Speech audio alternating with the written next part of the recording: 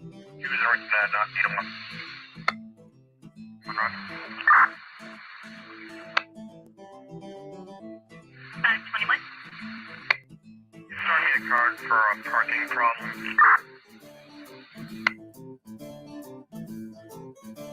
And Foreigner 23. Yes, that's where I'm gonna 28 this month. Truck when you're ready. Go ahead. Line truck boy Lincoln X-ray 985 should come back up heading.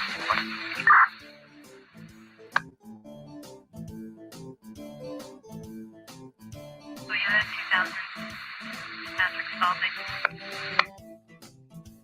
10-4. Needed from out in something like that. I'm gonna be leaving a note on a vehicle if I can confirm.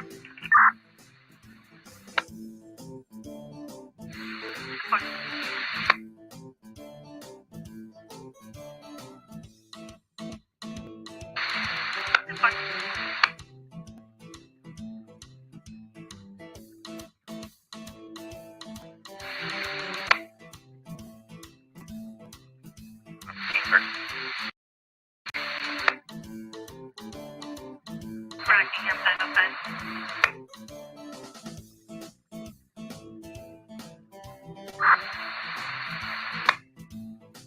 505 and 50 still is for Athens, cleanant, soon to be ex, slasher tires, and has made threatening comments to her. She's concerned he might return. Yeah, forgive this at 32. 10-4.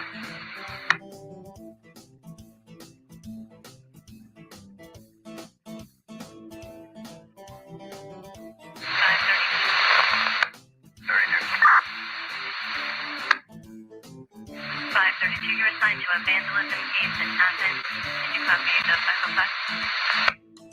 Yeah, 4.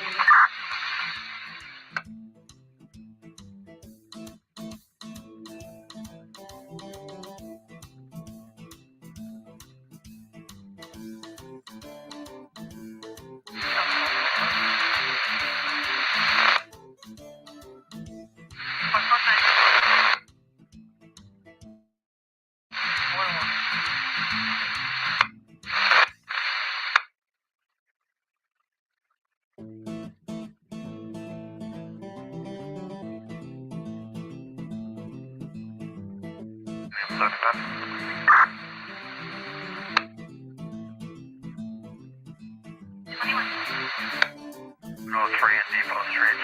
Truck boy entering 5. 7435. 10-4.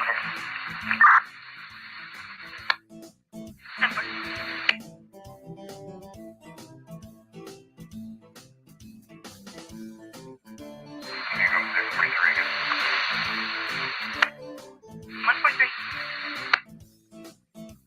You go with that 43 you had. I didn't hear any, but I had just looks like we do.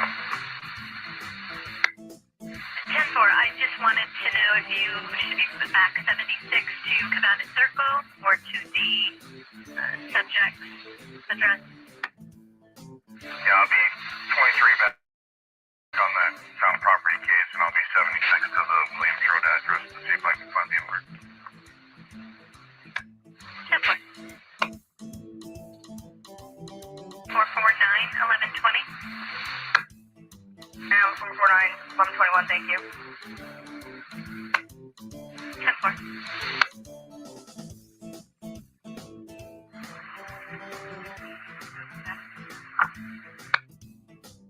Code 4. 4.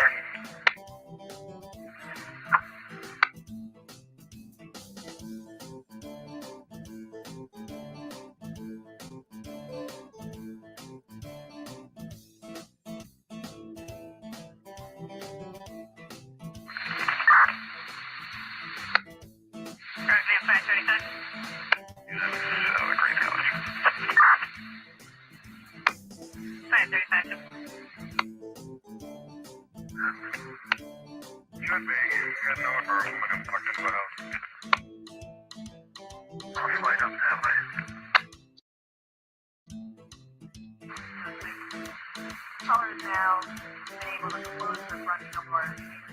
pounding on the door, trying to get in still. He's about 5 foot, long dark hair, got tie-dye shirt on, and number 21 is on. Switch it on, here comes the throttle. Circuit breakers in. We have separation. Inboard and outboard, they're on. Coming forward with the side stick. I've got a blowout. Vapor 3. Introduce to 0. Pitches out. Can't hold altitude. Correction. Alpha 4 is off. Flight is emergency. Flight call. I can't hold it. She's breaking up. She's breaking.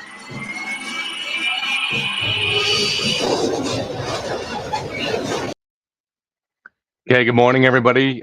Kate will be here soon, and at some point, Jen. Before I even begin, I want to me, the truth matters, and it's important to be accountable. And as part of that, when I get something wrong, I want to make sure that I recognize that in order to be accountable. Because I'm not going to get everything right. And I know I have already corrected this in the past, but I just want to really correct it with emphasis to make sure that people understand that. So I had said probably many times that it was my belief that the Canton police at least had a squad car at the crime scene all day that day. Now, I've corrected this since then and said more subsequent information put that in question. And now we know that it just wasn't true. And not only that it wasn't true, that the Canton police did not protect that crime scene. They left it pretty early. They abandoned it seemingly by 8:30. When Julie Albert arrived, there was no one there. So the Canton police didn't really arrive until a little before 6:30, and they called it a day by 8:30. Now, does this mean there's a conspiracy? In my mind, no, but it's certainly questionable police behavior. And I've seen some good police work by the Canton police on this. I think what they did, combining the leaf blower with filming that, was brilliant. And it preserved evidence and a record of evidence that we wouldn't otherwise have. So, it's like any investigation, it's a mixed bag. But how you couldn't leave somebody sitting there? Obviously, there's a blizzard, and that's the end of this. The shift ends at 8:00, so guys want to go home. But somebody died at that scene. There should have been a car sitting there all day until the state police came to take over, and they didn't come to take over until much later. So there needs to be accountability for that, and I need to be accountable and say that I got that wrong. So I just wanted to mention that. I want to play a clip here, and I don't want it to seem like that I focus on Turtle, because I really don't give a shit about this little guy. He doesn't make me feel angry or anything. But the turtle phenomena is a problem. And what more bothers me is the fact that people don't seem to understand or recognize, or they're unable to recognize what this guy actually is. And go fuck yourself if you don't like it. So there's. Let me go back to the beginning. All right. Grant's a piece of shit. Like this whole let's get talking about Grant. Buy Grant food. Nah, Grant should die in a hole. Like Grant is a fucking useless maggot, waste of space. He's like Brian Riccio. Like the world is a better place without him. Like we all agree. Like the best thing Brian Riccio ever did was die. I mean that's just straight up. Nobody can deny that. Like Brian Riccio spent his entire existence. I'm with Kirk Minahan. Spent his entire existence just being useless. Not just useless, like horrible. And does anyone miss him? Did he even have a fucking funeral? Did anybody go to it? Like, no, nobody did. Because he's fucking useless. And it's the same with Grant. It's the same fucking thing. He's the new Brian Riccio. And I'm sorry if that offends you. I actually am not sorry at all. I hope it offends you. Okay? Because some people, the world is a better place without. Brian Riccio is one of them. And when Grant dies, it will be the same way. Like the world will be a much better place without Grant. That's just a fact, not opinion. And go fuck yourself if you don't like it. So there's. Now, I normally wouldn't repost something like this, except it's Grant that posted that. So he wanted people to see it. So I'm taking it off his page. It's who he is. It's who Turtleboy is.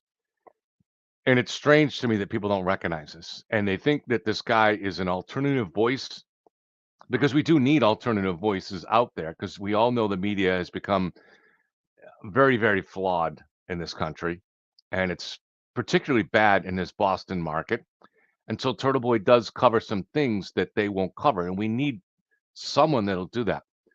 But he's not doing it because he cares about the truth. He does it just as it's just another part of the bullhorn act. It's a way of getting attention. It's all about him. And in this case here, he's made clear that he's going to try to out the jury and he's going to go after anybody in the jury that doesn't vote his way. And that's just the reality of it. Now, I want to talk about a couple other things too before Kate gets here. The defense is making a big deal about connected calls. This is when Jen called the house that morning. What I found from my research, and it was not easy to find a lot on this, but here's the scoop. Okay. Here's the best that I can understand it. The CDR, which is the call data report that is produced by the software such as Celebrite that does the extraction. If you're looking at the sender's call, the sender's CDR. So in this case, Jen McCabe was the sender. She sent the call. She sent 2 calls to her sister and then right after that to her brother-in-law. The first call connected, I think, for 7 seconds, the second call for 9 seconds, and then the third call, whatever. I don't think the third call connected at all. So this connected to these nuts on the Free Karen Reed side that are listening to this defense team play their tricks. So apparently they think that Jen called and had a 7-second whispering call and then hung up and then called right back and had a 9-second call, which is absurd. I think even just common sense, even if you don't research how this data works, you can look at this and say, is that what happened? Or is it more likely she called, got the voicemail, hung up and called right back again, hoping to wake her up? That's the normal thing, right? So what I've been able to find is that the sender's call, when you look at that CDR, cannot distinguish between someone picking up the phone and somebody and the call going to voicemail. The CDR from the sender, again, that's the distinction from the caller's call, from the caller's data, does not make that distinction. It can't. The way you get the total report is if you also get the data from the receiver's call, because the receiver does know whether you picked up or not. So the defense is trying to, now you might say, why doesn't Adam Lowry point this out? Well, he can't yet at this point because all he can do is bring out evidence by questioning the witnesses. And so, for instance, he questions Nicole, and he made a point of emphasizing. That's why on recross he said, what did you accept those calls? Did you hear them? And she said no. Now later on, he's going to bring out the experts that show that connected call thing, it just means it went to voicemail. But really, like I said, it's common sense anyways. But you're never going to get anybody in this Free Karen Reed movement to ever ask a question about whether it makes sense. Does it make sense that they had a 7-second call and they hung up and she called right back and now they had a 9-second call? Does that make any sense? No, they don't ask any questions. That's the real big problem that I have with this case, is that nobody on that side ever asks questions. And that's always the big problem that I have with this case. When you really, really, really want to believe in something, this is what happens. You don't ask questions. You just take all of the information that you get and filter it to fit your belief system. And I think that's really important. Eric, I see you have a question, and I promise I will get to it in a moment. I just wanted to also talk about Kev Mahoney. I don't want to go into too much. He's had some really good insights on the case, and he's going to be on the show probably next weekend for a long show. And so it's best for me to let him talk about it. But he has some really good insights. He thinks the defense strategy has been a disaster from multiple ways. Now, again, I'm interpreting his words. So maybe keep that in mind. Hold on one second. Sorry, I need a cough drop. That morning allergy stuff going on. So Kevin, so let's look at, for instance, at David Yanetti's opening statement. From my perspective, I considered it to be very well written and very well orated. Certainly next to Lowry's, it felt very impressive. It gave the jury a narrative that they could sink their teeth into, that Karen Reed was framed. And that was his opening words. My client was framed. And then he said, good morning, ladies and gentlemen. So that's what he wanted them to remember, is that his client was framed. But the problem with that strategy, too, is this. He's now created a Mount Everest for that defense team to climb. In saying my client was framed, now you've created this tremendous expectation in the minds of the jurors, and you have to now show that. And is that even possible? Is that a mountain that's even climbable? And does it leave any way out? And for instance, does it leave a way to consider the possibility that there was an accident, that she didn't know that she did it? So, or any other something in between, that there was just reasonable doubt. Because so he says my client is framed, and then you pull out witnesses for 2 weeks worth, and they all seem like normal people. Yes, there's flaws in their testimony. There's moments when they don't seem completely forthcoming, like to the degree to which Katie McLaughlin knew Caitlin. She underplayed that. Now I think we in the public should understand that Katie's been under attack by a mindless mob, for a year. And so people in those circumstances tend to get a little bit defensive. But it was also very clear, I thought, that her testimony on what she experienced that morning was vivid and confident and truthful, in my opinion.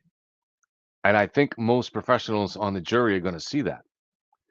So I think you see this with all of the other witnesses too. So Julie Albert, could you say that maybe her and Chris's testimony was rehearsed a little bit because they both thought he got home at 12:10, and that turns out to be probably 10 minutes earlier, as much as 10 minutes earlier than he did? Yeah, you could say that. Does she really remember whether her husband brushed her teeth 2 years ago? Probably not.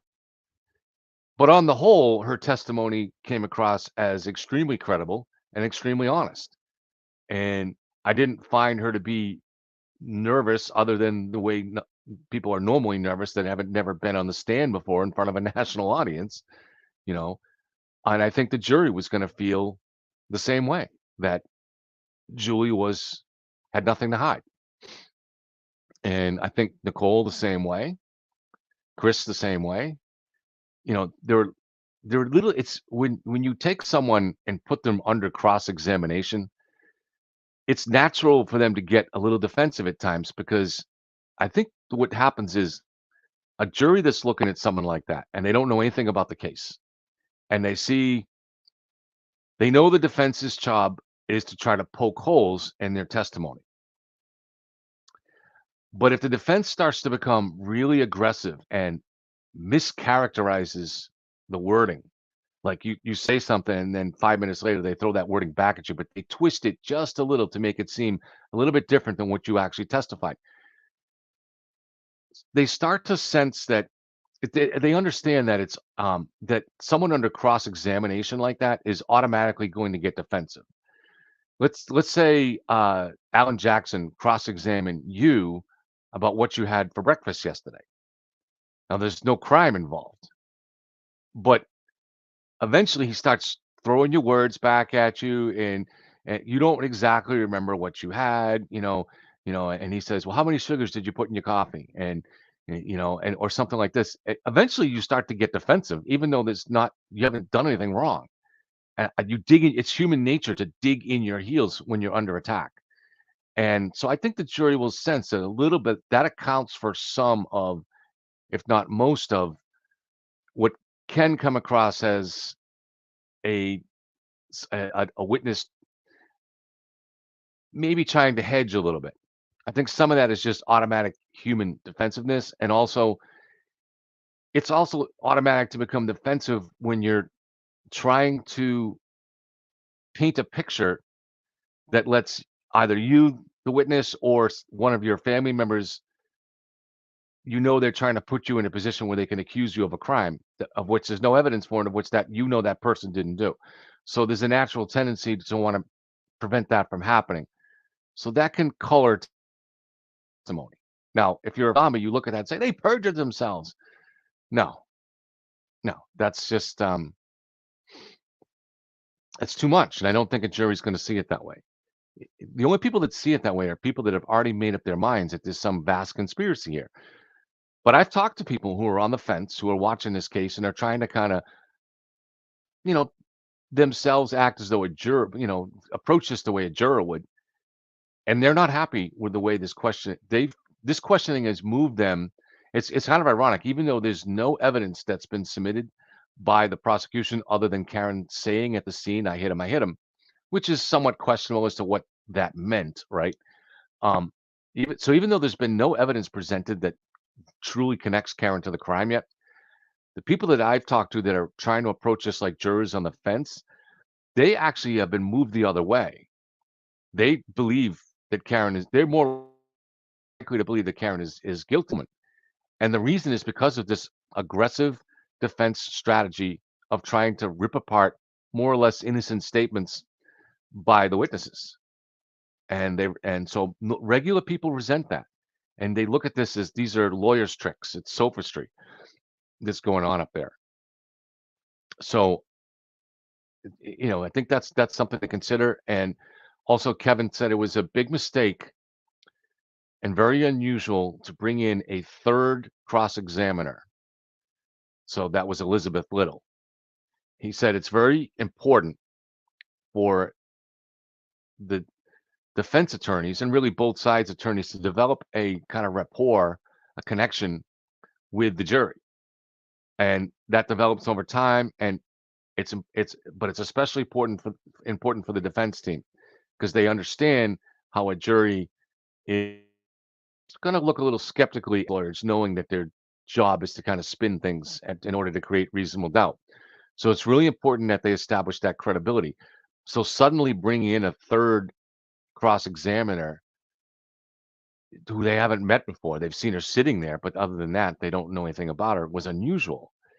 Now, I suggested to Kevin that I think what probably happened is that they're obviously going to be watching the uh, the jurors very closely and reacting to what's going on there.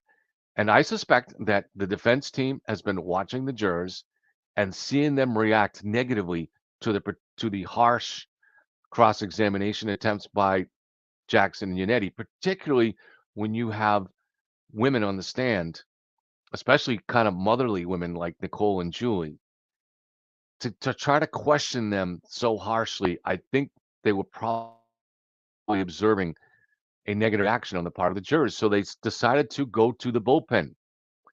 Let's yank the starter. Let's go to the bullpen and let's pull in a woman. And so they pulled in Little. The problem is that she used the very same techniques as the other two, trying to twist the words. And so that's why I don't think it was very effective.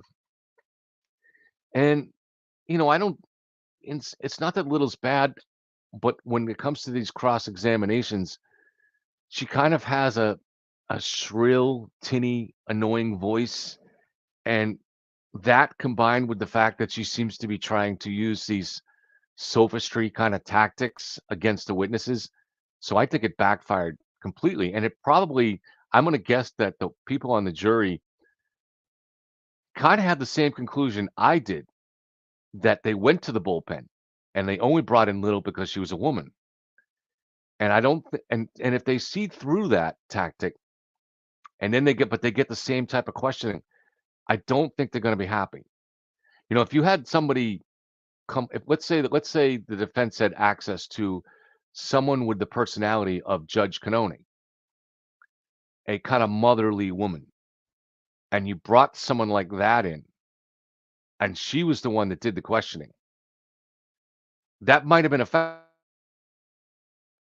established with Little isn't like that at all. Maybe she's too young or whatever. I mean, I'm not disparaging her as an attorney. I'm sure she's very good.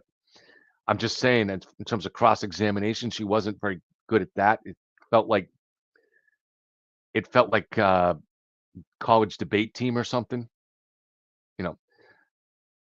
All right, so let me try to get to Eric's question.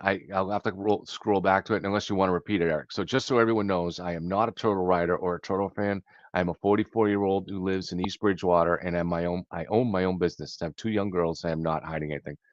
All right. So I'm going to see if I can find Eric's question. Have to roll back through chat.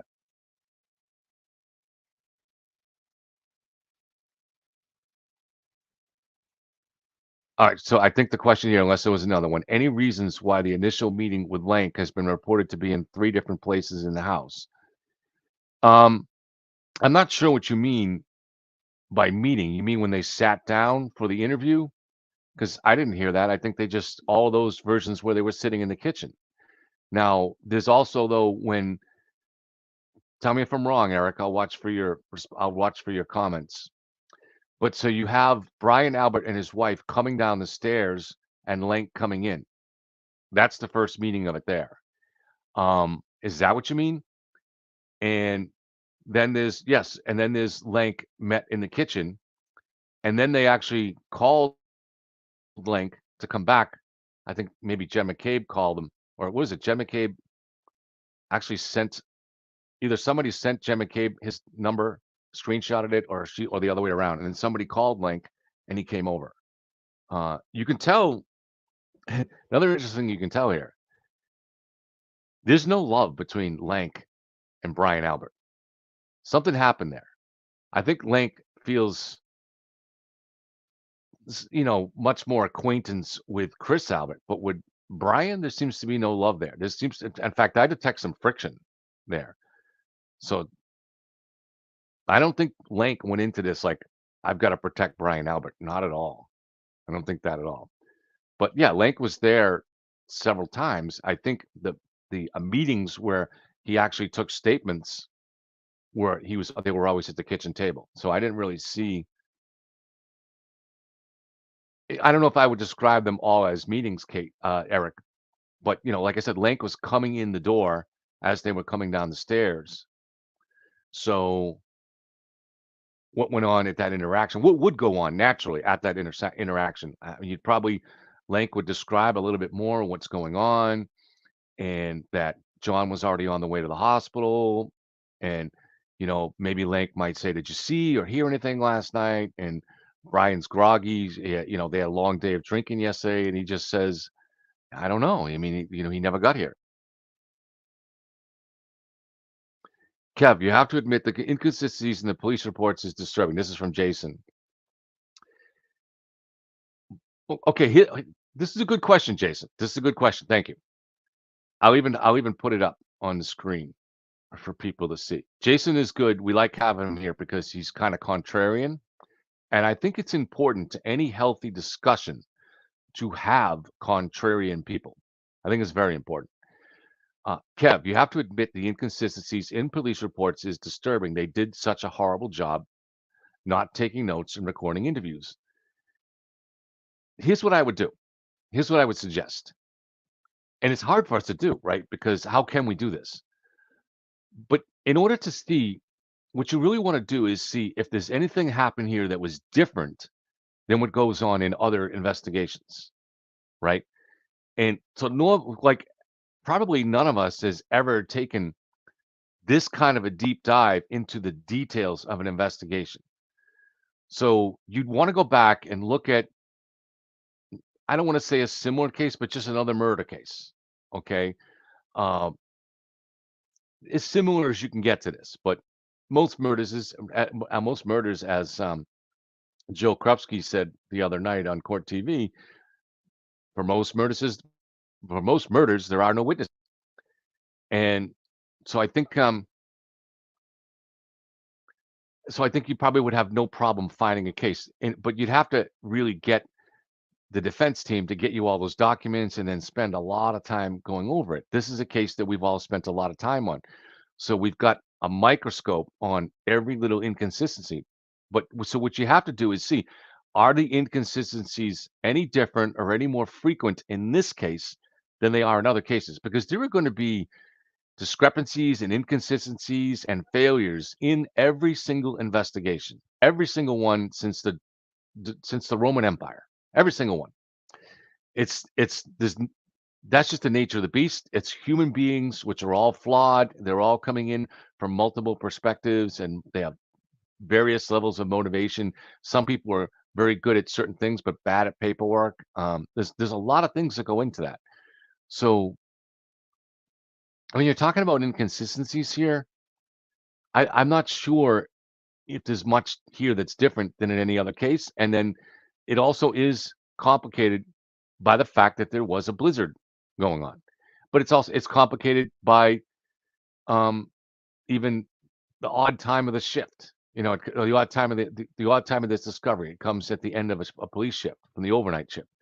So these guys want to go home. I think there's a lot of stuff that goes into that, and it's important to keep that in mind. So, I mean, when I remember following very closely the FBI investigation into Russian collusion, which was very corrupt, but we also learned things that the normal practice of the FBI was not to record an interview. They do the interview and then they sit down afterwards and they write down everything from memory in what I think is called a 302 form, if I remember right. I'm going on memory. My memory can be limited. We need Grant here for that. But I think it's called a 302. But for whatever reason, they choose as their methodology not to record those interviews. So I think it's no, so it probably would be better. There's probably a reason that they do that, but it may not be a good reason. It may be a cover your own ass reason. I don't know. But I would prefer to see these things recorded, you know. But there may be a legitimate reason. Maybe people are more forthcoming when they know something isn't recorded. Some people change their behavior when they're on camera. So maybe that's the reason. I don't know. You'd have to talk to an FBI expert to see what the reason is for that. Now, this was not the FBI, but you might have similar things with local police and state police. So in terms of what they write down and what they don't write down. And they're writing it down sometime later, and usually that's when they're ready to go home. So they're probably just writing down what they think is important, not recognizing that some of the details that they miss may seem later on to amateur sleuths like us looking over the case. So I think you have to keep all that in mind.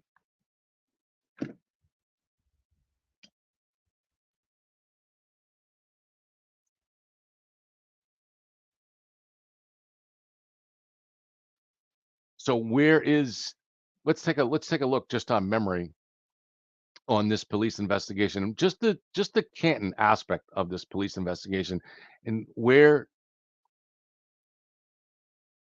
am I missing something? No, there's video showing John leaving with a cocktail glass. You can see him holding the glass outside, I think, right? So that there is video of that, and you can see it looks to be the same glass that was found with John on the lawn. So no, I think you are missing something on that one, Jason. So, but let's look at the police investigation, the Canton aspect of it.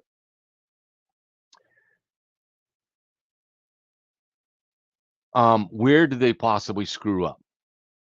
Now, I know people here, or not people here, but people in the Free Care and Read movement really think it's suspicious that they didn't go through the house, or that they didn't get a search warrant, or they didn't ask Brian to search the house. But I don't believe that's the case at all. There was no probable cause. I mean, every lawyer I've ever seen talk about this case seems to agree that there's no probable cause to get a search warrant there. I think it is true that it's always going to be it's certainly going to be less likely for police to get a search warrant for another cop's house. Now, that doesn't mean that they were covering something up. It just means there's always going to be that professional courtesy there. But Lank did go into the house, and I think his sense was these people have no idea what happened, and they're just waking up. Why did Lank walk into the house? I mean, the testimony is that he actually walked into the house without being invited in. He knew Jen was going in to wake them up, and then whatever amount of time he waited, a couple minutes, he walked into the house on his own. So was he suspicious that something happened in there? Maybe even that someone was hurt in there? We don't know. He didn't testify that, and I don't think he ever will. He's not going to say exactly what was in his mind at that moment, but he did go into the house. And I think what he saw was just didn't nothing to make him suspicious. People just clearly just waking up, and not a place where there are a bunch of conspirators sitting around the table with flashlights. They didn't see anything like that. So I don't think that Lank did anything unusual there. I don't think his testimony felt like he was hiding anything. I don't think he made any mistakes. He never would have got probable cause to search that house. He never had a reason to go search the basement, you know. And if John had been killed in the basement like Nick Rocco thinks, and there were 3 pints of blood all over the place, they would have cleaned that up. Now, yes, you could have a real search with luminol. They would have eventually been able to easily to find that there. But I don't think Officer Lank walks around with luminol, and he's not going to start spraying a basement. So, it wouldn't happen that way. What about the reports? I didn't see any major problems in the reports by the police. There's very mild differences in their reports, and that's always going to be that way. They're not written on the spot. They're written either at the end of the shift or sometimes even the next day. So I just don't. Sometimes even I've talked to cops. They do all their reports at the end of the week. So no, I didn't really see anything that badly wrong. I think it was obviously a bad idea. I don't think it was a horrible idea to put that blood in those cups with the snow. Obviously, you want to have it, though that's not a normal device you want to do, but they felt like they had to do something quickly, and it's all they had. And you could listen, you could definitely take the blood from those cups in the snow and get an ID from it. And that's all they were trying to do. However, leaving them in the garage, even for a short amount of time in an open bag near the truck, is probably not a good idea. Especially at that point, they knew the truck was. In fact, the truck wasn't. I wonder how long those cups were in the garage. Now I think about it, because the bag with those cups was brought back from the scene before 8:30. Karen Reed's SUV was not in that garage until 5:30. So did they bring those cup? They must have put those cups in a refrigerator, right, or a freezer. A freezer, right? Because I think you can still see the snow in it. So did they literally bring that bag out and open it up just to take pictures of it next to the truck? If that's the case, that's a really bad idea. So, but as far as I've mentioned on the show, as far as using the leaf blower combined with the filming of it, that was excellent police work and very innovative. I think you might see that used again by higher level police, whether state or FBI. Not that situation maybe comes up that often, but that evidence would have been lost because the state police as we saw, they just shoveled up, so they never would have found that blood evidence. So that technique by the Canton police ended up being brilliant. They also took photos of the house, so they weren't trying to hide anything. They weren't trying to cover up the fact that this was Brian Albert's house where it happened, because they were taking pictures of it. That was Lieutenant Gallagher taking pictures. So that's a high-ranking official that's taken that.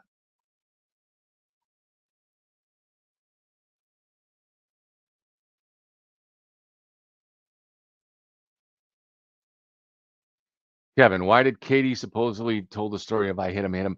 I mean,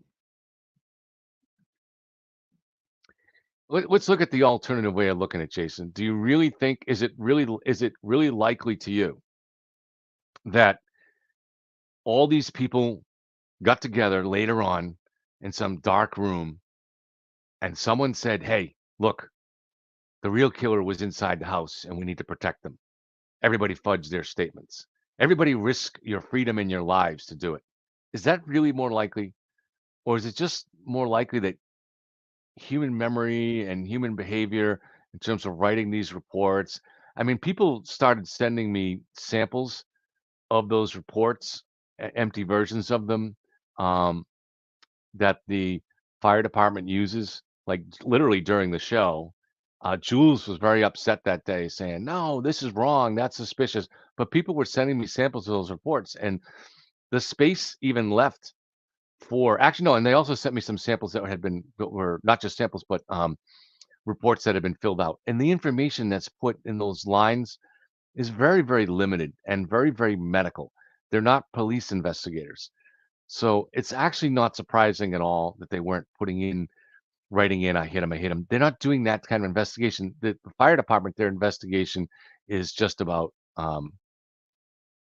is just about the medical stuff. So the first responders, that's what it is. Now, I don't remember what the police put in their report about that, but I think when you're talking about it not being in the notes, the I hit him, you're actually talking about the fire department. So I think, the paramedics guy, I think those are the people that didn't document that. But again, the idea that all these people who seem like just intelligent, capable, honest people, that they're all of them had to be in on this conspiracy to make this up. That's extremely unlikely. It's so unlikely. I don't think it's really reasonable to to really believe in it. Why was Katie the first firefighter to be interviewed, not her superior on the call out? You mean why was she the first one to interview Karen? I think the reason is probably because she was low man on the totem pole. Because everybody, she's the only person that really didn't have to be involved with trying to save John. Um, she was, I think, the lowest ranking of them. So the more experienced people were trying to save John's life, it became her assignment to get information about John. And so she did not go and talk to Karen as part of a police investigation. She's trying to get information to find out what happened because that could be useful in saving his life. Was he on drugs? What may have caused this, to give them the kind of an idea of what injuries he might have. So I believe that that was the purpose. And while she was doing that, when Karen started saying, I hit him. Again, Katie was not trying to, she was just trying to find out. She wasn't doing a police investigation. She's just trying to find out stuff that would help them medically. But when she hears that, she kind of has no point to say to the cop, are you hearing this? I mean, it'd be the same thing if you were talking to Karen and she said, yeah, I stabbed him. I mean, all of a sudden you're hearing about crime and that's when you have to get the police attention. And it sounds like that's what happened and that's what she did. And it's all perfectly reasonable and normal.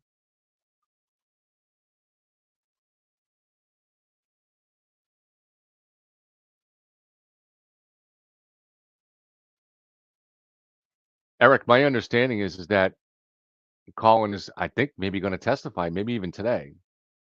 But I'm not sure why, because he doesn't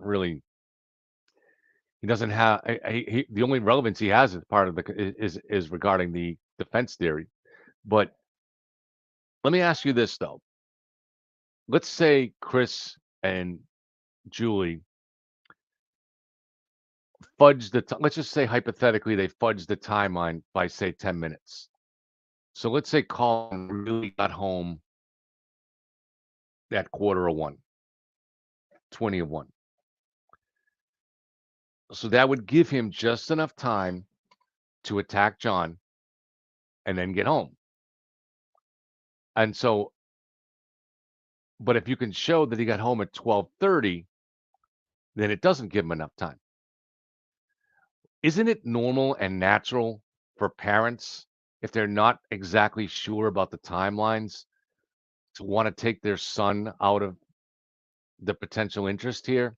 That doesn't mean they're protecting Colin from having, because he's a murderer.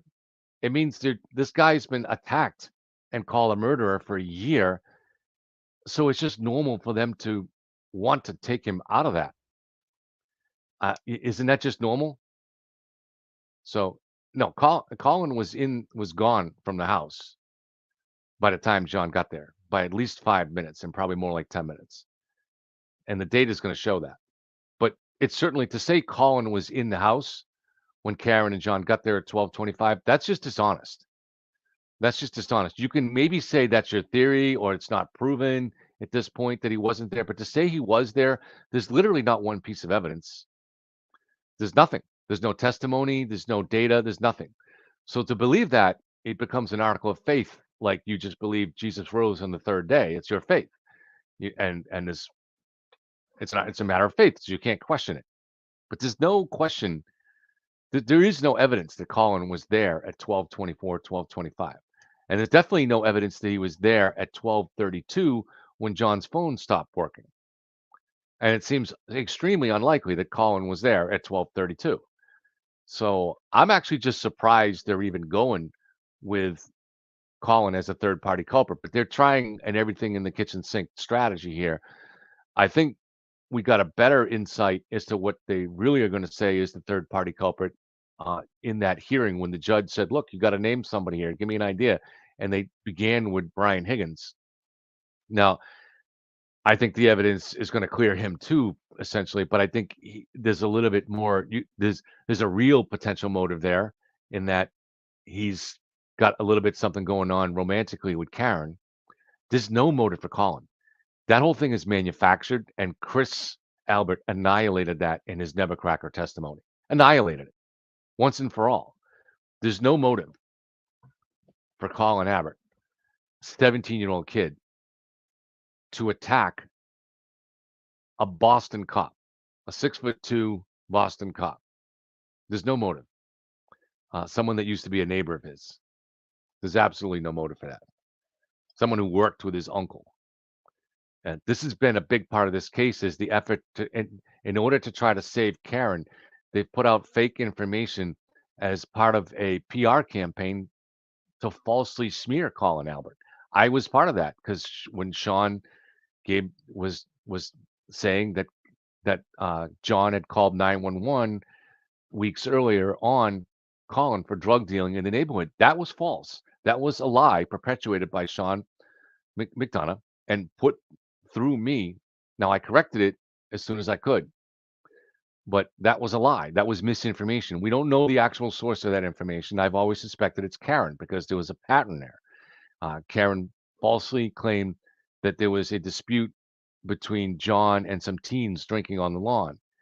And Gretchen Foss's research on the ground showed that it was not Colin. And it was only weeks after that that suddenly we get this report about Colin drug dealing. Again, bullshit. And there's more stuff that Sean told me about that too that ended up being bullshit that I didn't even report. There was a concerted effort to smear Colin. And at the time, I did not know that Sean was talking directly to Karen. I didn't know this. I don't know whether he was getting paid by Karen. I don't know. I don't know how he became part of her PR team, but he was. He was also talking to Alan Jackson.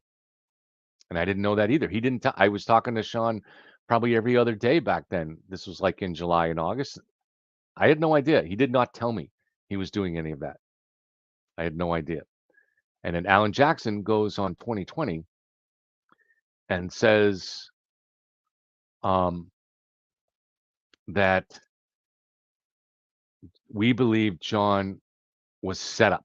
That's the way he put it. And in the opening statements, Yannetti said that they believe John was ambushed, which is a similar way of saying that. But Alan Jackson said in 2020 back then that we believe that there was great tension between that John was going into a very tense situation and that he was set up. Now, this not only no evidence of that, the evidence is contrary to that. You can see everybody at the waterfall was just having a good time. Nobody has testified to there being any tension between anybody, even between Karen and John. So it's just bullshit stitched together by the defense. But that came in at the same time in a pattern where they were trying to plant this false story about Colin's drug dealing. So I believe that Karen was the source for that. I don't know that, so I'm not accusing her. I'm not saying that there's proof of that. There isn't. So if she wants to sue me, I'm telling you right now, I'm not saying I have any evidence for that.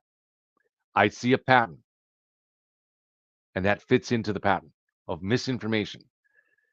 She is the dark spider at the web of all of this misinformation that's been put out of the last year. She's very, very intricately involved in her defense, and a huge part of that is a PR campaign and social media. There's selective leaks. It's a big deal, and to some degree, I can see where people are fooled by it because they get these things, these little bits and pieces. Like Nick Rocco gets this stuff that sounds very detailed. That there are 3 pints of blood missing. I don't know where that comes from. The medical examiner's report is not been released. That wasn't in any of the statements by the defense or the prosecution either. So did he make that up? Maybe, but probably there's some little snippet of something that Karen gave him. There's no evidence of any. There's no problem with missing blood. Whatever blood came out of John went into his clothing, went into the frozen ground. Yes, frozen ground absorbs blood too. It's not really there's no mystery of missing blood here. But what exactly went on with the floor in that house in the investigation later, we don't know. There's no reports. Now, I had been told this summer, late in the summer, we had sources that said the defense team was given permission to investigate the basement by the new homeowners and that they didn't find anything. But that's it. That's all we know. We just knew from sources. We don't know how reliable that is, and we don't know any of the details. There's no documentation. So, and then people later on saying the FBI investigated that too. I don't know that. I don't know that. And what was any of that in the information that the feds turned over in February? Well, it would have to be if the feds are following the law, because the feds signed a protective order to turn over any and all relevant information to both sides. So if the FBI went in and dug up that floor or did any kind of investigation, that should be in the report. Now, I'm not saying it is because I don't trust the feds and I don't trust them on this investigation. They, for some reason, for whatever their motive was, got involved in this case. And once they did, now all of a sudden, they're kind of forced to prove there's an incredibly powerful incentive for them to prove that they had a legitimate reason for getting involved in the first place. So that's an important thing. I think we have to recognize that the feds should not be trusted here as being above reproach. We don't know what they do. There's little accountability. We don't know what communications they got. Do they just turn over do they only turn over information that's exculpatory? I think there's a good chance of that. How many how many communications do they get? Did they turn over all the communications that they got messaging from? They should, because that becomes exculpatory to the people that are smeared in this conspiracy theory. If you go get all of Colin's communications, for example, and you find no evidence of anything that looks suspicious, the Fed should come clean on that and say, yeah. But will they? Probably not. I don't trust them. I don't trust them at all. Every aspect of what we know about this federal investigation is that it was dirty, that they were working with the defense team, which is really strange. Even if they initially got involved believing there was a conspiracy, at some point the way they acted was highly suspicious. To be coordinating with the defense team last November, advising the defense team or asking the defense team to try to get a delay in the trial, that's inappropriate. That's inappropriate. Telling the defense team not to talk to the media about any of their communications, that's inappropriate. If it's inappropriate for the defense team to talk to the media about it, then it's inappropriate for them to be talking to the defense team about it. So this stuff is troubling, and that's just all the other little pieces, some that I've given you and some that I haven't because I can't quite nail down how authentic they are. But FBI agents that seem to be acting as part of Karen Reed's PR team. We also have the FBI agent Samuel Weeder that interfered in another case to try to protect Turtleboy in May of last year. There's something highly corrupt going on. And this to me is what you have to get to the bottom of in this case. You got to get to the bottom and find out. There's nobody more dangerous to our freedom than the federal government because of the vast power that they have, and that power combined with almost complete unaccountability. Is it inaccountability or unaccountability? I don't know. I won't be able to figure that out till another coffee. But they're not accountable, and we don't know. Did they get subpoenas for this information, or they just request it? Do they have probable cause? We know, for instance, we even just found out last week that they got the communications of Courtney Proctor and Julie Albert. Now, neither of those people were at the house at 34 Fairview, and neither was Julie Albert's husband, Chris. They were not at 34 Fairview. So they're not in any way directly connected to the murder scene, and there's no evidence suggesting they did anything illegal. So how could the feds get their communications for at least a period of 7 months based on the evidence they gave us? They know the length of the calls that were made and stuff like that. How could they get that information? It seems something is very wrong that they don't need to get a subpoena to get that information. That's a system we now have. They can request the information from the communications companies, and because it's a request, they're not required to have a subpoena. And these communication companies, which are largely in bed with the feds, and also the feds have enormous power of them, it's also easier for them to just comply with it. It's cheaper rather than get legal lawyers involved. Just send them the data. But that's dangerous. So now you have a situation where the feds can get anybody's communications they want, and they don't need a subpoena. And I've seen people on here, the Free Karen Reed people, say things like, "Well, hey, if you have nothing to hide, what's the big deal?"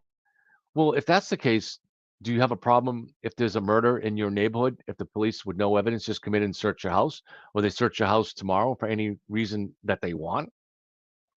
No, this was a problem during the Revolution, or even back before that, going to in England. The idea that the government could just come in and search your house for no reason is considered something of a major violation of the rights of Englishmen. And then that continued into our country and is built into it was important enough that they put it into the Constitution that you need a search warrant. You need probable cause for a search warrant. You can't just go in. So, Mira, thank you very much. Trying to break it down as best I can. Good morning, Tom. Sorry I came on so early. I have to be honest with you guys. I came on an hour early because I got confused about the time. The dog started barking at like 5:45 this morning.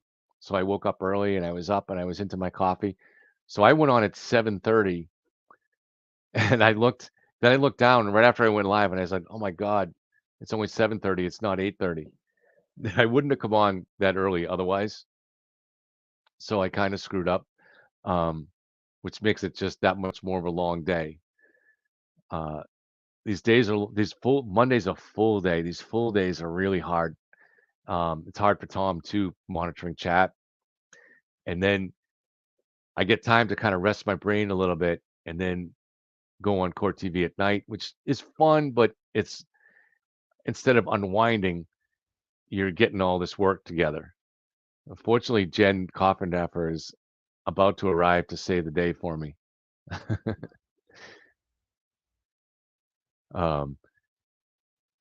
Jen, I pulled you on the screen for whenever you want to come in, or you may just be checking to see if it's here. It's okay. I'm not pressuring you to come in if you're not ready. I'll take you off the screen in case you're not ready. But I would definitely love the tag team if you come in, Jen, because I accidentally started an hour earlier. So I'm a little bit tired. Not tired, but I need my second coffee early. Kevin, did you see Brian Abbott looking down constantly on Friday? What do you mean looking down, Lori? Not sure what you mean. You mean like did you think that Brian's behavior was demonstrating something untruthful, Lori? I didn't really. I'm not a body language expert, so I mean, he had a water bottle with him. I saw him, looking down at that a lot. Um, I don't know. We all get different impressions, right? It's interesting to see of these witnesses. To me, the only problem that I suspected with Brian's testimony is that he looked like a professional testifier, which he is as a cop. He would have been testified in many other cases, and he almost looked a little bit too comfortable up there. And when someone's that comfortable, you just can't tell if they're being natural or not because it feels just too professional. That was my opinion, but other people have had different opinions that they think he looked. And Jill said, "Don't get me started with body language." I'm not against body language experts, but some of them are really bad. But I have seen some. There's one show that's called the I don't know, I think it's called the Body Language Guys or something. And there's a panel of four guys that have spent their careers in this, and they do body language analysis of kind of sometimes politicians, but usually killers and people on trial and stuff like that. Usually it's older cases where the person has either been convicted or acquitted. But I do find it interesting.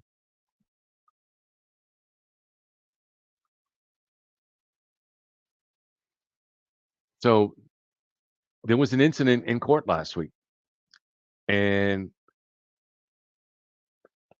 I'm only going to tell the part. I've done my own research in this, but people don't want me talking about it. So I'm only going to just talk about what Kate talked about on the channel. I'm not, you know what? I'm going to be even more vague than that. So I'm going to do this without mentioning any names other than Karen. But Karen almost pushed someone down the stairs at the courthouse last Friday. It became an incident. The court officers had to be notified. And so what we're hearing from several sources is that it's not unusual that Karen has a really strange behavior going on behind the scenes. That when she leaves the courtroom, say on a break or at the end of the day or whatever, she storms through the crowds in a very confrontational way, almost making a beeline, especially for people that she already doesn't like, that she's had some issue with. Could be a reporter that doesn't report on her the way that she likes, or a blogger, or someone that's been on these channels, or anybody that she has something, or someone that maybe a friend of John's, and she makes a beeline up for them. Just she basically thinks like, I'm going to run at you, and you have to get out of the way. That's your job to get out of the way because I'm Karen Reed. And she kind of knows this, and she knows people will get out of her way because they don't want an incident. But sometimes she makes it hard. She's charging at them so hard that they can't get out of the way.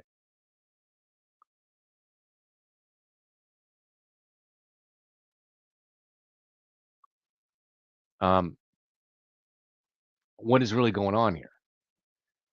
So, talking to a defense attorney last week who has represented killers, and he said he suspected that deep down Karen really wants to tell her story. She wants the world to know. Um, I don't know if I 100% agree with that, but I do think that Karen has issues that are hardwired into her brain. So she almost can't help them, but I don't mean that as an excusing way. That involve anger management and impulse control. And I think that's what happened that night. I definitely don't think that Karen, obviously, she didn't plan to do what she did. Nobody would do that. But that doesn't mean there wasn't a level of intentionality. We know she had been angry at John for at least a month. She was And evidence in this trial is that she's angry because of the situation in Aruba where she thought John kissed someone else. But I think it goes deeper than that. Natalie has told me Karen wanted to get married and John didn't. And so she was angry about that. Karen's a woman in her 40s. Um, so there was jealousy. There's also a history of jealousy going back to other girlfriends, going back all the way back to high school. Jealousy and rage. I think she has real issues with anger management and also with that impulse control. So even though she's an intelligent woman, she will do something that isn't very well thought out. So that isn't in her interest. Killing someone is not in your interest, but that's impulse control. So I mean, I think this is, and I think so. I think what we saw on that is something that we also see in court now, where she is going at people outside the courthouse. It's all part of that same personality trait. And another, again, I'm not a psychologist, but I have studied the phenomena of psychopathy. Amateur. I've read some books on it though, and I feel like I have a pretty good grasp of it. And I've talked to some psychopaths online, but their brains are wired different. And it's not just a matter of them not being capable of feeling normal human empathy. There's a whole other aspect. Like everything that's in the brain is complex. The things that allow you to feel human empathy it's a part of a system, an integrated system that's very complex and has a lot of different aspects to it. And it's not fully understood. And I think so when it's not just that a psychopath doesn't have human empathy. There is a whole bunch of connected parts of the brain, and it changes the way that stuff functions. So they can be very manipulative. Um, Not having human empathy also affects the way you develop. You know, we'll see if Jen is maybe ready to come in. She's in front of the camera, so I'll take the chance that she's ready. Are you ready, Jen? Yeah, I think so. Mornings Thank. are always a little crazy whenever you have a young child. I say Oh, young, not yeah, driving. Let's put it that way. yeah, yeah. Not a child that's out on their own. That's right. um, I thought I'd I greet came. you from my porch instead of inside. It was such a beautiful day today. What state or what region do you live in? I don't. If you're allowed Well, to I say. live kind of in a couple of different places, but right Mm. now I am in Florida. So is it warm there? Yeah, it's really, really nice. Not overly warm, but very, Yeah. very nice. It's just beautiful. Mm. 60s. So I've been listening to your commentary. Uh, yeah, it's very interesting. For me, I also 100% agree this was nothing that was planned in any way, shape, or form. I think Mhm. it was a bunch of terrible circumstances that all came together, fueled, I will say, though, by alcohol at the end of the day. I think we're going to hear testimony about that. Mhm. Um, but I also think that when people have their backs against the wall, you see Mhm. them react differently. So her initial reaction was actually being honest. I hit him, I hit him, I hit him, panic, Mhm. knowing I think that uh, knowing how long he had been out there and everything kind of her understanding coming to her. Mhm. Um, so it's just Uh, been interesting to watch, certainly, all the people in this trial and watch them all. Unfortunately, in some instances, I think, Kevin, I hate to watch people who are testifying who don't testify often. Um, everybody is making so much out of just the minor right. things. You know, Right. itching your nose when your nose itched, or Yeah. My, anything my, to do with your hands when people do expression with their hands. So it's sort of disappointing watching everybody make so much out of so little. and isn't it kind of normal?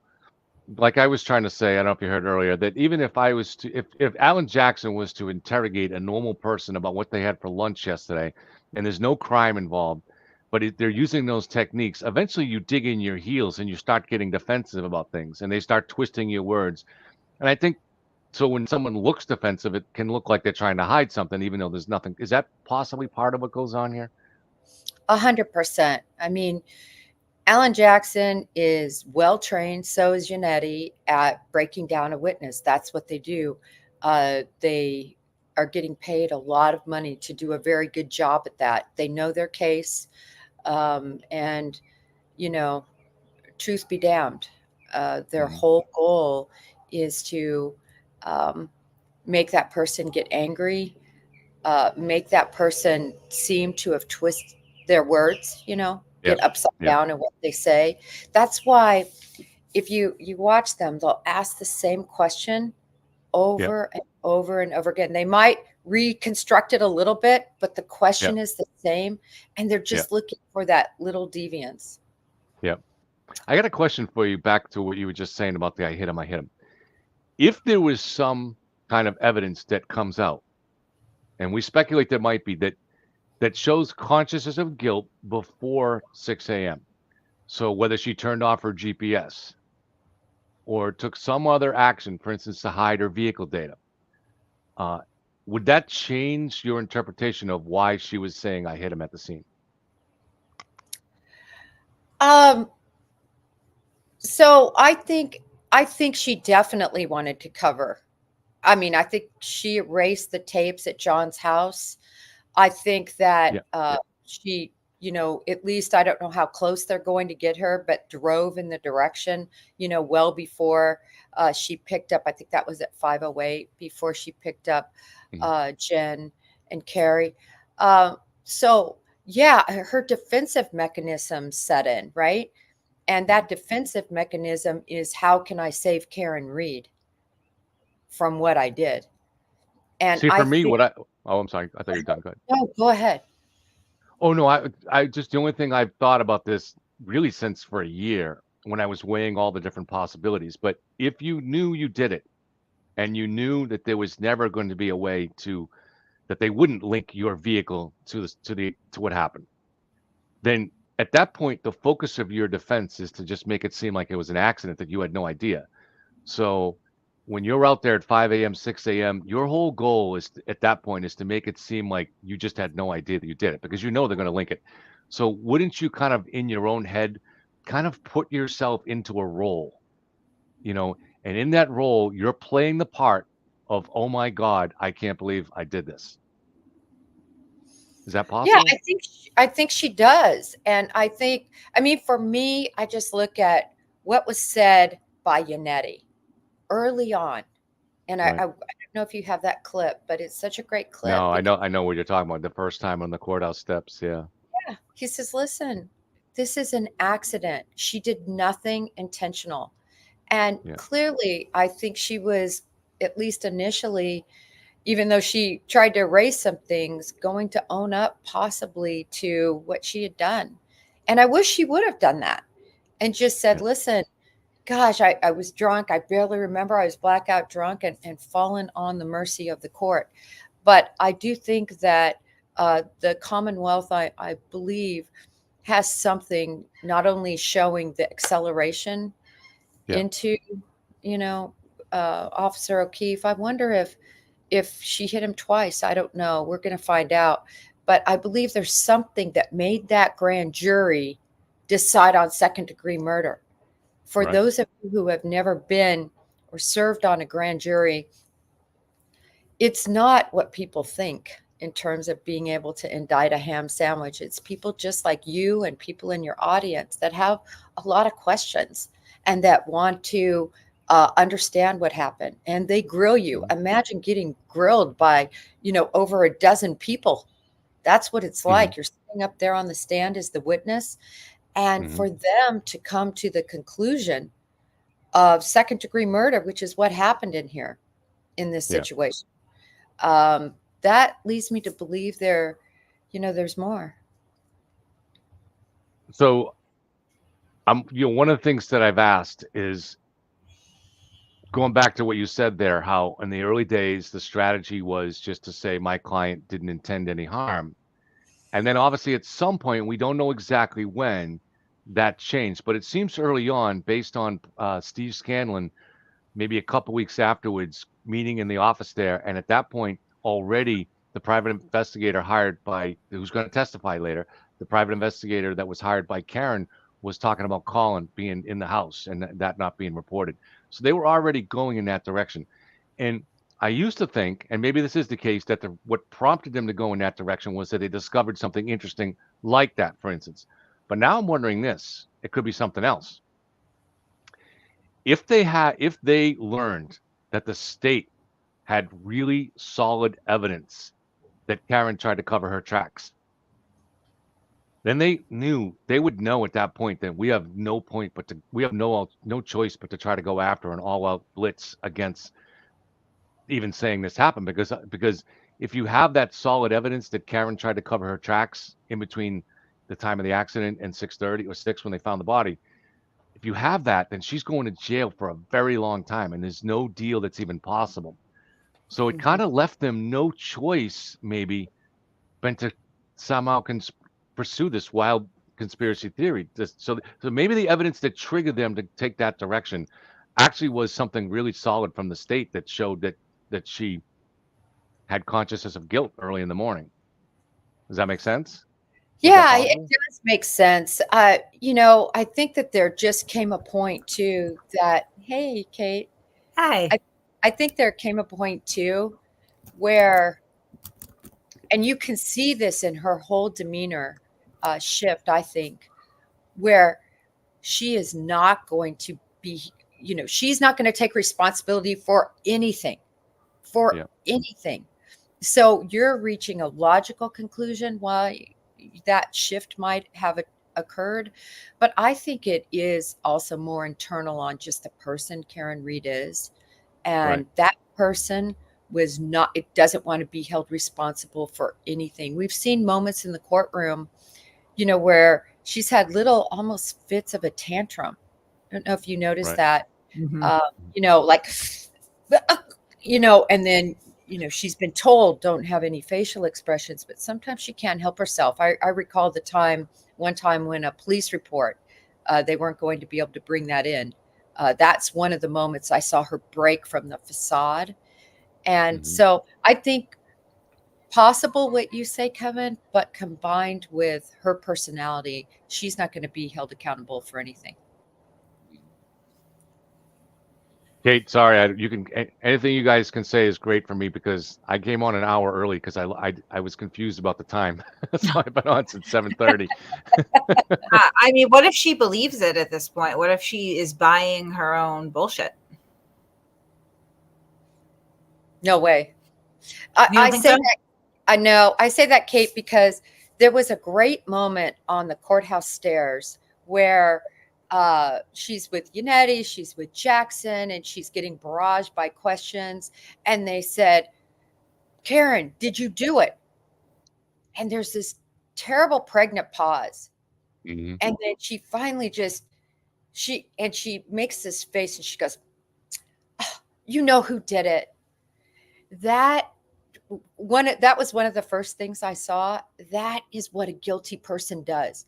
An innocent person says, no, I didn't do it. I mean, that's the first response. And then you saw Jackson come back in and say, and by the way, she didn't do it. No, she didn't do it. It was so funny. So I think she's just unwilling to accept any responsibility. That's just my opinion. Kate, I played a clip earlier. Grant posted a clip of Turtleboy at length wishing death on Grant. Yeah, and this morning, apparently all hell is broken loose on the media line. I've seen little clips of it where Grant is hysterical. Jessica Machado is down there, and she's just, there is a gentleman who just accosted me. And I was literally I was on the phone as I was getting ready this morning with Lindsay, actually, and I was talking to her about it, and we were kind of laughing because, first of all, Grant needs to chill in the line, too. I'm just going to say that. Like, everybody needs to chill in that media line. Yeah. It's a time, place, manner thing. Take your middle school drama elsewhere, right? Like, but Jess Machado crying about it. I am sure that he did not assault her, knowing what I know of Grant and knowing what I know of Aiden and Machado. But I harken it back to, I was, I do a lot of this back and forth internet stuff. So I was in a particularly sort of contentious online battle with this sovereign citizen kind of scam artist by the name of Chili DeCastro, right? And he came down to Stodom, and he was at a Memorial Day parade, and he's, walking back and forth, trying to antagonize the police and yelling at children in the crowd. Don't trust the police. They're going to put you in a cage. They're going to grape you. But the real word, so I went down there anyway, and I kind of pulled him off the kids, pulled him off the cops, took his attention away from them. And so it was squarely on me. And in the course of this back and forth, he shoved me, he pushed me over, he hit my phone out of my hand. I think he body checked me probably a dozen times. I never cried about it. I never bothered the police about it. I never threatened to file charges. I never tried to get a restraining order, because I knew that online I had talked enough about this guy that it was incendiary. Being in his presence was looking for trouble, and I found trouble.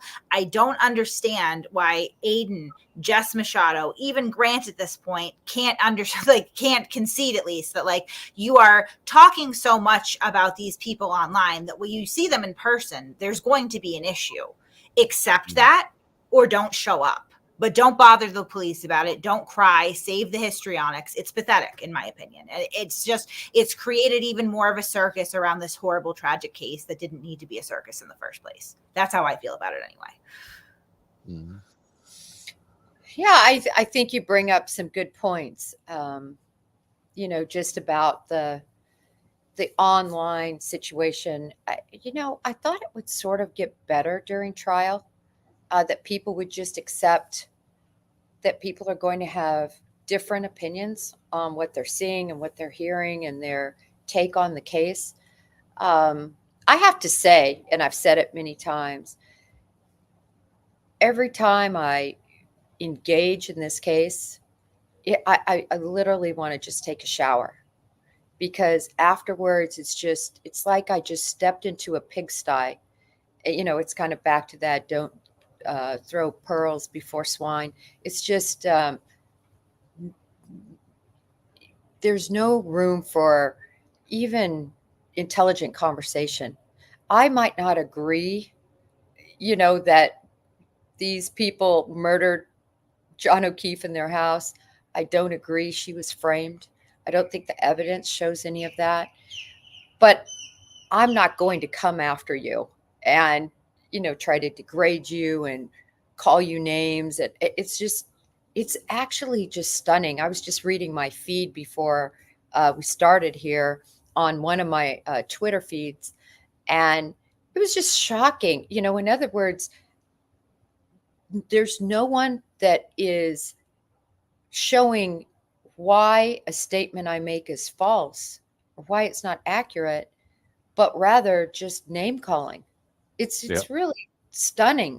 I've never really experienced anything like it except for maybe in grade school, watching other kids do that. It's really weird. Once people do that, what they don't seem to have the self-awareness is that when you do that, it's like an admission that you don't have a stronger argument.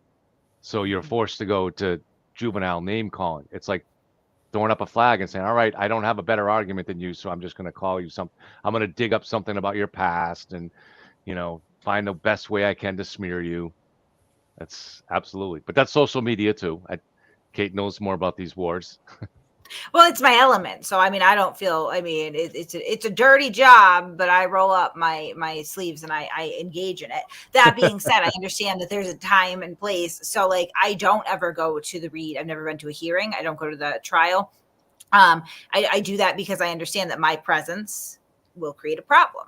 I don't want the problem there, right? I may or may not. I can act correctly in public mostly, so it's not that. But I know that just walking down there, these people will lose their minds. And do I want to be, a contributing factor to that? No, I don't. So I'll just stay at home or catch you somewhere else. But I really don't like that it's being drug into the media line the way that. And Grant's frustrations and concerns are somewhat legitimate. And if he could just calm down and take a breath, and there's nothing you can do. If Jess Machado and Aiden Carney are going to put their chairs there with their names and then take off for hours, yes, that's not what people have been doing. I'm sure it's against whatever rules or protocol they've worked out amongst themselves. It's ignorant. It's entitled, particularly where Aiden, like, today, how much testimony is he going to make? None. None. Everybody on there is a protected party pretty much. I know he thinks that Caitlin Albert is not, but I think he's probably for a rude awakening, right? So it's ignorant. I understand why Grant is frustrated, but the way that he is reacting, he's making Aiden look sane right now. Just point blank. I don't appreciate that. I don't want people to think that I'm still monitoring for when it comes live. So I don't want people to think I've forgotten the time, because we are at 9:00. But still, no ceiling fan yet. None. The ceiling fan. Yeah, it's been interesting, I think, to read some of the narratives that are being written about where everything is in this case. And one narrative, I mean, when I say narrative, this was almost a book that was right at the limit of characters allowed on Twitter. And I went through each one and just kind of debunked them. It's so interesting to see people draw conclusions not based on facts and draw false conclusions based on lawyer statements.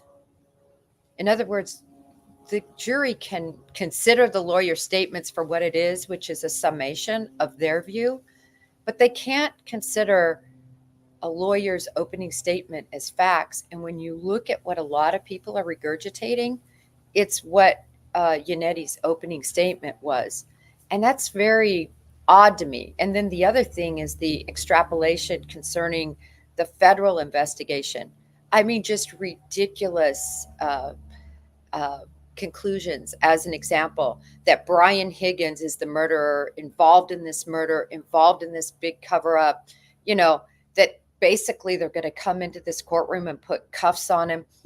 It is so far afield as to what that federal investigation entailed, what they were investigating. People don't understand, I think some, that it's a public corruption investigation. It's not a murder investigation. It was a public corruption investigation, again, started by the defense to see if things were being done correctly. So it's odd. There's a new Facebook group that's popped up. Oh, sorry. No, I get nervous until I see it come live. I've been showing this on any, and it's still not live on there. So if somebody sees it live somewhere else, I got a subscription to the Law and Crime channel, but the audio is terrible on there. So I went to this here, but we can monitor this until we get somebody to find it up live. The other thing is, I will say, as being in a courtroom, and wow, it is bright out here. So sorry if I'm squinting.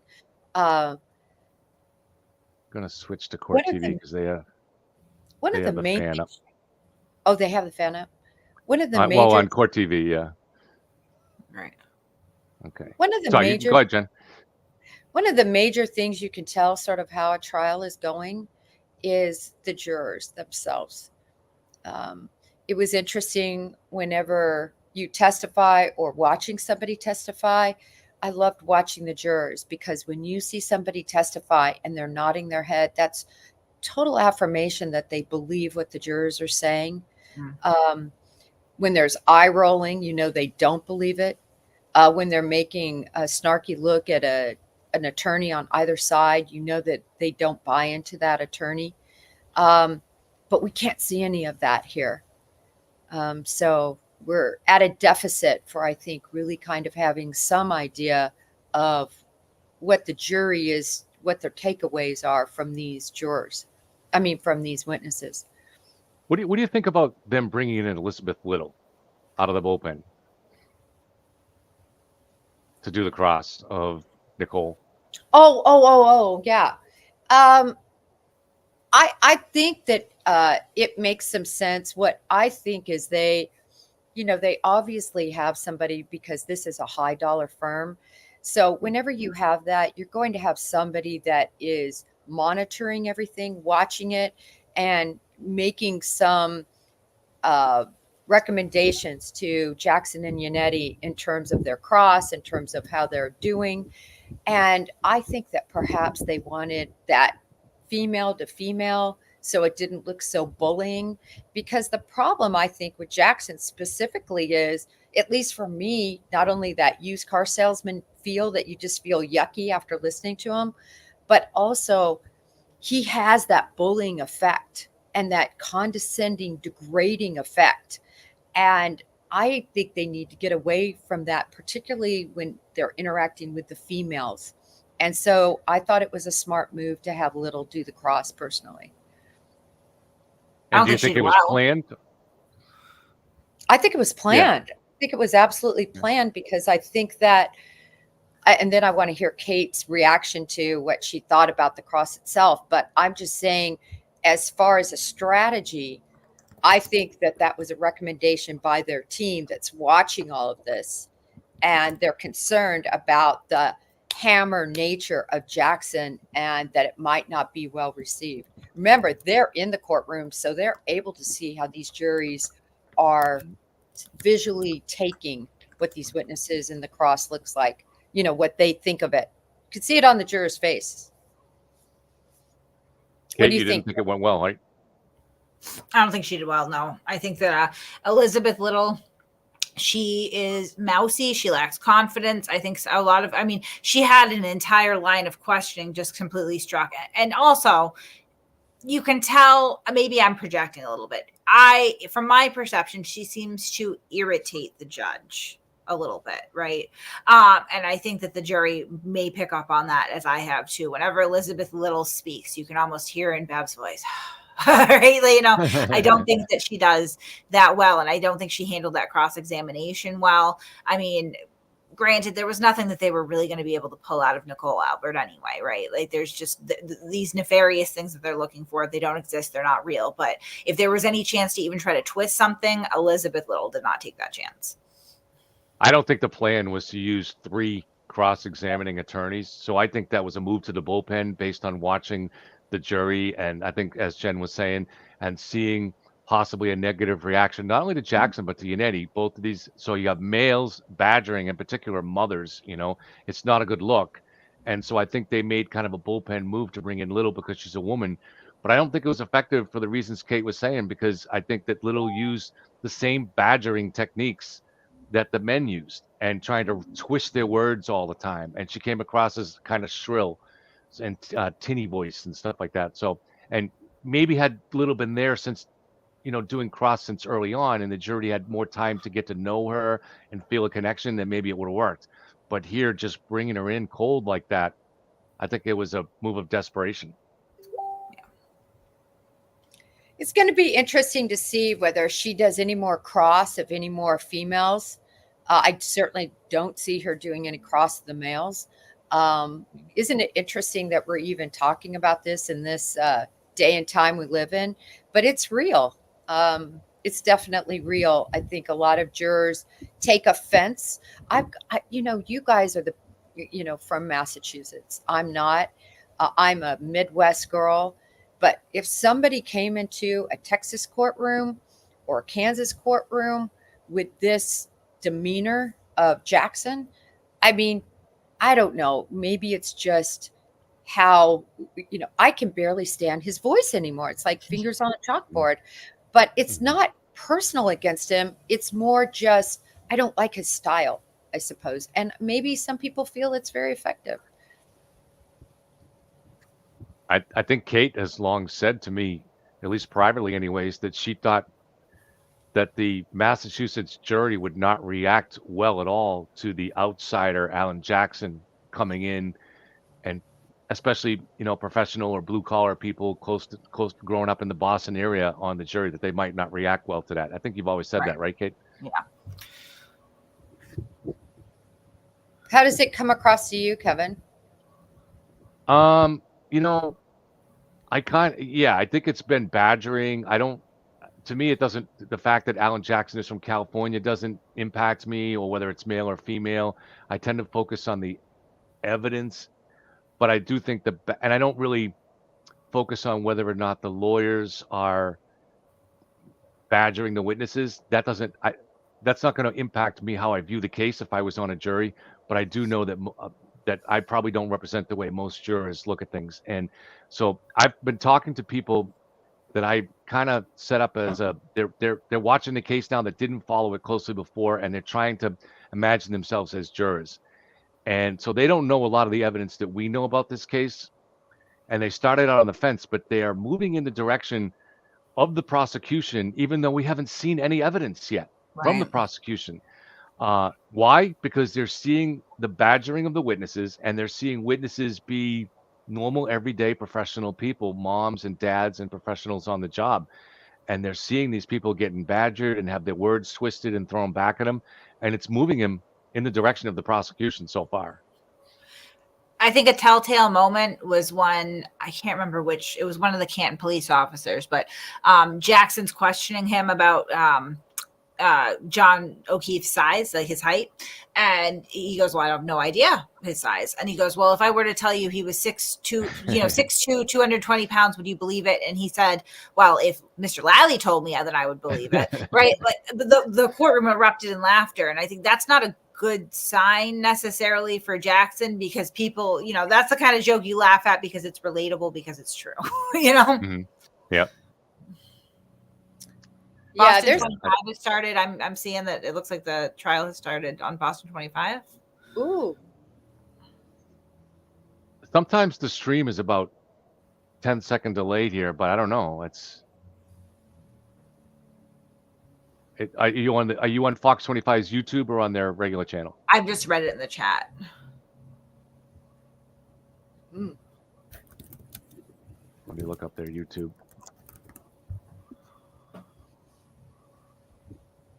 Well, when that fan is going, we know we're getting close. Wow.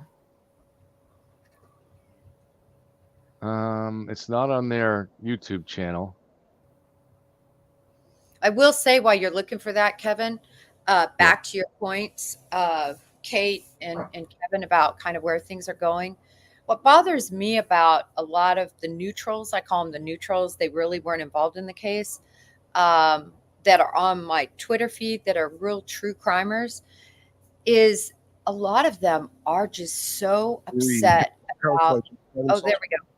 Adam Lally for the Commonwealth. Good morning, Your Honor. Good morning, Mr. Lally. Good morning, Your Honor. Laura McLaughlin for the Commonwealth. Good morning, Ms. McLaughlin. Good morning, Your Honor. Alan Jackson for the Street. Good morning, Mr. Jackson. Good morning, Your Honor. Elizabeth Little, also on behalf of the Street. Good morning, Ms. Little. Good morning, Your Honor. Peter and Jen Coffindaffer. Good morning, Ms. Giannetti. I'm told there's an objection to something you intend to use during cross.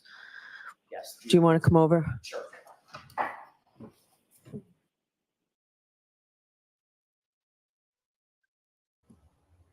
Early sidebar. Did you like that cliffhanger I left? Yeah. Seem upset, just so focused on the red Solo cups. And maybe you guys have talked about this when I have not been on. Yes, the red Solo cup shouldn't have been used. We've completely beat this horse dead. But when you think about what was collected, it was the blood and the snow that neither the defense nor the prosecution is arguing about. It's going to be John O'Keefe's blood. So from that standpoint, when you look at the totality of the case, it's such a small part, but yet they've done a good job, the defense, making these red cups seem like it's the case. I was thinking about those Solo cups today, Kate. Why if those Solo cups, if that picture shows them near the SUV, the Solo cups were collected before 8:30 and put in presumably in freezers. Right. And the vehicle wasn't brought in till 5:30. So did they literally take those cups out just to take a picture of it next to the SUV? Like, why would they pull that out all that time later? Maybe because that's when they were transferring evidence over to Massachusetts. Oh, good point. Good point. Right. Yeah. That's exactly why they did that. They were just, they should have done it in an evidence room, and they didn't. That was a mistake. But it doesn't mean that it had an impact. It just looks bad procedurally. That's how I see it. Unfortunately, Right. no, investigations are perfect. There are judgment errors, but you have to weigh, how did that really impact the evidence concerning him being hit? How did that impact what she screamed that morning? You know, it doesn't for me. It just shows bad procedure.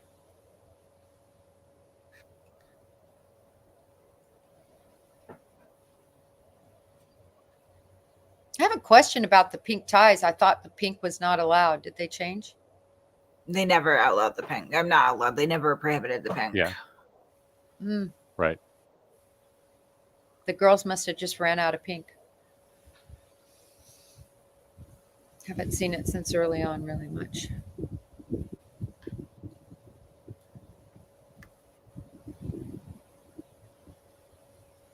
There was someone in my feed that had said that on day 2 it was prohibited. I didn't see anything about that.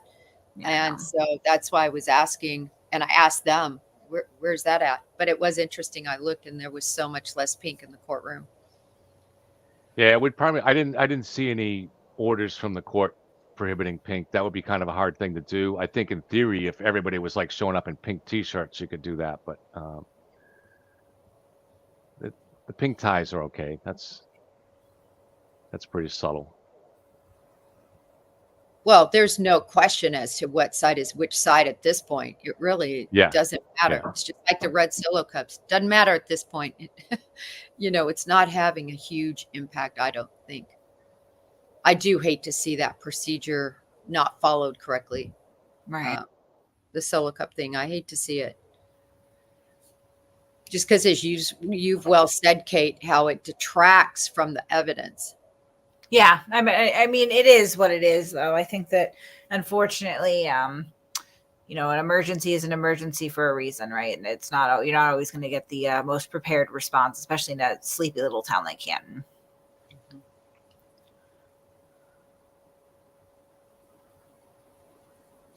The other thing I noticed just about Karen, have you noticed that all her highlights are basically gone? Yeah. I mean, just in the past, we're on day 10 of the trial. So in 2 weeks, it's odd that I think she dyed them out. But I think they're trying to make her look as demure as possible. Right. They definitely told her to dial back on some of the glamour that she loved so much. Yeah. Again, they're going to have courtroom experts and trial experts that study everything that's happening in that courtroom and give advice to Yannetti and Jackson as to changes to make.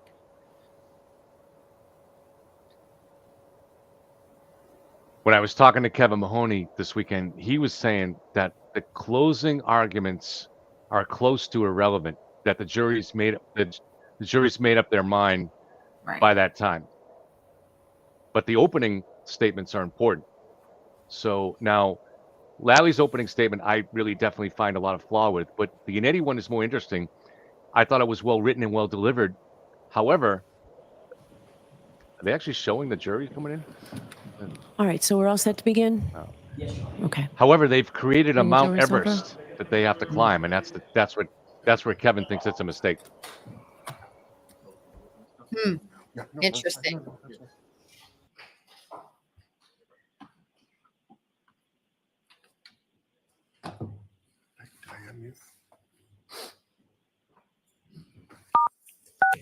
You are unmuted.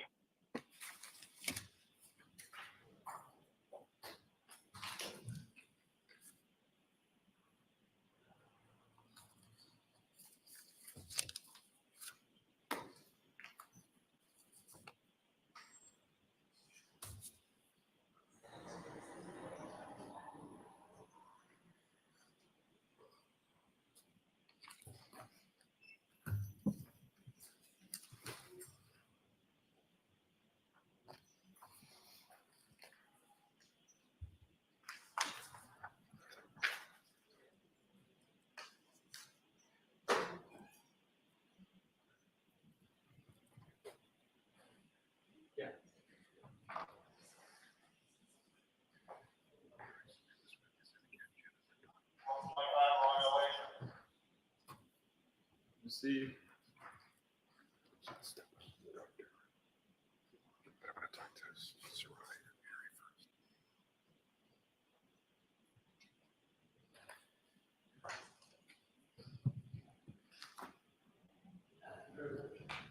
You rise from the jury.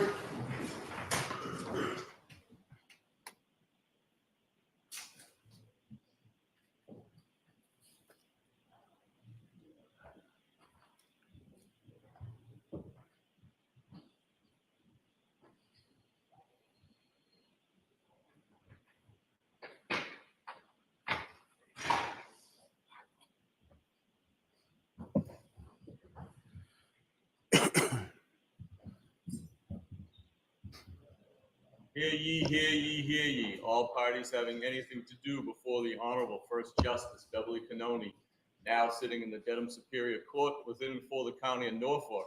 Draw near, give your attendance, you shall be heard. God save the Commonwealth in this good court. Thank you. May be seated. Court is now in session. Okay, thank you. Good morning again, counsel and Ms. Reed. Good morning, girls. Wait for me.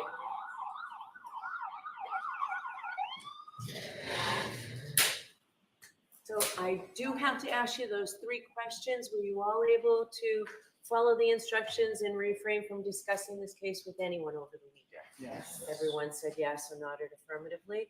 Were you also able to follow the instructions and refrain from doing any independent research or investigation into this case since we met on Friday? Yes. Everyone said yes or nodded affirmatively. Did anyone happen to see, hear, or read anything about this case since we left here on Friday? No. Thank you very much. We'll bring Mr. Albert back in, please.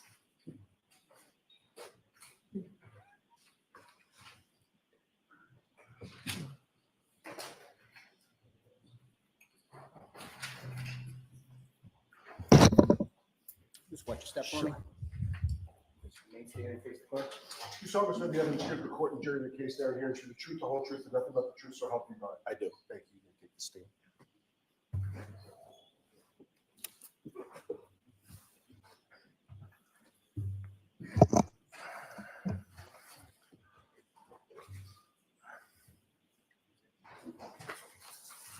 Okay, whenever you're ready, Mr. Jackson. Thank you, Your Honor. Mr. Albert, this is not, this process is not the first time you've testified in a court of law, is it?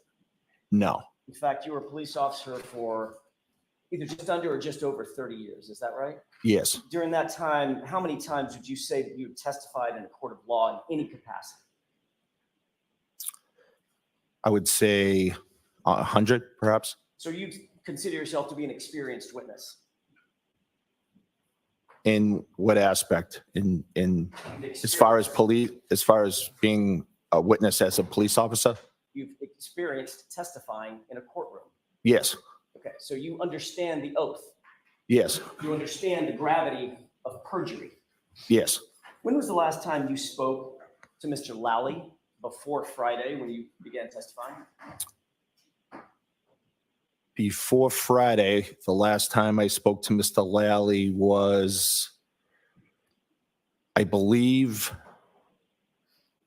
on a conference call around the time of my grand jury testimony. Which would have been 2022? Yes. April of 2022. Yes. So you've not spoken with Mr. Lally since that time? I don't remember speaking with Mr. Lally since that time, no. What about anybody else from the district attorney's office? No. Have you gone over the facts or what you believe to be the facts of your testimony with anybody before you testified on Friday, not including any lawyer that you may have? No. Did you discuss any questions that you may be asked on direct examination or questions that you may be posed on cross-examination with any member of the district attorney's office? No.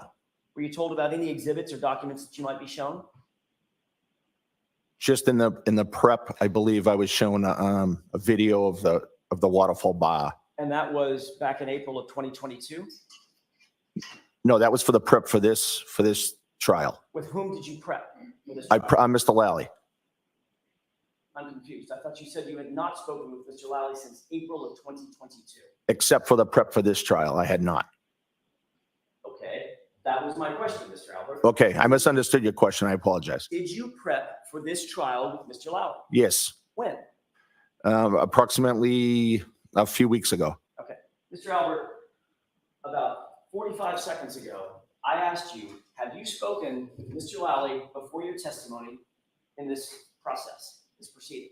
And your answer was, no, I have not. Did you not understand my question? I did not. What was confusing about it?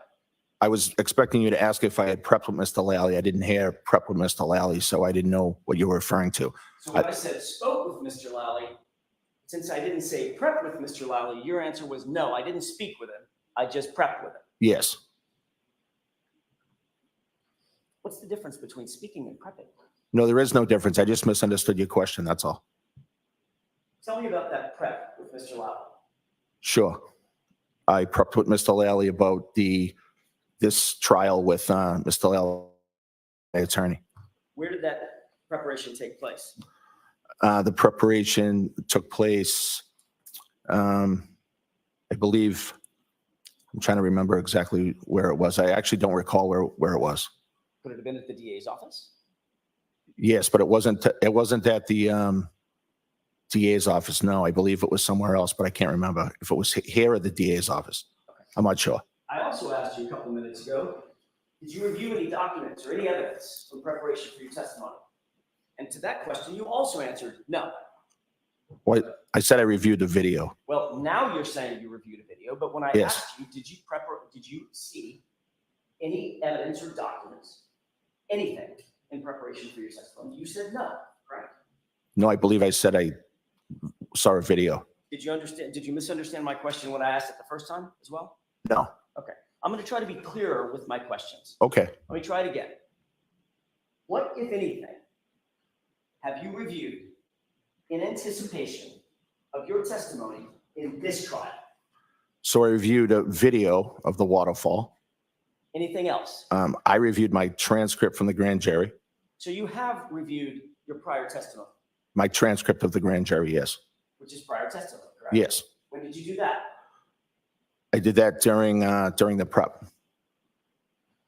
What part of the waterfall video did Mr. Lally show you? I was a small snippet of the video, and just one of the 20 seconds of video during that night. Which part? There's a lot of video there. Which part, if you can tell us, which part did you review with Mr. Lally? It just showed the waterfall. It showed patrons. It showed myself and the other people I was with. What were you doing in that 20-second snippet of that video? I believe in one portion of it, I was fooling around with Brian Higgins. Fooling around? Yes. What does that mean? Means we were just fooling around. That's it. Fooling around like, I don't know, playing arm wrestling? No, I don't think we were arm wrestling. I think we were just pushing each other, fooling around. Oh, so play fighting.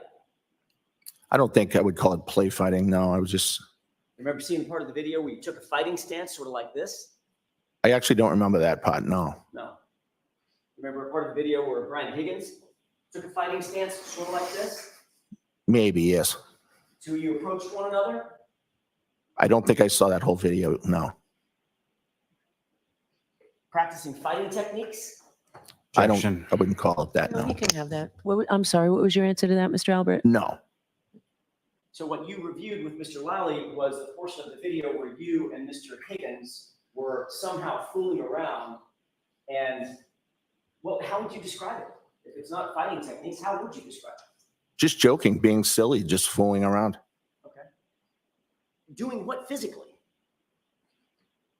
Doing, if you rephrase. Physically. I mean, you could joke with words. Right. Were you just joking with words like a stand-up comedian, or were you doing something physically? No, I think we were pushing each other, fooling around, joking. Okay.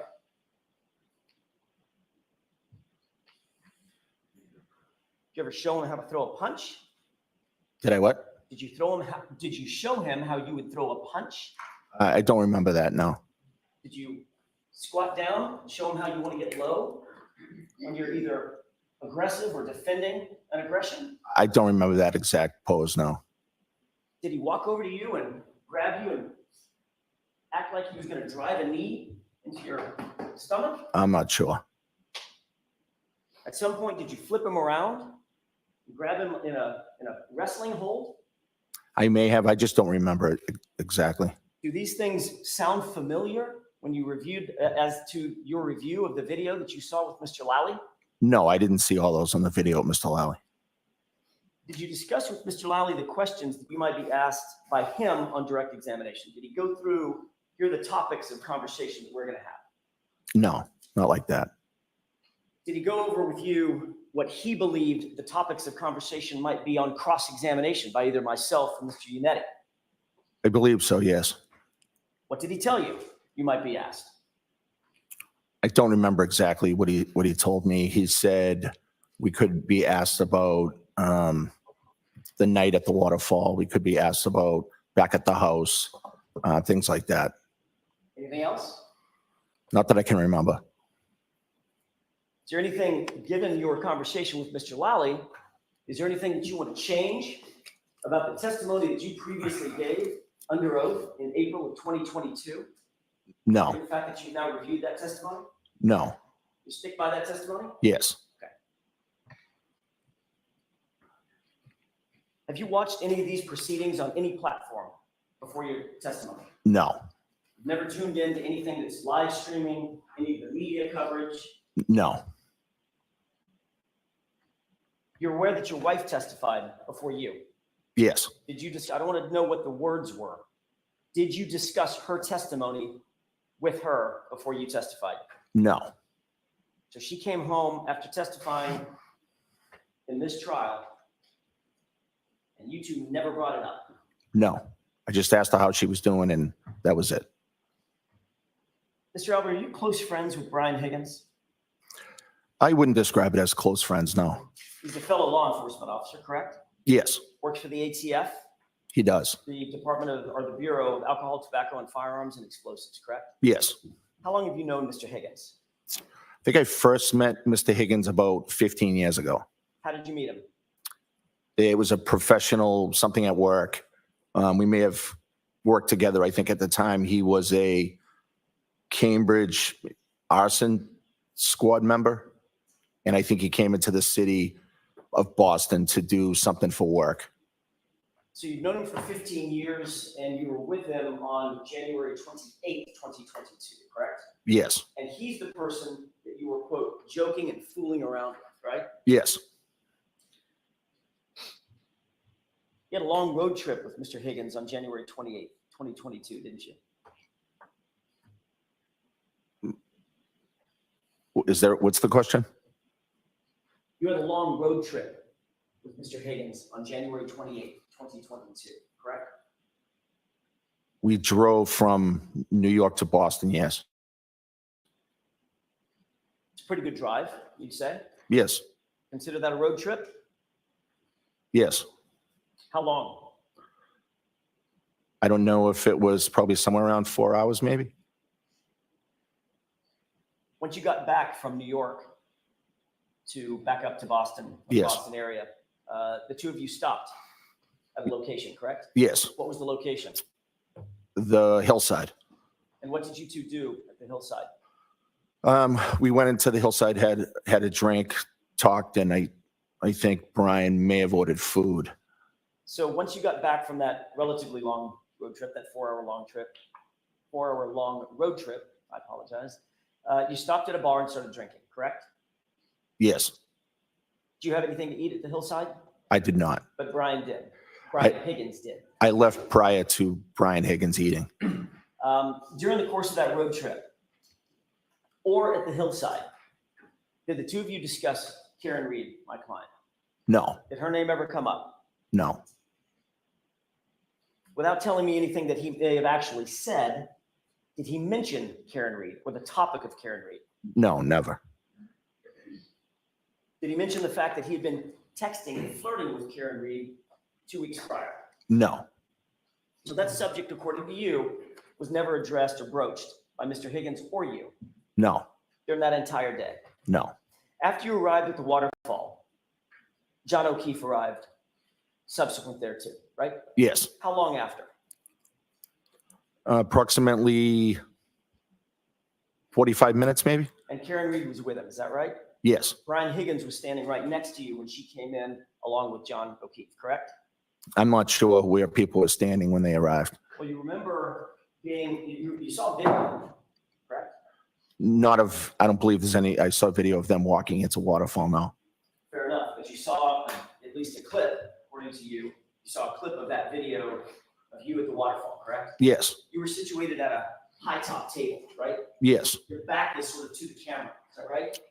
I'm not sure of the camera angles. The video that I saw, I was at the high top table, but I'm not sure of all the camera angles of the waterfall. Brian Higgins is the guy with the sweatshirt, with maybe a Harley Davidson emblem on the back or something. I'm not sure what he wore that night. I'm sure he had a sweatshirt on, but I don't know what the emblem was. Okay. He was standing right next to you in the video clip that you saw. Yes, Okay. In other words, that was the video where he was standing right next to you. You two turn to each other and start this play fighting thing. yes.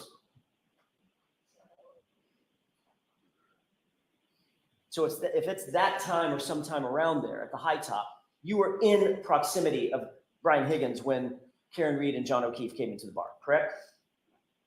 I just don't recall the timing of when they came into the bar. All right, Mr. Albert, did Mr. Higgins say anything to you at that time about John O'Keefe arriving with Karen Reed at his side? No, Did Mr. Higgins say anything to you about being upset that Karen Reed had shown up with John O'Keefe? no. Describe your relationship with John O'Keefe, if you would. So I didn't know John that well. I had only met him a few times. But every time I met him, it was cordial, pleasant. And I would consider him to be a coworker, even though I never really worked with him directly. He seemed like a nice guy. I knew his whole story about the fact that he had taken his niece and nephew after a tragedy in the family. And I had an unbelievable amount of respect for him doing that. But I can't say that we were good friends because I didn't really know him all that well. You were far better friends with Brian Higgins than you were with John O'Keefe. That's fair to say. Yes, On Friday, you were asked whether or not you knew my client, Karen Reed, correct? This meeting a couple days ago during your direct examination. I believe so, yes. You were also asked the same series of questions at another grand jury not involving the Commonwealth. Remember that in June of 2023? Yes, I want to be clear about this other hearing.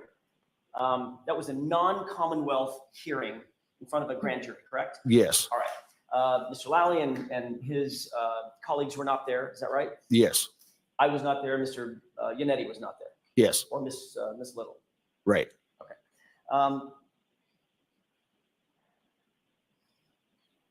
At that June 2023, and I'm going to talk about a couple of dates, so I don't want to be confusing. At that June 2023 non-Commonwealth hearing, you were asked some questions about whether or not you knew Karen Reed before January 28th, 2022. I believe That night in question. I believe so, yes. And you testified, before you testified, you were sworn an oath. Yes, Same oath that you swore in this trial, correct? yes, Swore to tell the truth, the whole truth, and nothing but the truth? yes, And you knew that you were testifying under penalty of perjury in that hearing as well, correct? yes, And you testified at that non-Commonwealth grand jury that you, quote, believe Karen was with John the night he came into Hillside, a female that looked similar to Karen from the waterfall came in with him on that night. And I assume that was her, but I can't say for sure, end quote. That was your testimony before that grand jury. yes, But you were also asked a similar question in April of 2022 by Mr. Lally at his grand jury. You remember that? no, Let's start at the beginning. Before you testified in the April 2022 grand jury, more than a year earlier, and just 3 months after this incident, you were sworn an oath, correct? yes, The same oath that you took in June of 2023, right? yes, And the same oath you took on Friday. yes,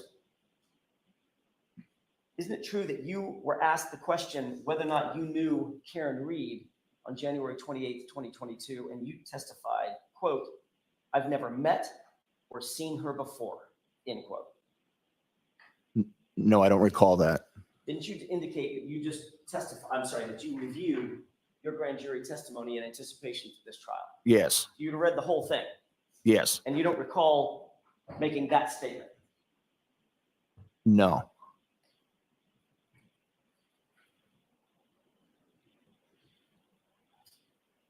May I approach you on it? Yes, and I'll see counsel at sidebar when you leave that with the witness.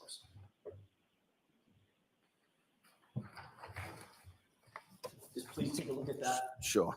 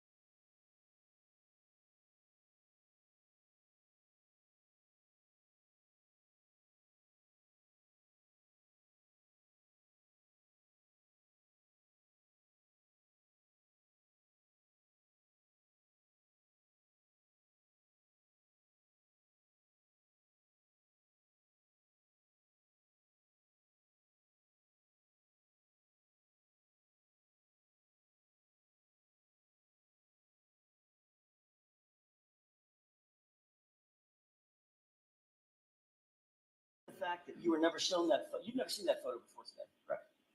I saw a photo that was sent to me in Discovery or to my attorney that showed only, I believe, me and John in the picture.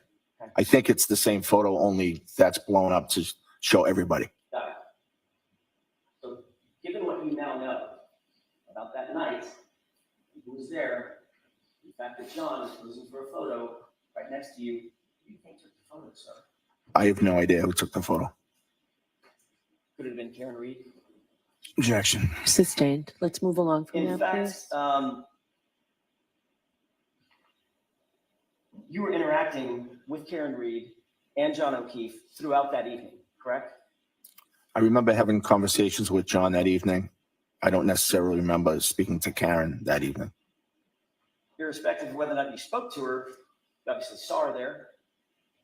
Yes. You were there with her for a couple of hours. Well, I wasn't there with her for a few hours. I was there with other people. Okay. So without splitting hairs, she was there, correct? Yes. John was there. Yes. You were socializing with John. Yes. She was right next to him. Sometimes, perhaps not, maybe all the times I was talking to him, no. So you were socializing not exclusively with her, Right. but certainly socializing with her 6 days before John O'Keefe ended up dead on your lawn, correct? We were there at the same time, yes. And yet, when you were asked 3 months later, do you know Karen Reed, or how do you know Karen Reed? The actual question was, so the female you've never met before. Is that fair to say? That was Mr. Lowry's question. And your immediate response was, no, I've never met her or seen her before. Correct? That's what you said. That's not my whole response, no. That's what you said immediately upon that question, sir. That's the beginning of my response, yes. That was the first sentence out of your mouth. Yes.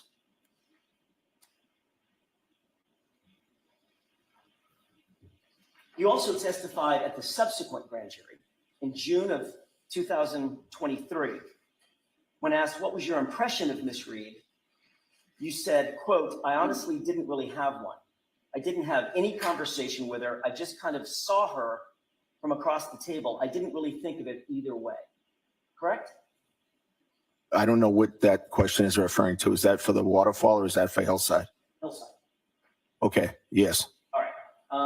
So in June of 23, a little over a year later, your testimony significantly changed from no, I've never met or seen her before, to I really didn't have a conversation with her. I saw her across the table. I didn't really think of it either way. Correct? No, I think those are very similar testimonies. When you were asked in the other proceeding, and this is about the waterfall, question, did you talk to Karen Reed at the waterfall that night? You answered unequivocally, I did not. Is that right? Yes. And that's what you told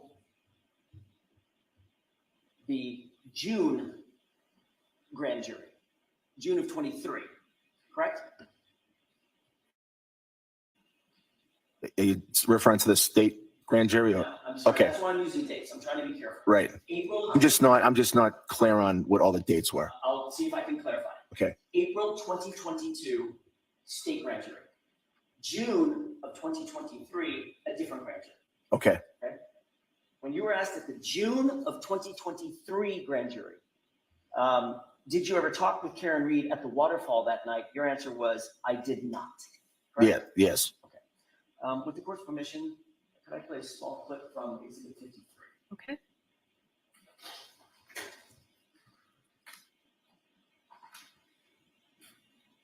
Starting at timestamp 11:53 and 15 seconds.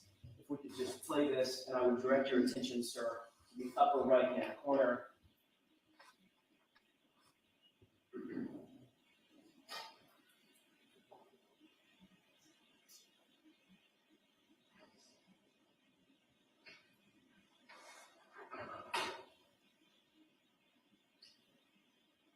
Pause it.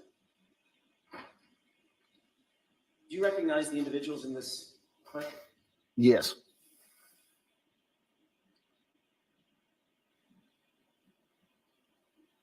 You recognize that person. Yes, I believe that's me. You recognize that person. I do. I believe that's the defendant. Ms. Reed, Yes. what does it appear you are doing as it relates to Ms. Reed in this clip? It appears that I'm talking at the table. I don't know if it's specifically to her, but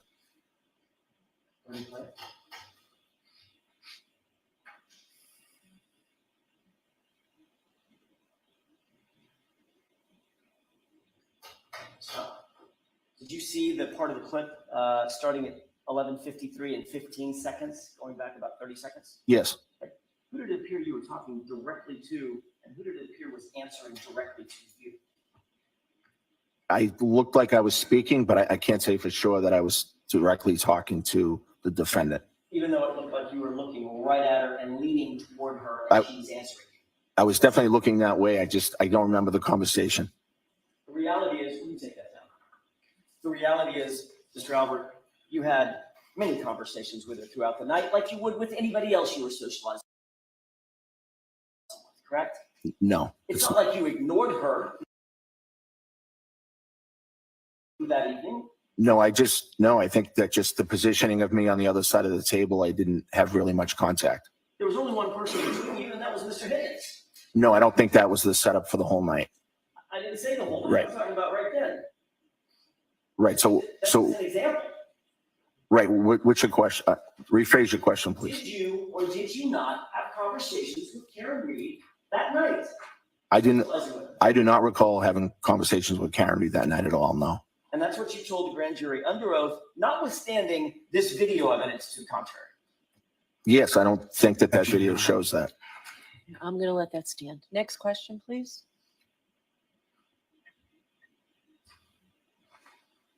You were interviewed by Michael Proctor on January 29th, the day after this incident, correct? Yes. And that was 6 days after you spent several hours, Karen Reed, at this event, correct? 6 days later. Yes.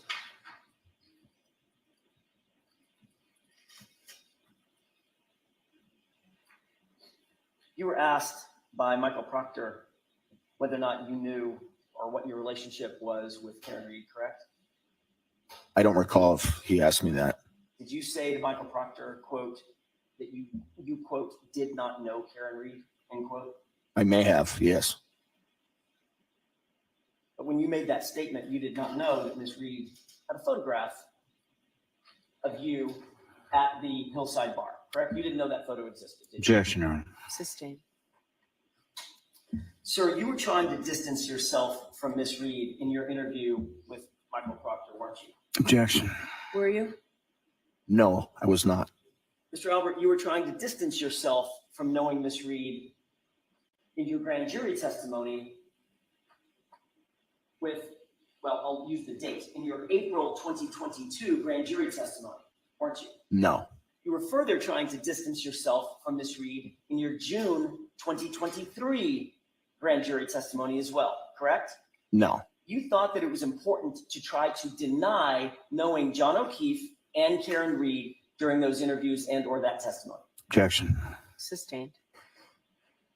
Mr. Albert, you knew that if you admitted having a relationship with John O'Keefe and Karen Reed, you'd have a lot to answer for when Karen Reed's boyfriend ended up dead on your lawn 6 days later, correct? Objection. Sustained. You can ask the question differently. You knew that there would be questions about your relationship with Karen Reed if it were known that you knew her before her boyfriend ended up dead on your lawn 6 days later, correct? There would be questions. Objection. You can ask it a different way. That's sustained.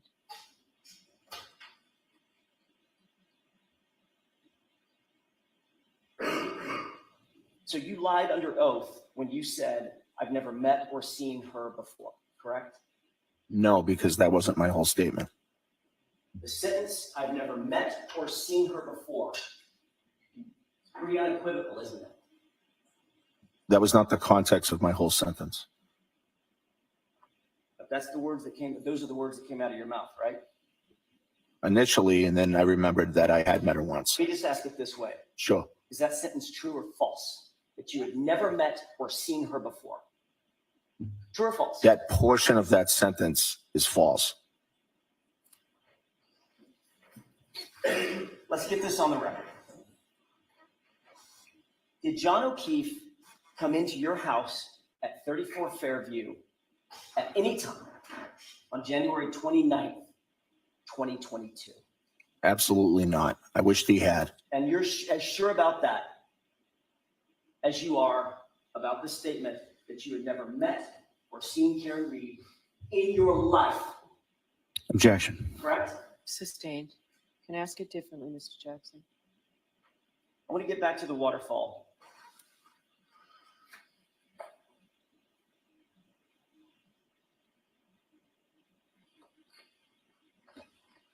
I know I asked you this about the hillside. I may not have asked you about this specific question about the waterfall. Did Brian Higgins say anything to you about John O'Keefe and Karen Reed walking in together at the waterfall? No. Did he say anything or give you any indication that he was upset about Karen Reed showing up with John O'Keefe? No, he did not. It appeared from your observations that John and Karen were getting along at the waterfall. I didn't really notice, but I didn't notice anything was wrong. They appeared pleasant, Yes. happy. I don't know if they appeared happy. I didn't really notice. They were interacting with others. Yes. You didn't notice any tension, No. no argument, No. no yelling or fighting. Nope. They looked like a normal, happy couple. Yes. Did either of them appear to you to be completely drunk? I didn't have a ton of interaction with John or Karen that night, so I can't really say, but it didn't appear them that they were drunk. No. You had an opportunity to review the waterfall video. You did it with Mr. Lally, correct? The only small portion of it. Right, but even in that small portion, and based on your memory, you don't remember that anybody being stumbling drunk and falling down over stools and things of that nature? No. Okay. They appear to be acting appropriately. Yes. And interacting with others appropriately. Yes. People were buying drinks for others. Is that right? I'm sure. I don't recall exactly, but I'm sure that was going on. Yes. It's not that unusual to say, "Hey, I'll get this round." Correct. Yes. Okay. You left the waterfall at 11:58. Is that right? Yes, approximately. Who was invited to come over to your house upon leaving the waterfall? Whoever wanted to, really. You'd been drinking since about what time in the evening or in the afternoon? 9-ish. That's when you went to the hillside? Yes. That's when you had your first drink? Yes. And you continued drinking throughout the evening consistently? Yes. Did you believe you were okay to drive? Yes. What kind of car did you have at the time? Ford Edge. Black? Yes. Who rode? Did you drive that car home from the waterfall? Yes. Who rode with you? My wife and my daughter. What other cars were in the driveway when you got there? I don't recall. Brian Higgins' Jeep was in the driveway backing up as we pulled in. So kind of in your way. Yes. In other words, you weren't going to park. You weren't going to park him in. I didn't want to block him in. Right. Right. So you waited until he moved his Jeep out of the way. Yes. And then you pulled in. Yes. Where in the driveway did you pull in? I believe I pulled to the left side of the driveway. You would have been closest to the garage, or was there a car between you and the garage? I would have been closest to the left side walkway. I don't think there was a car in front of me, but I'm not 100%. Mr. Albert, did you move that black Ford Edge at any point that night after you got home? No.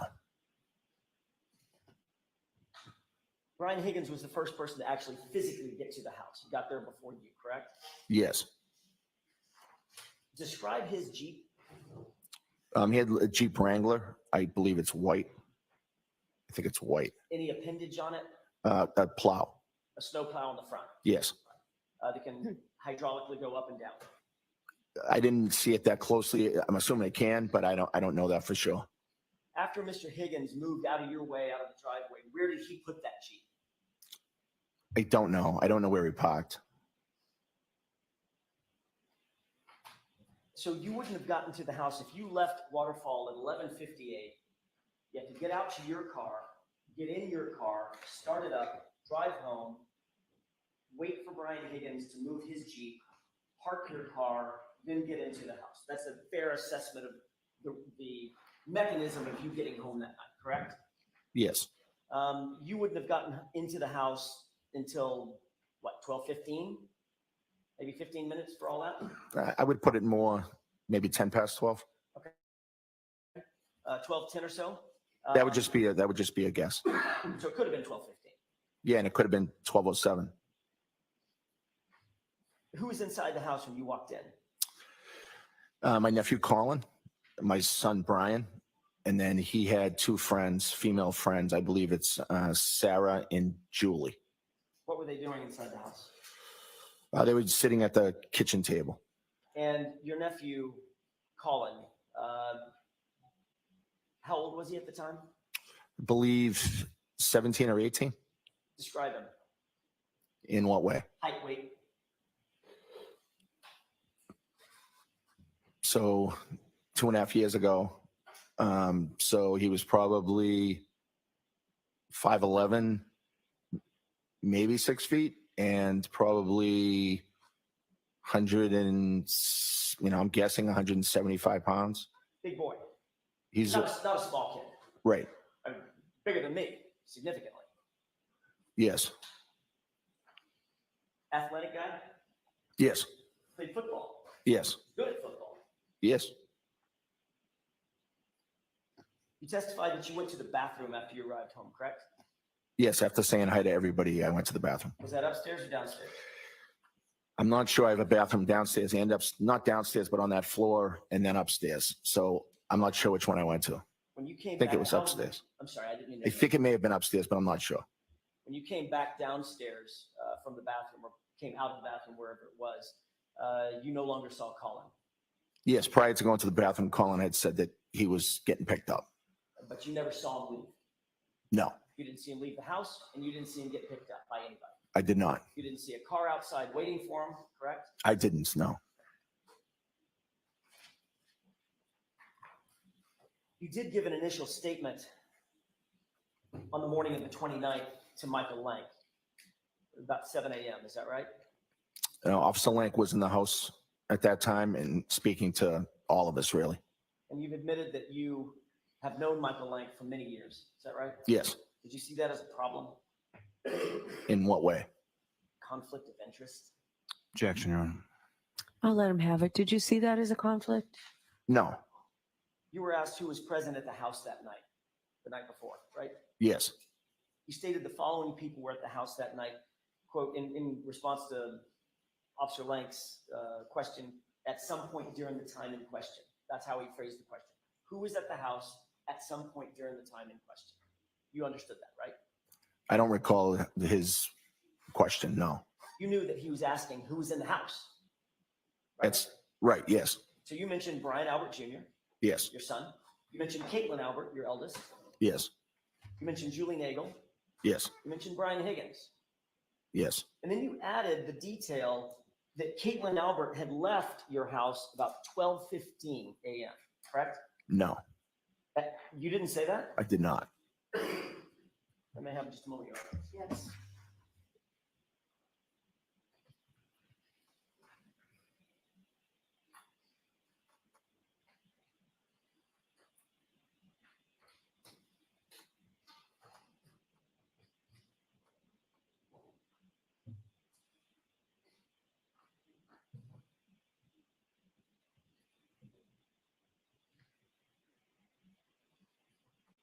May I approach, Your Honor? Yes.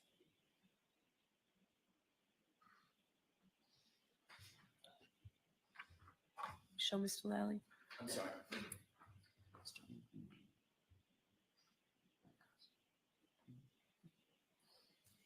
So you don't have to sit and read the entire thing. There's right at the top of this post-it, there's a word that says next. If you would read that area, that next few sentences, let me know when you're finished.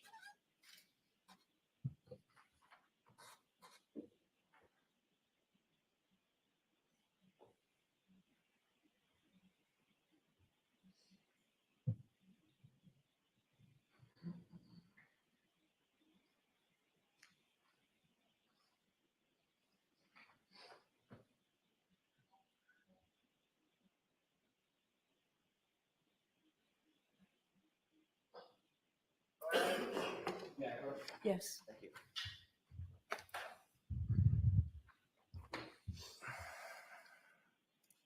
Mr. Albert, did you have an opportunity to review that portion of a report? I did. Did that refresh your recollection about a conversation that you had along with your wife with Officer Lank? Yes.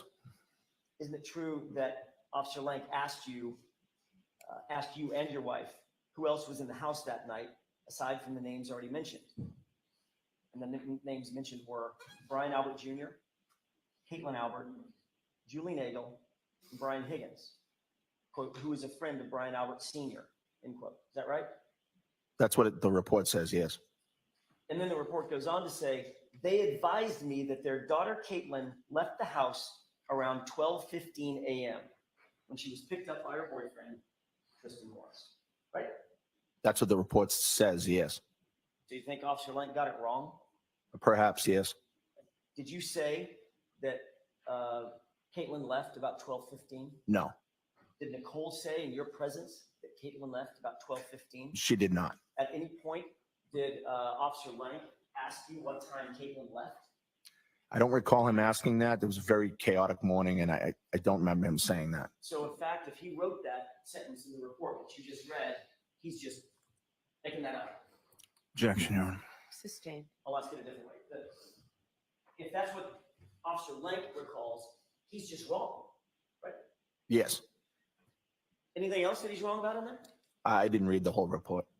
At no point, isn't it true that at no point during that interview did you admit or mention that Colin Albert had been at the house that night? I don't believe I did, no. At no point during that interview did your wife, Nicole, in your presence, admit or mention that Colin Albert was in the house that night? No. So did both of you conveniently forget that Colin was there? Objection. I'll ask it a different way. Sustained. Did you forget that Colin had been there? No, Is there a reason that you left his name out? because he wasn't there. He left when we got there. He wasn't there for the duration of the time that we had that night. Except for the fact that you just testified that you never saw him. Correct? Well, he said he was getting picked up, and then he was gone, so I assumed he left. People say a lot of things, but you didn't see him leave, and you didn't see him in the regular floor of the house, according to you, correct? Right. Ground floor of the house. Right. He was no longer in my house, so he left. Well, you didn't search the house, did you? No, And you never saw him leave. I didn't physically see him leave. No. You also gave a statement to Michael Proctor later that morning. It was about noon, maybe it was in the afternoon, noon, 12:30, something like that. Are you asking? On the 29th, you later, after you spoke with Officer Lank, you later were interviewed by Trooper Michael Proctor over at Jim McCabe's house. Do you remember that? Yes. Colin's name was never mentioned then either. No, because Colin wasn't at the house for the duration of the night. So when they said who was in the house, talked about Brian Albert, Caitlin Albert, Yes. folks in the house, Yes. Nagel, Yes. There were other people in the house prior to us arriving. I didn't mention them either. who's that? There were some females, friends that were over prior to our arrival, and But you never even saw them. no, So you have no idea who was there and who wasn't there before you got there. no, I know that there were people at the house prior to me getting there. Mr. Albert, the question that has been posed to you by several officers was, who did you see in your home when you got there, correct? Objection. No, I'll allow it. I don't believe that's how it was asked, no. But Colin's name was never mentioned. It was left out. I testified multiple times that Colin was there when we arrived. Oh, you did it after the fact, right? Yes, when I was at. You knew that the defense knew that Colin was there. Objection. Sustained. In your initial reports to the police, his name was never mentioned, was it? I did not mention it, no. And Nicole did not mention it in your presence, did she? In my presence, no. Let's talk about Caitlin Albert, your eldest. You told Officer Lank that your daughter, well, according to Officer Lank, let me rephrase the question based on our colloquy back and forth. According to Officer Lank, you're aware that he wrote he was told she was gone by 12:15, correct? That's what he wrote in the report, yes. If Caitlin was gone by 12:15, she would not have been there when John and Karen arrived to the house, correct? Because they didn't arrive for 15 minutes later. But she was at the house, so that would be a hypothetical. Okay, so fine, hypotheticals. Let me ask you a hypothetical. If in fact Caitlin was gone by 12:15, that would mean hypothetically she would not have been there when John and Karen arrived 15 minutes later. Objection. Sustained.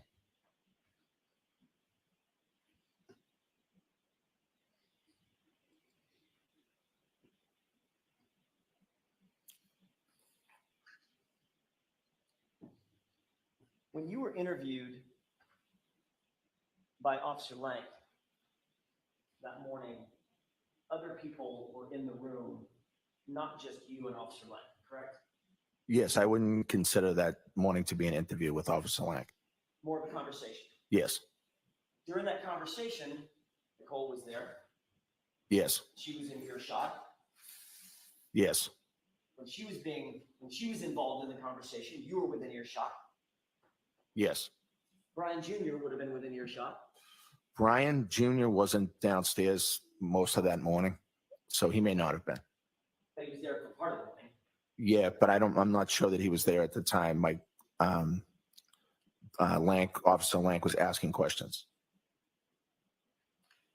The fact of the matter is, notwithstanding what Officer Lank wrote that you said about Caitlin leaving at 12:15, she did not leave at 12:15. Isn't that right? She did not, no. As a matter of fact, in truth, except for the people who lived there, Caitlin was the very last person to leave that location that morning, correct? I believe so, yes. And she's admitted that she did not leave until nearly 2 a.m., 1:45, correct? Objection. Sustained.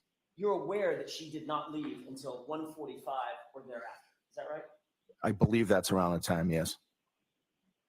Were you trying to cover for Caitlin so your daughter would not be wrapped up in this investigation? No. But as a reminder, when you were spoken to by the first two officers who discussed who was in the house, you never mentioned Colin was even there, correct? Objection.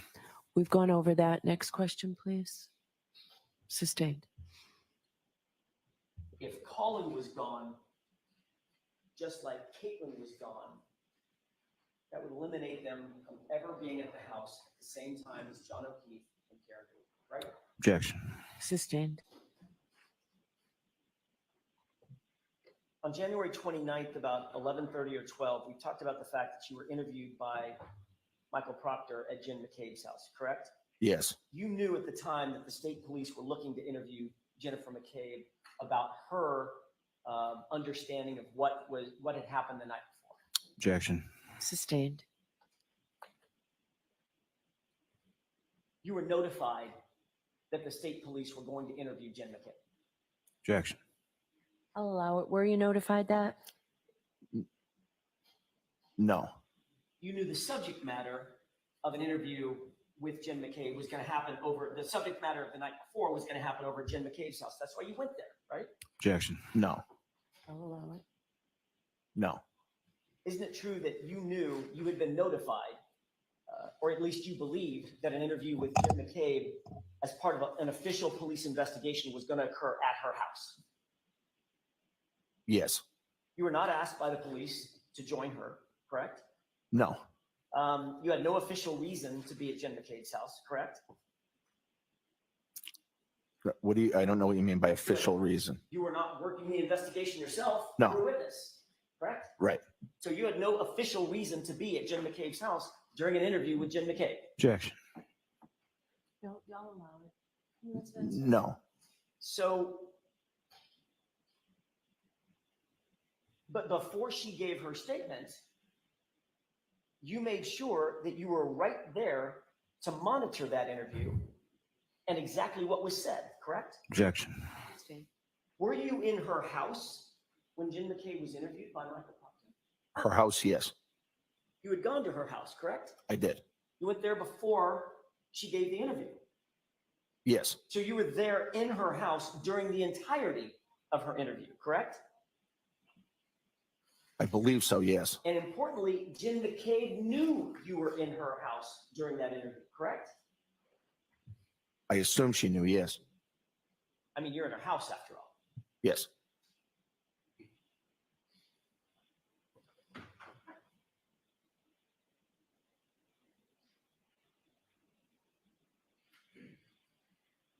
I want to get back to 34 Fairview if I could. In the early morning hours of January 29th, Brian Higgins directly followed you into the house after you walked in, correct? Could you rephrase that? Sure. You walked in, even though there was some moving of cars, you were the first one to walk into the house. And Brian Higgins followed you. Yes. Nicole and Caitlin then came in shortly after that. I think Nicole and Caitlin probably came in around the same time as me. And then Brian Higgins. Sorry. Did you make another drink once you walked into the house? Did I make a drink? Did you make a drink? Grab a beer? Yes. Okay. When I say make a drink, did you get a drink? Yes. What drink did you get? I don't know. Probably just would have been whatever was at the house, a beer or something. Okay. Did Higgins have another drink? I don't know. What did you do? What did you and Brian Higgins do once you were inside the house? We just kind of hung out, talked. At any point, did you and Brian Higgins go down to the basement? No, I don't remember going to the basement. You don't remember going to the basement, or you didn't go to the basement? No, I didn't go to the basement. Did Brian Higgins go to the basement? Not that I know of.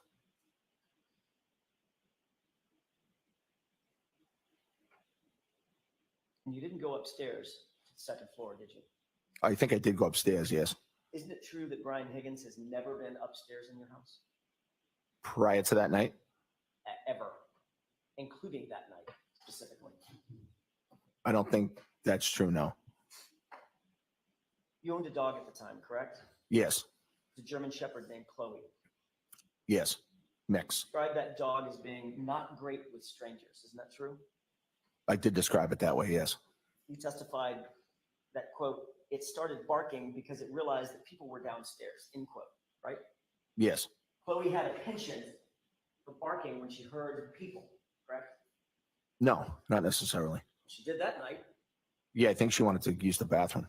Well, that's not what you said in your testimony. You said it started barking because it realized there were people downstairs, right? Right. So your German Shepherd, probably a decent guard dog, if she heard commotion and people, she would bark. Objection. Sustained. You can ask it differently. Obviously, if Chloe hears commotion and people, she's apt to bark. That's the only question. No. So just that night, out of nowhere, first time ever, Chloe starts barking when people walk into the house. No, it's not the first time ever, but she didn't bark often. Okay. But she did bark that night, right? Yes. And the reason that you gave under oath for why she started barking was because there were people downstairs milling about, right? Yes. So in that instance, on January 29th, in the early morning hours, she was barking because she heard people. Well, I can't say why she was barking. Well, you did say why she was barking. I let her out to use the bathroom, so I think that's probably why. Except your testimony was it started barking because it realized there were people downstairs. Those are your words, Mr. Albert. Not Right. mine. Okay. Do you stand by those? Yes. Okay.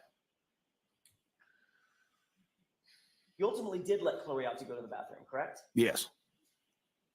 And then you allowed her to stay downstairs and you monitored her with the others who were in the house. Isn't that right? Yes. As a matter of fact, you testified in that state grand jury, the same April grand jury, April of 2022. So I let it go out to the bathroom. I let it back in. I kind of monitored it a little because we usually don't have people over the house and the dog's not great with strangers, period. So I was just making sure that the dog was all right with people that were over, end quote, correct? Yes. So in fact, you did keep Chloe downstairs at least for a period of time with people that were over, right? Yes, for a few minutes, I think. Mr. Albert, after you learned that there were questions being raised about John's injuries and dog bites and scratches, in May of 2022, you got rid of that dog, did you not? Objection. Sustained. You can ask it differently. At some point, your family got rid of Chloe. Chloe was rehomed in May And we can use 2022. whatever words we want to. Rehomed, rehoused, whatever. But you got rid of her. She's no longer part of the Albert family, right? Objection. Allow that. Right.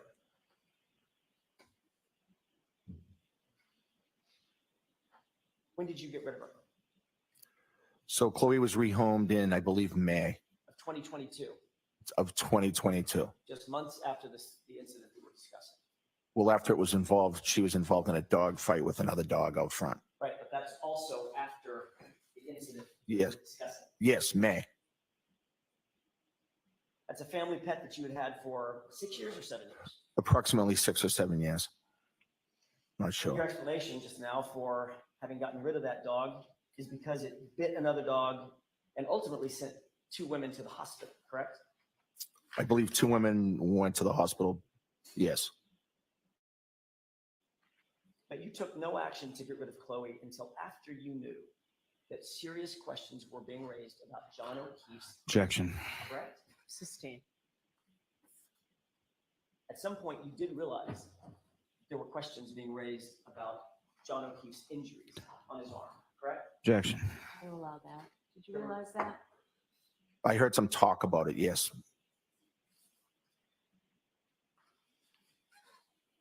As of January of 2022, John O'Keefe had never been in your house, had he? John O'Keefe was never in my house before or after that date. Certainly, John O'Keefe, you would agree with me, he would count, were he in your house, he would count as a stranger to Chloe.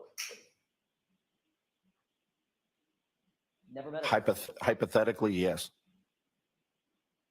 I want to ask a couple of questions about your house.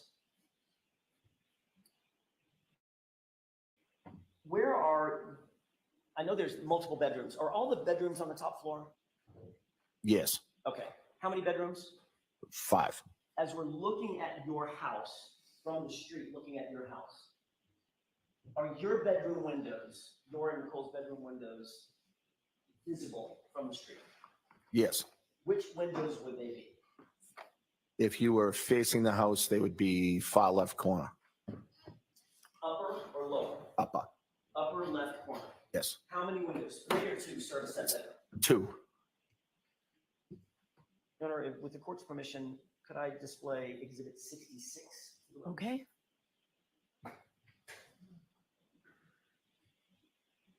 Do you see what is displayed on that television?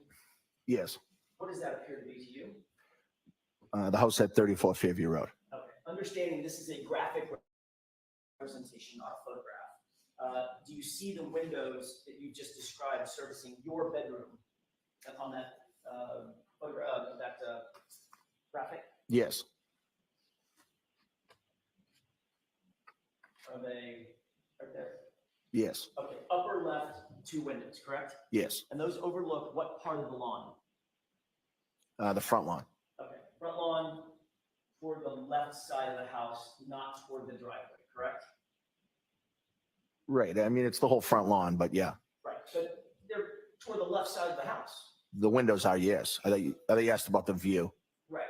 So the view's the whole front yard. I'm just trying to make the record, the spoken record as clear as possible. Right. They're on the left side of the house. Yes. They directly overlook this portion of the lawn, the left side of the lawn. Yes. Furthest from the driveway. Yes. We can take that down.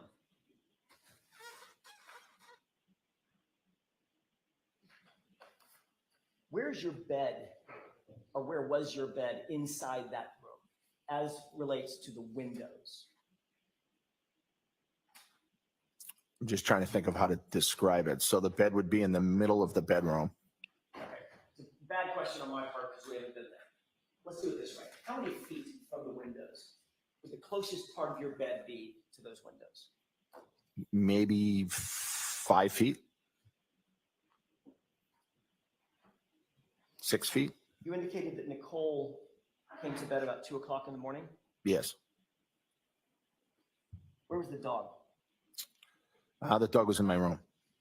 And she was sleeping on a mat in your room. Yes. And that mat is also about 6 feet from the windows. Yes. 6 feet being from me to Miss Little,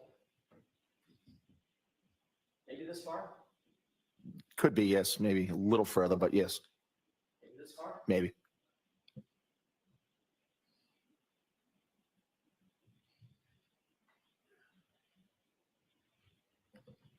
It's a relatively quiet street generally, Fairview.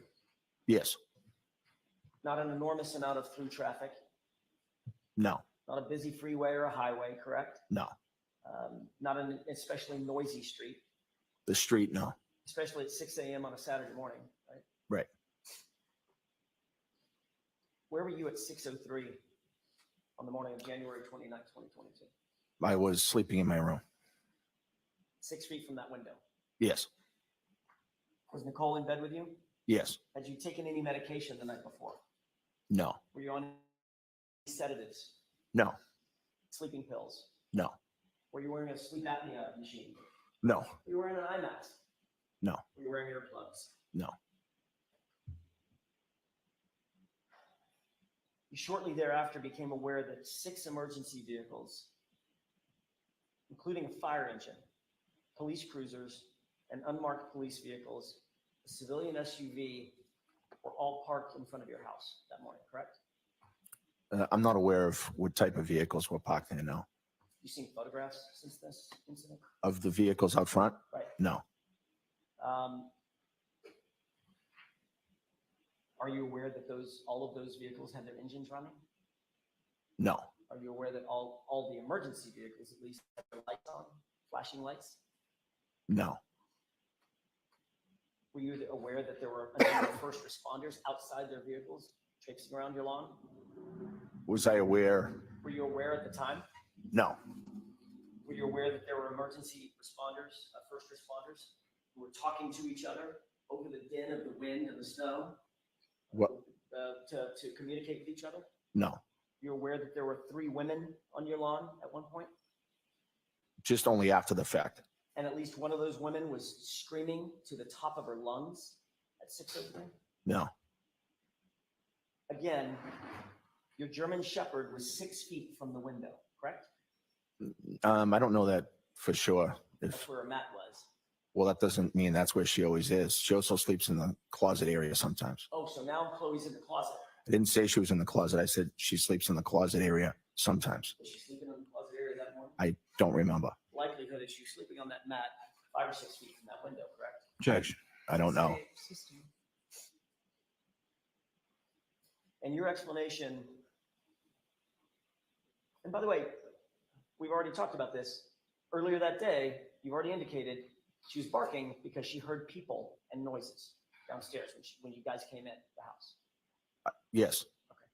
And your explanation is that you and Nicole and Chloe, the German Shepherd, all slept through the entirety of that commotion on your front lawn. Yes. To be clear, you are a trained first responder. Yes. Yet during that entire event, after you were awakened, all that chaos on your front lawn, you never came out of your house to assist or investigate in any manner whatsoever, did you, Mr. Albert? Once I was awakened? Correct. No. We've talked about this a little bit, but I want to ask you a couple of other questions about the layout of the house. The house is sitting on top of a basement, correct? Yes. Or was at the time. Describe how you get to the basement from inside the house if you come in the front door. And when I say, I'm sorry to do this, I don't mean to interrupt you. There's 2 front doors that you go in, correct? Yes. For purposes of my question, Mr. Albert, I'm going to talk about the one that's right in front of you, the obvious one, as the front door, and the one to the right of it as you're looking at the house is the side door. Okay? Okay. Because I don't know how else to describe it. If you come in the front door, describe for the jurors, where is the basement door as compared to that? So you walk straight ahead. You pass the kitchen dining room area opening on your right-hand side. and there's a door on the left. How many paces? The door opens. How many paces to walk over and grab that door handle? I'm not sure, maybe 10? 10 full paces. Maybe, yeah. So Maybe 8, maybe 8. Albert, it's about 4 long steps, correct? Well, I don't know. You asked paces, so, 6 feet, 6 feet. 6 to 8 feet, maybe. Got it.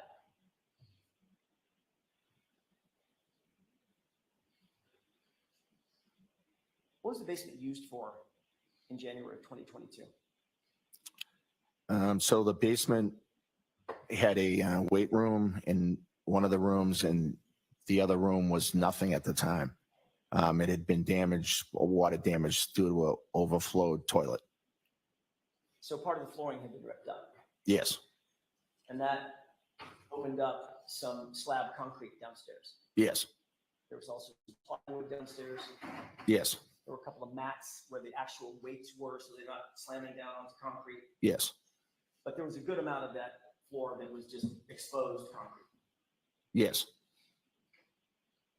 The workout equipment would include things like what? Barbells, dumbbells, Yes. heavy weights, Yes. heavy bars. Yep. Made from metal. Yep.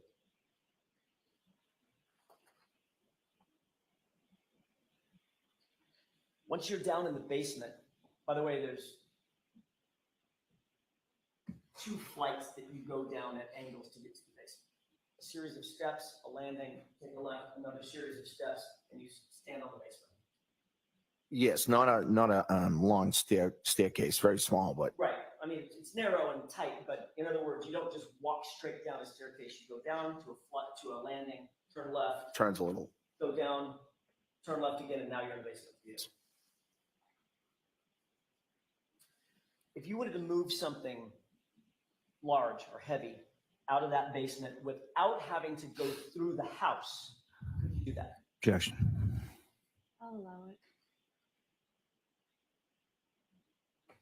Could you rephrase the question? I'll say it again. If you wanted to move something large or heavy out of that basement without having to go through the main house, could you do that? Yes. I mean, it would depend what it was, obviously, how big it was, or How would you do that? there's a bulkhead door you can use. Got it. Where does that bulkhead door come out of? It comes out to the backyard right at the kitchen area. You can see it from the kitchen. And right to the left of that is the side fence. Yes. And directly through that side fence is the front yard. Yes. The same side of the front yard as John O'Keefe's body was found. Yes. Your Honor, I would ask at this point to mark a video.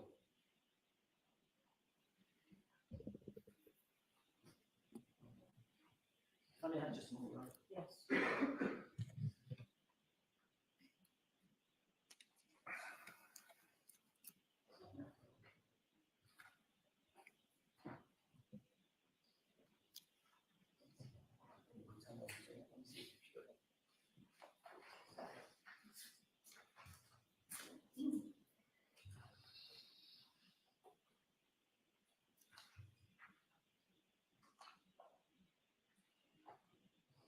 Mr. Jackson, would you like to take the morning recess? That'd be great. Good time. Yes, thank you.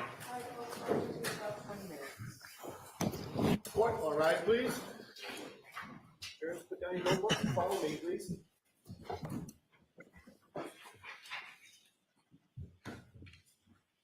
Okay.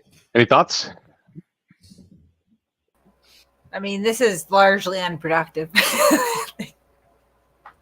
I thought that Alan Jackson snatched defeat from the jaws of victory there. I thought that he did manage to make Brian seem a little bit uncomfortable, even rattled a little bit, and managed to get the possibility that his testimony could be possibly Do you questionable in some areas. anticipate having it all on a flash drive to put in? Usually this is off.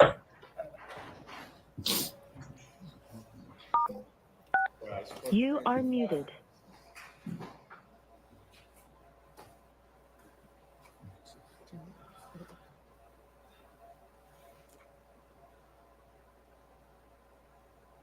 But to me, I think the way he kept trying to push. So Brian had said in his testimony that I had never met or seen Karen Reed, but then he Right. said, well, maybe once, and they kept trying to parse that and turn it into a lie, even though it was corrected. I mean, I think the jury's going to resent tricks like that. Yeah, and again, like he's badgering the same points over and over and over again when he's getting reasonable answers, and you're hearing a lot of objections that are sustained because he's really trying to push this whole, and you know, like, listen, it's entirely possible that Lank misheard something or interjected something. Do I think that he lied about when Caitlin Albert left? Most likely not. He doesn't benefit from that, but the thing that kills me with this, and I'm sure that this is a defense attorney's job, but if you go to any given police report, there are going to be details that are incorrect. It's just how it happens. You're taking a narrative of something that one human being heard from another human being or a group of human beings, and there's going to be some errors, right? Caitlin Albert is not even being implicated in anything that I'm aware of. I mean, this entire year-long social media blitz, we've never heard Caitlin Albert being blamed for anything, but now they're trying to imply that she's somehow being protected. And I mean, I think what the angle is on this, Kate, is that when asked why they don't, correct me if I'm wrong. So when asked why he didn't mention Colin, he's basically because Colin left so early, he wasn't really part of the get-together. Right. So then the question is, then why did you mention Caitlin? Because she seems to have left even earlier, according to the report of 12:15, or at least at a very similar time. Does that make sense? I think that's the angle they're going with there, but I'm not sure. Good luck. And all this is just sort of, it's so moot when we get to the fact that they cannot place John O'Keefe in the house. So there's all this buildup, right? Could you move something heavy through your basement door? Where is your basement? What do you use the basement for? There was concrete on the basement. Who was in the house? Was Colin Albert in the house? It doesn't really matter, because at some point you need to be able to place John O'Keefe in that home, and you can't.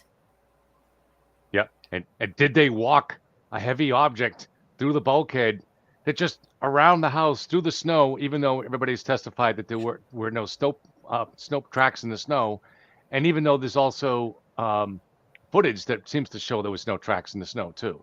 So silly too, because I know this made it into testimony. I believe it was Nicole, maybe Brian, that testified. What's behind the backyard? What's behind the house? Railroad tracks.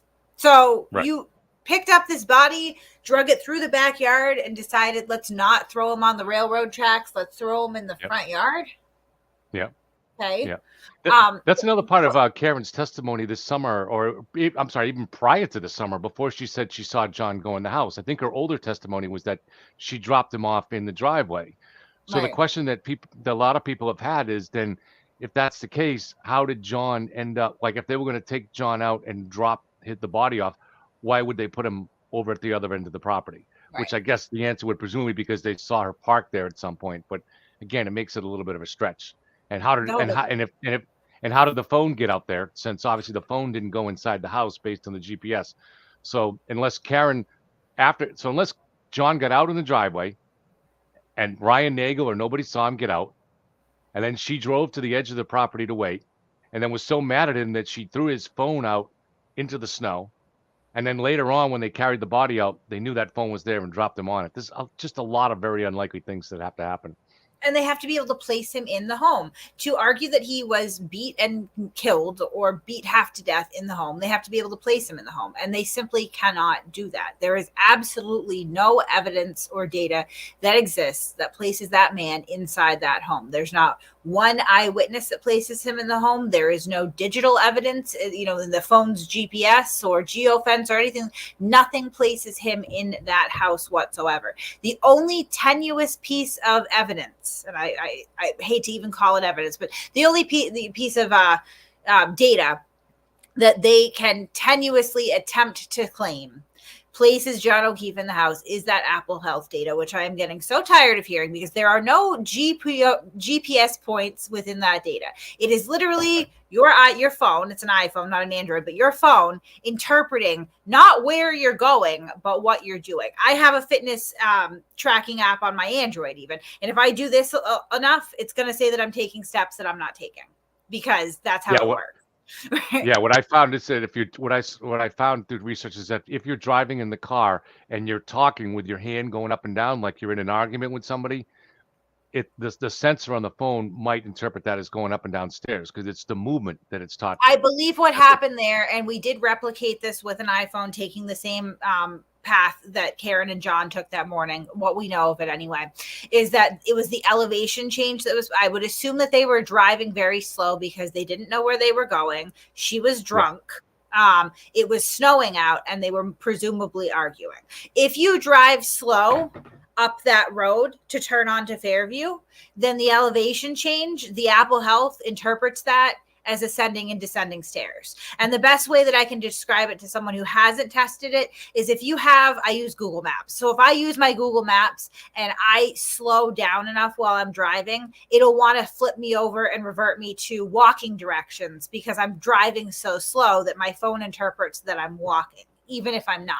So I think that's probably what happened is as they're going up and down the hills and the phone is sensing how slow they're moving and how the elevation changes, that they are assuming that it's ascending and descending. It doesn't matter because that occurred at 12:19, I think, to 12:21. And Richard Greed, in his own affidavit, that's the defense expert, concedes that the phone shows that John did not even arrive to 34 Fairview until 12:24. So even if he was ascending and descending stairs, which I do not believe, he was not doing so on or near the property at 34 Fairview. And I think another way you can test this is next time you go to the grocery store, throw your cell phone on your cart and then check your steps before you start walking through the grocery store. And afterwards, your phone's not actually walking with you. It's being rolled in a carriage, but it's going to count the steps. Yeah, Jason says, stop it, Kevin. Says he's saying I'm being ridiculous.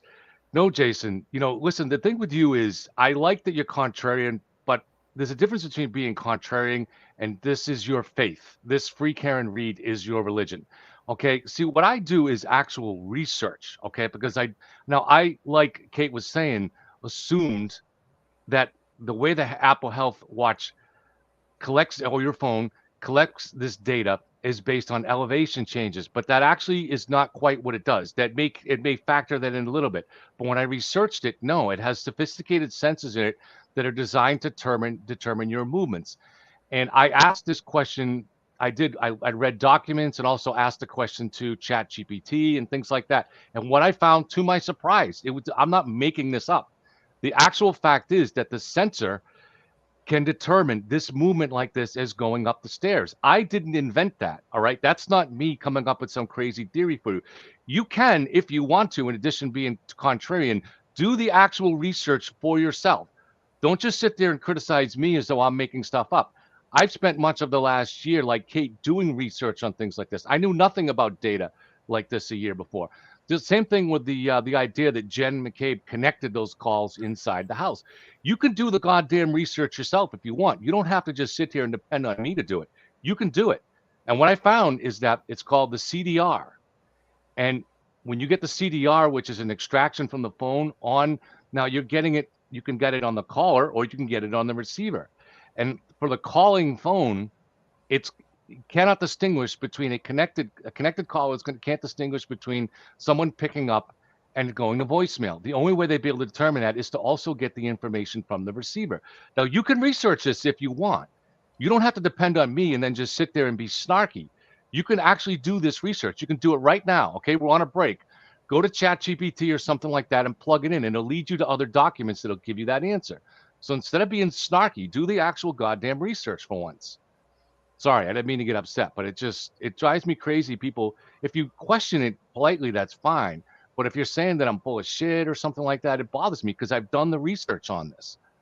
I'm not making this stuff up out of, I would never know how your Apple phone makes that determination, but it turns out there are very sophisticated sensors inside it. And so if you're talking and you're just moving your arms, it will determine that as walking or running or going upstairs when combined with other data, such as the change in elevation. Jason is still arguing this, but I literally, on my channel, I believe it's still on my community page, we replicated this. I posted what happened. We drove slow. I want to say around 5 miles an hour, maybe 10. I had to bring someone with an iPhone. So it was because I don't have an iPhone. I'm a peasant. And we drove slow, and it did register that we were ascending and descending stairs. So, I mean, case closed right there. Like, no arm flapping. I just did a little bit of arm flapping. My step started at 14:09. I got to give it a few minutes to update because it's taking my Google Health over into this app. I'm sorry. So yeah, now I haven't moved, but it's now saying that I've done 1549 steps, which is really weird because I haven't moved at all. This is not, and regardless, this is telling me what my phone interprets that it thinks that I am doing. It is not telling me where I am. And luckily for everyone, so that we don't have to argue this forever, the phone extraction that they took from John O'Keefe's cell phone didn't only give us the data interpreting what the phone believed he was doing, but had precise GPS location as to where he is. And luckily for you, me, and Jason here, it is indisputable that between 12:19 and 12:21, he pinged down the street in a different neighborhood and not at 34 Fairview. So even if we want to concede to Jason, okay, Jason, you're right and I'm wrong. John O'Keefe was climbing stairs at 12:19 a.m. Per his phone, agreed on by both sets of experts, he wasn't doing so at 34 Fairview. So I guess maybe you guys should go find someone that lives on fucking Chapman Street and start harassing the hell out of them, because they might be the real killers. Everybody in town except for Karen Reed, right? Like, use it. Use your brain, Jason. You can do it. Sorry. I just did it again. I just did the research right here for him. Since it's an easy way to do this is to go to ChatGPT's on Bing. Just get the Copilot, and now it'll lead to documents too. So if you don't trust that, it's basing it on documents. I would put it on the screen, except I don't want to take off the fan. So it says the Apple Health app may misinterpret driving as walking up and down stairs due to the way it measures elevation changes and motion. The app uses the iPhone's barometric pressure sensor. So it's barometric pressure sensor and the accelerometer, that is, I think I pronounced that right actually, to detect changes in elevation and movement that are indicative of climbing stairs. When driving, changes in elevation and similar motion patterns, such as stopping and starting at traffic lights or driving up a hill, can mimic the barometric pressure changes and movement detecting when actually climbing stairs. Additionally, the Apple Health app relies on algorithms to interpret sensor data, and these algorithms may not always distinguish between different types of activities perfectly. For instance, vibrations from driving could be misinterpreted as steps or flights climbed, especially if the driving involves frequent stops, starts, or elevation changes. So, I mean, this is, and you put this in, if you ask the question, you'll get different answers depending on what time you ask it or whatever, because it's going to base the different arguments. But that's where I got that answer before, that the motion, the gesture of your arms can be enough to create that, because the assuming you have that, if the phone in your hand or the Apple smartwatch on. So just do the research yourself. It's easy to criticize, but anybody who's been watching this channel and Kate's channel also knows that we do the research. So even if we get something wrong, we're never just making shit up. We're trying our best to get things right and trying to always verify things. And I think, Jason, you've been here long enough to know that, and you should recognize that. Even viewing this in the light most favorable to the Free Karen Reed camp in the defense, right?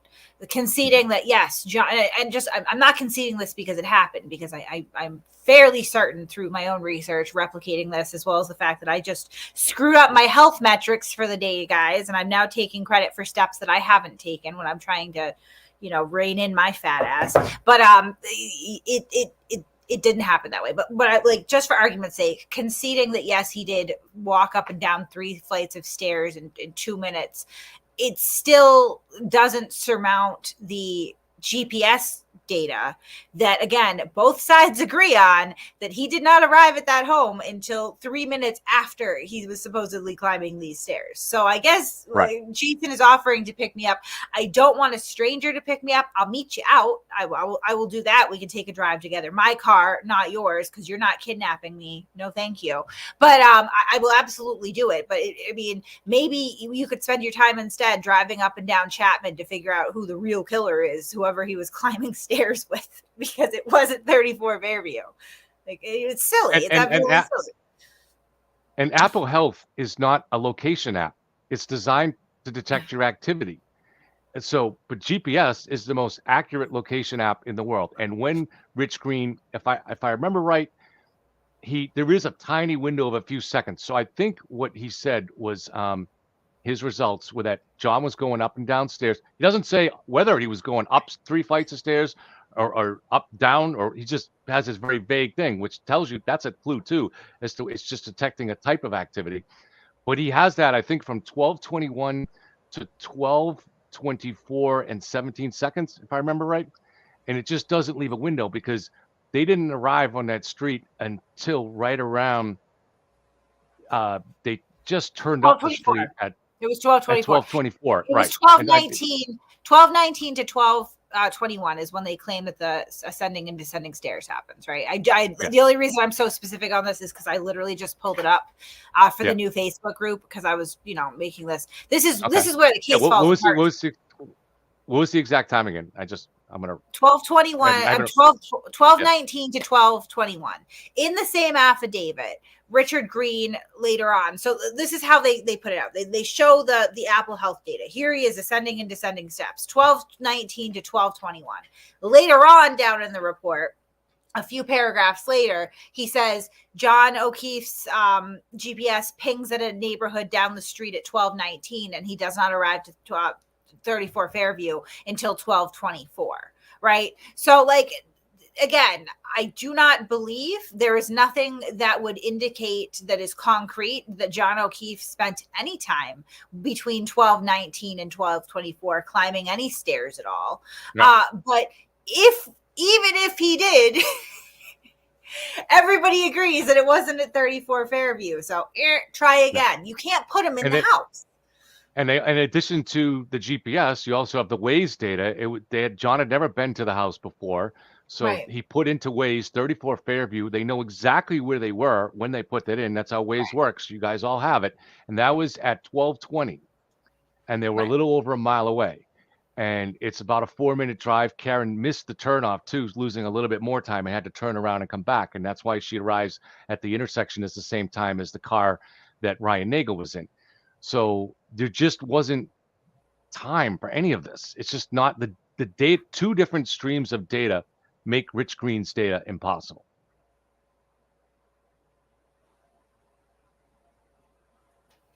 I have it right here, 19. I subsequently analyzed the location associated with O'Keefe's iPhone. iPhone stores various location data with varying degrees of accuracy, as explained in paragraph 12 above. In order to analyze the location data associated with this case, the location data was exported into the CellHawk application. This application allows the expert to filter based on accuracy, time, and location. For this portion of the analysis, I only relied on data that had an accuracy of 100 meters or better.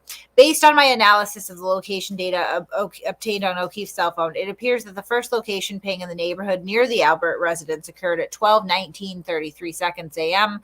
Location data indicates that O'Keefe arrived at the Albert residence at 34 Fairview at 12:24:28 a.m. There you go. Can't put him in the house.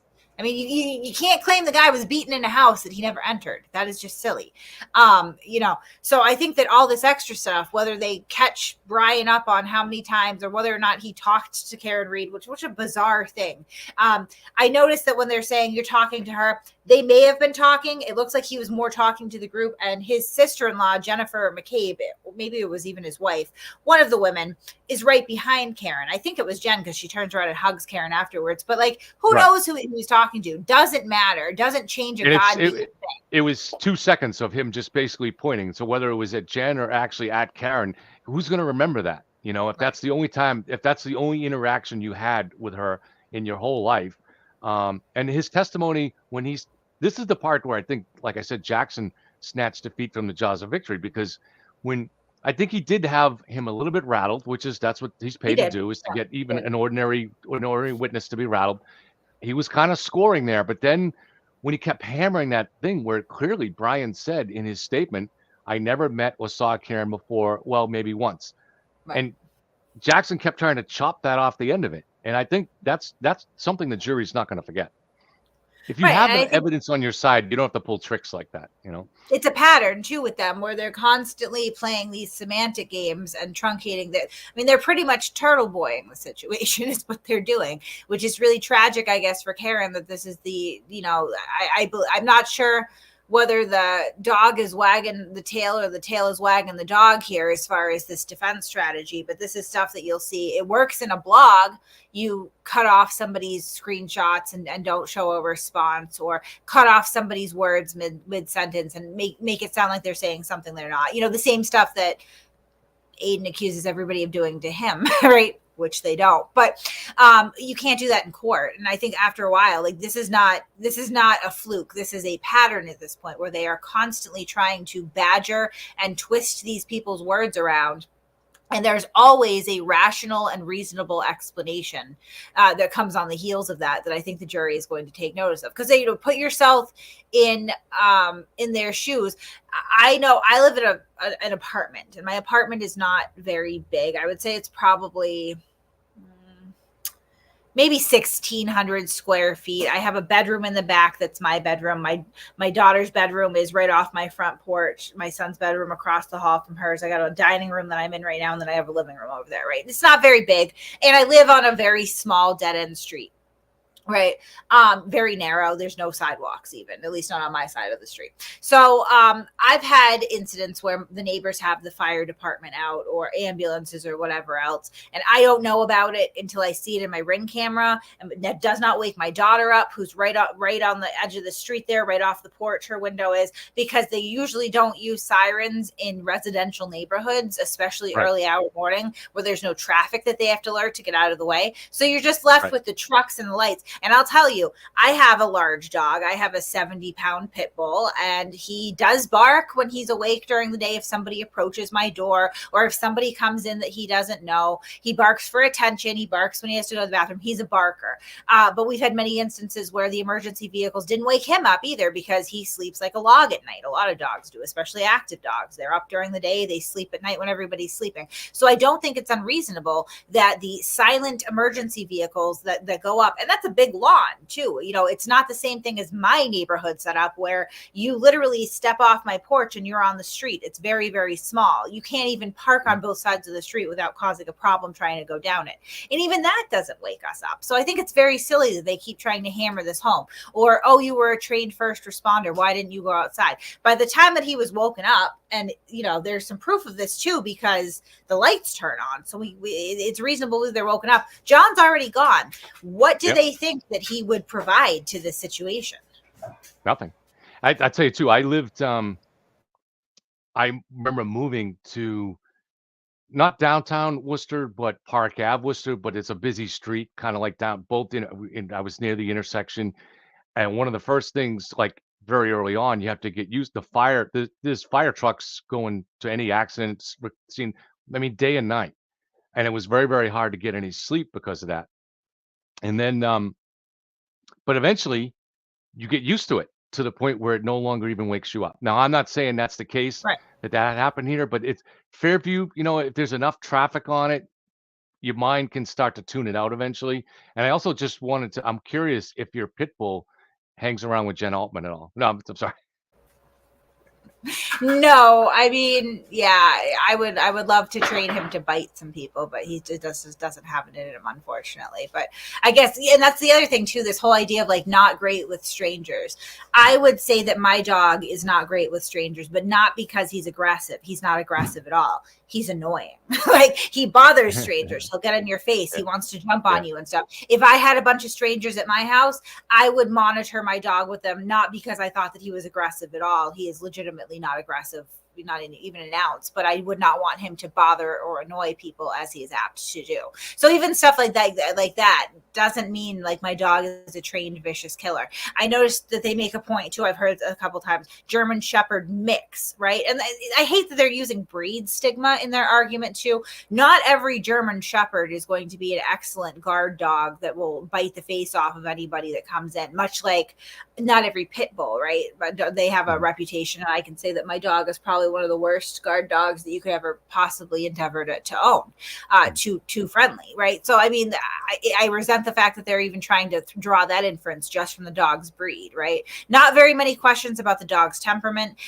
In the 7 years that they owned the dog, they can only come up with one instance where there was any sort of incident with the dog, which is, a pretty good track record for Chloe. Does not indicate that she's some sort of vicious beast. The whole thing is just really sad.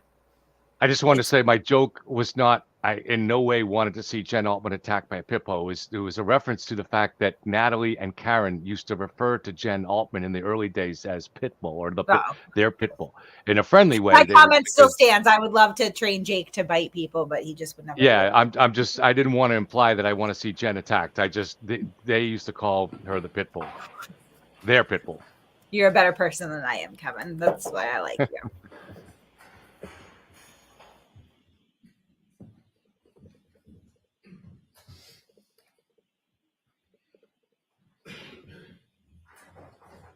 Thanks. Please be seated. Quarterback.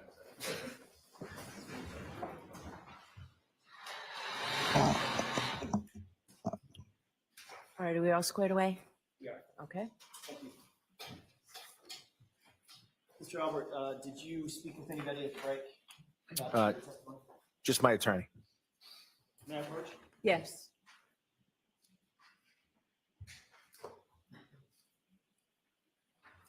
Look at this photograph, Mr. Albert. If you could please tell me if you recognize what's depicted in that photograph. Yes, it's the bulkhead stairway. Is that the stairway that you earlier described for the jurors as servicing the basement going into the backyard? Yes. May I approach? Yes. I would have asked to have this marked as next in order.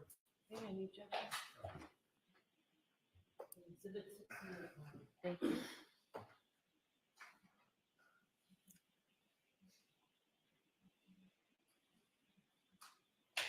Ma'am? Yes. Move to publish, Your Honor. Okay.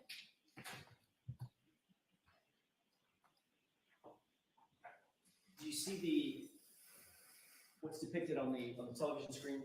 Yes, Does that appear to be the same as what you're holding right there, that exhibit? it does. Yes. Okay, I'm going to direct your attention, if I could, to the lower left portion of this photograph. And right there. Do you see that? Tell what that is. I can't. Let me highlight it one more time, right there. Maybe it's easier if you look on your photograph. Are you referring to the doorknob? Yeah, I got it here. Yes. I'm sorry, it's sort of hidden on that photograph, so I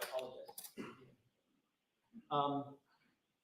Is that the door that swings open or closed to close off the basement? Yes. Then if you open that door, it's in the open position now, correct? Yes. So the photographer is standing in the basement looking toward the doorway, correct? Yes. Then you climb 7 or 8 stairs. Yes. And that bulkhead door, which is where all the light is emanating, how does that open? So the bulkhead door opens straight up. Okay, at least in that photograph, it was hinged toward the house and it would open up like a, I don't know, like a sandwich or something. It opens straight up to the bay windows that are in the kitchen. Got it, okay. Okay, that's all I need for that photograph. Your Honor, I have a flash drive with a video on it. I'd ask that this be marked as next in order. Court's permission. Assuming it's the same one, no objection. It's the same one.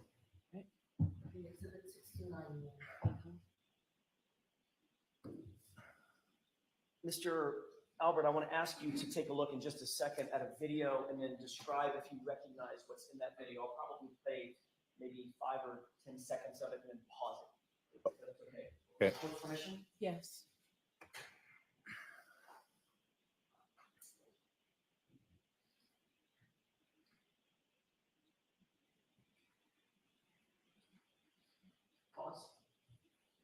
Do you recognize what's depicted in that video, at least up to that point?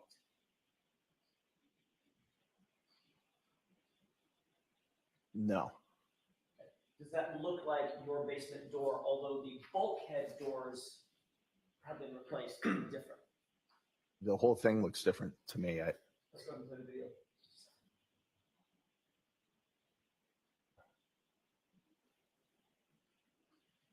Pause. Now do you recognize what's depicted in the video? Yes. What is that? So that's was my backyard. Okay. And what area is over to the left over here? That's a gate Okay.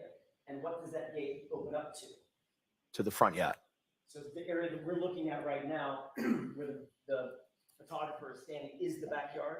Yes. Now, having seen that, notwithstanding the way that the bulkhead doors open, now do you recognize what was depicted at the beginning of the video, which was that staircase? Yes. The downstairs door, the door itself, the wooden door itself, also looks different. Okay. So, but it is But it is the stairway. Yes.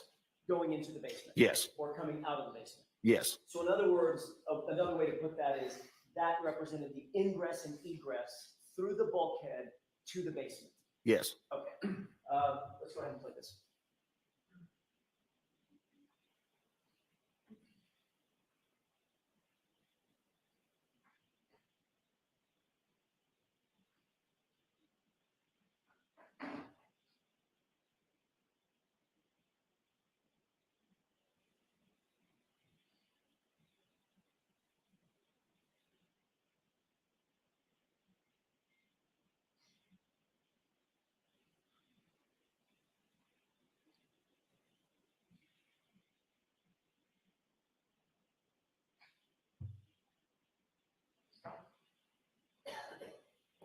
Did you recognize what was depicted in the video? Thank you. Thank you, Your Honor. Did you recognize what was depicted in the video as it continued to play? Yes. Describe that for the jurors, please. It looked like the video was from walking from the backyard towards the front yard. So the video started at the bulkhead door, turned toward the fence, went through the fence, and right up toward the flagpole, correct? Yes. Is that an accurate representation of the layout of the house when you lived there on January 28th, 29th, 2022? Yes. With the exception of the bulkhead door having been replaced and maybe the basement door. Yes. By the way, the 34 Fairview house had been in your family at that time in 2022 for 2 generations? My parents built the house in the late 70s, 79 maybe. So if your parents are 1 generation, you and your family are another generation, 2 generations. Right. Nearly, maybe actually a little more than 50 years, half a century. That what? And what? It was the Albert home. Yes. The fact is, you listed that house for sale for the first time ever in November of 2022, correct? That's the time we listed it. Yes. Just months after John O'Keefe was found on your lawn. Objection. Christine? Mr. Albert, is that timing, according to you, a coincidence? Is what? Is that timing a coincidence? Well, that's not the timing. Actually, we contacted the realtor in 2021, finally listed it in 2022. So that would be pre-incident. So the listing coming 9 months after John O'Keefe was found dead in your lawn, or dying in your lawn, that's just coincidence. You had this in place long before that. Objection. So I'll sustain the question. You can ask it differently. Sure. All I'm asking is the timing, November of 2022, listing that house for sale for the first time in November, that in your mind is just a coincidence. It's not a coincidence because we started trying to look into selling the house in 2021, which was the few months prior to the incident.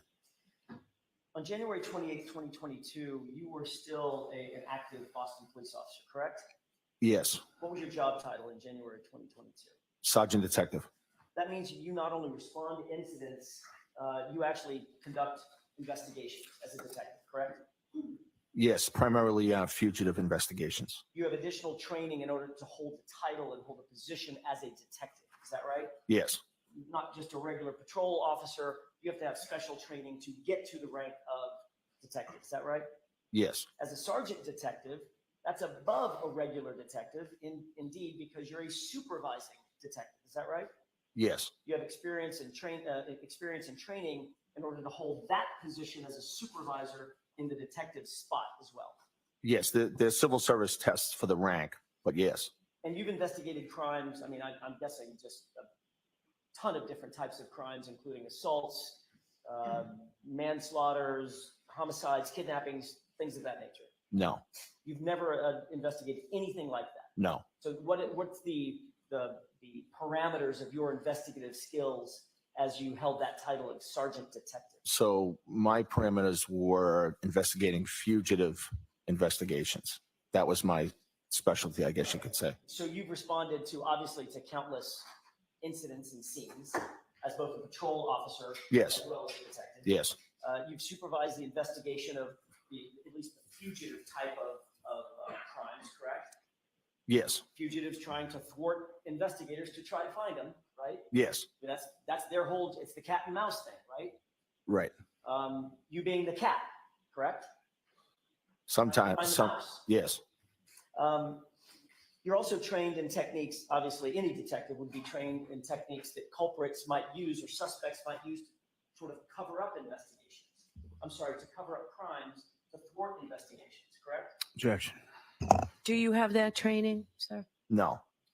So you, in all of your training, 30 years as a Boston police officer, and as a sergeant detective, you don't have any training in what techniques criminals might use to try to cover up their conduct? No, I've never gone to a training for criminals to cover up conduct. No. Never been trained in the fact that, I don't know, somebody might want to clean up blood at a scene. No. Objection. Well, the answer's stand. What about sanitizing a location? Objection. I'll allow it. No. What about getting rid of electronic data? You've got to have training in that. No. In other words, the fugitives that you chase down and try to find, you don't try to utilize electronic data to go after them? Sometimes we do, but I don't have any training in it per se. I mean, things like GPS data and phone calls, and text messages, communications, things of that nature, obviously. Yes. Yes. Sure. These are all things that, at least those things, are things that if you didn't have formal training, you got on the job training and just have common sense about how to go after this type of evidence, correct? Yes. Sir, you had an iPhone with a number ending in 0888 back in January 2022, did you not? Yes. How many years did you have that iPhone as of January 28th, 2022? Of several years, I'm not sure how many, but multiple years. And Mr. Albert, you were notified by the Commonwealth that on September 23rd, 2022, in the fall of 2022, a judge specifically ordered that you were to preserve that phone. Objection, Your Honor. Data, correct? I'll see counsel at sidebar.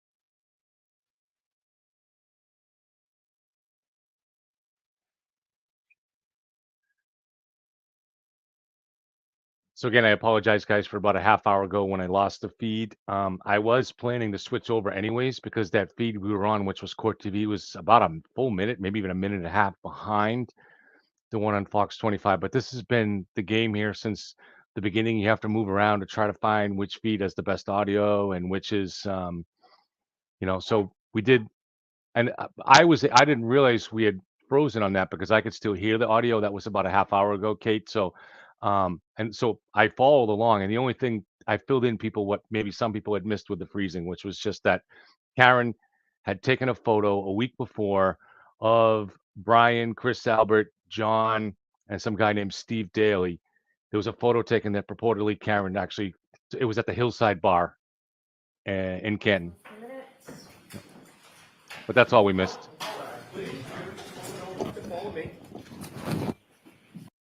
Uh-oh. Now I'm getting the spinny thing.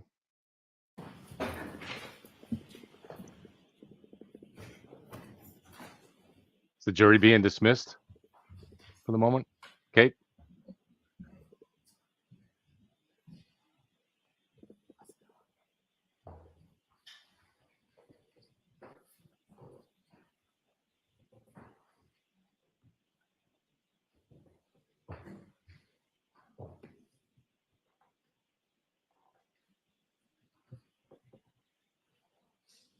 Thank you. May proceed. All right, and I am going to see if his counsel here, he has a right to be present in the courtroom. May I step up for a moment, Your Honor? Sure.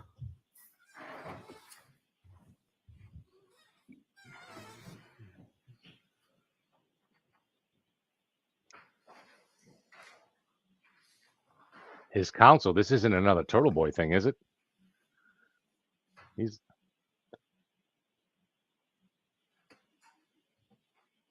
Oh, this is probably, they're probably talking about Brian's counsel. Okay. Because it has to do with his phone. Right.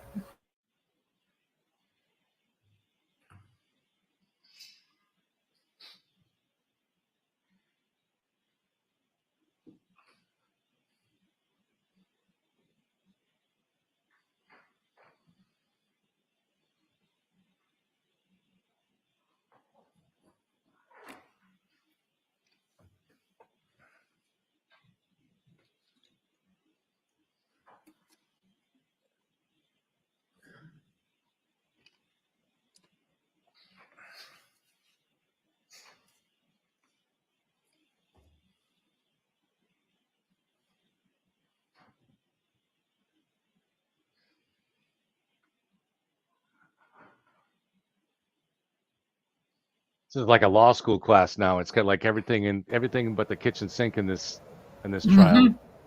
Now the witness is bringing in his lawyer. That's crazy.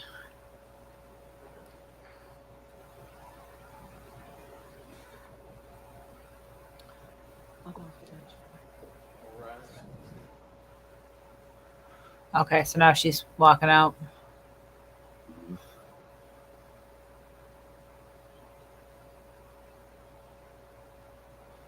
I do need coffee quick. Thank you, RP. This is true. I could really use some coffee.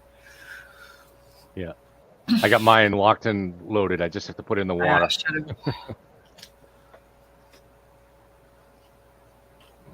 So why do you think that the judge has left the room here? Probably to go bang her head against the nearest brick wall a few times for therapy. Maybe because it's taking, they had to dismiss the jury, and then now it's probably taking a moment to find Brian's lawyer. Right, if he's there. Yep. I mean, this is not impressive at all. And I mean, I'm sure whatever they're going to try to pull out of his phone is completely inconsequential to anything, you know? His communications with Higgins, I guess, is probably what's at issue here, which is silly. Did Brian get a new phone at this time? Are they going? And we know Brian Higgins did. So are they going to suggest something like that? I don't know. Maybe. My understanding is I won't say specifics, but Brian Higgins was drinking in Canton with his girlfriend this weekend. So he's not in hiding. That's the only reason I mean to say it. He's hiding in plain sight. You mean he's taunting their need? Yep. Yeah. He is still working, but the public nature of this trial affects his work, if you know what I mean. Oh, I'm sure. Yeah. Yeah. Oh, she's back.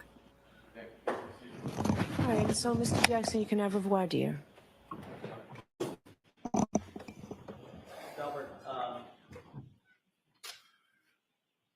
You are currently represented by Mr. Hennig, Yes. seated behind me. Gentleman in the, Yes. who's in the gray suit.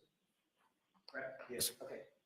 Without telling me anything you've ever communicated with him, when did you hire him as your lawyer? I'm not exactly sure of the date. Give me a time frame. Let's see if we can narrow it down.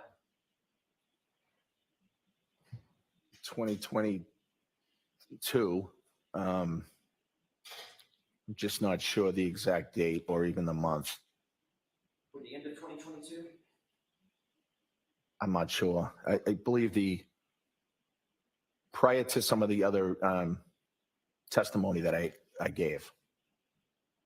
So prior to April of 2022 at the state grand jury? No, prior to the other testimony. Okay, that was in June of 2023. That's my question. Did you hire Mr. Hennig in 2023 in anticipation of giving testimony in June of 2023? I'm not sure of the exact date. I believe it was maybe the end of 22. I'm not sure. Or did you get a subpoena for the other hearing? I did. Okay. Did you hire Mr. Hennig after you got that subpoena? I can't say. I believe so. Right around that time, yes. Okay. I'm just trying to remember the time, and I can't remember it. Okay. So you did not hire. Well, Your Honor, I think that answers the question. He's not represented in 20. I'm going to see at sidebar about the extent of the inquiry.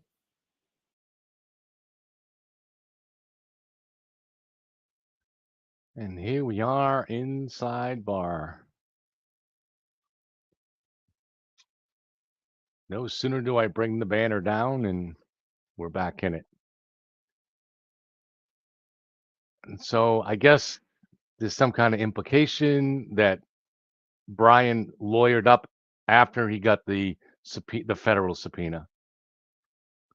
You're still muted, Kate. Oop. Sorry, I just went to go try to make myself coffee and then immediately heard the sidebar. I know. So it sounds like the discussion is about when Brian lawyered up, and he seems to have probably lawyered up around the time that he got the federal subpoena. When did Karen lawyer up again? What does that matter? Oh. Yeah. Silly. Oh, yeah, Karen lawyer. Before 6 a.m.? No, I'm kidding.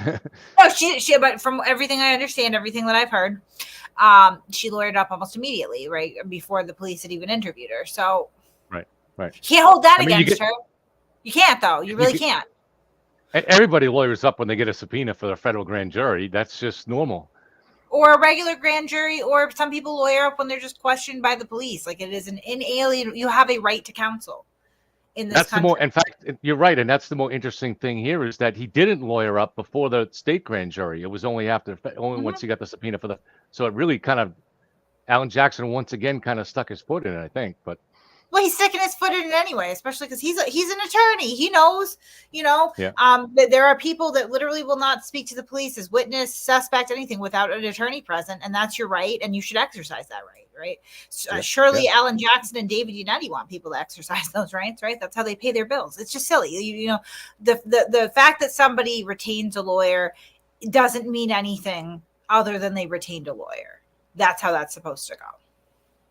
Yeah, but they're trying to make it sneaky little thing to make them look bad in front of the jury. That's probably why the judge called the sidebar. But yeah. Right, because this is silly. This is ridiculous. May I? Yes. Thank you. You had received, and I want to draw your attention to 2023 now. I'm sorry. Now I'm doing it. The fall of 2022, September of 2022. Yes.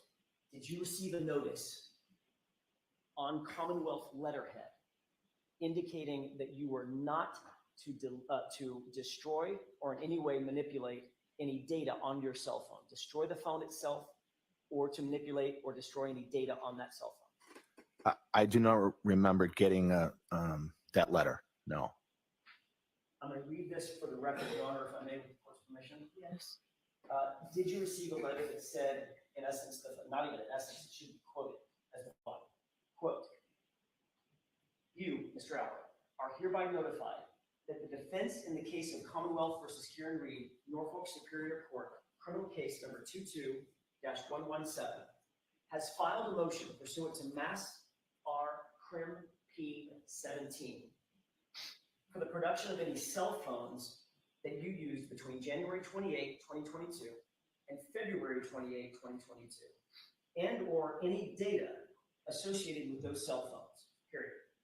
The hearing on Ms. Reed's motion will be held on October 3, 2022 at 2 p.m. in courtroom 1 of the Norfolk Superior Court. You may be heard on the motion at that time.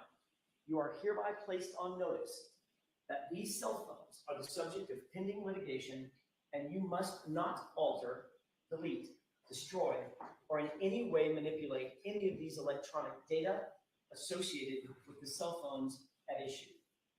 Period, end quote. Did you receive a notice from the Commonwealth with that language? I don't remember receiving that document, no. Were you told in any other capacity that you were not to get rid of or delete your cell phone? In other words, preserve your phone.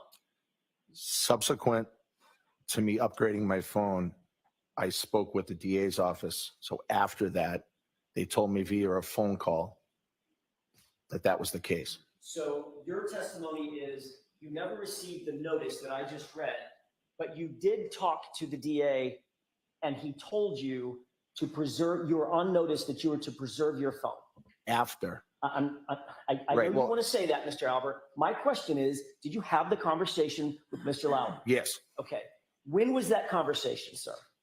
So I don't have the exact date of the conversation. I'm not sure. Who did you talk to on the phone exactly? Was it Mr. Lowry alone or was it a conference call? It was a conference call. Who else was on that conference call?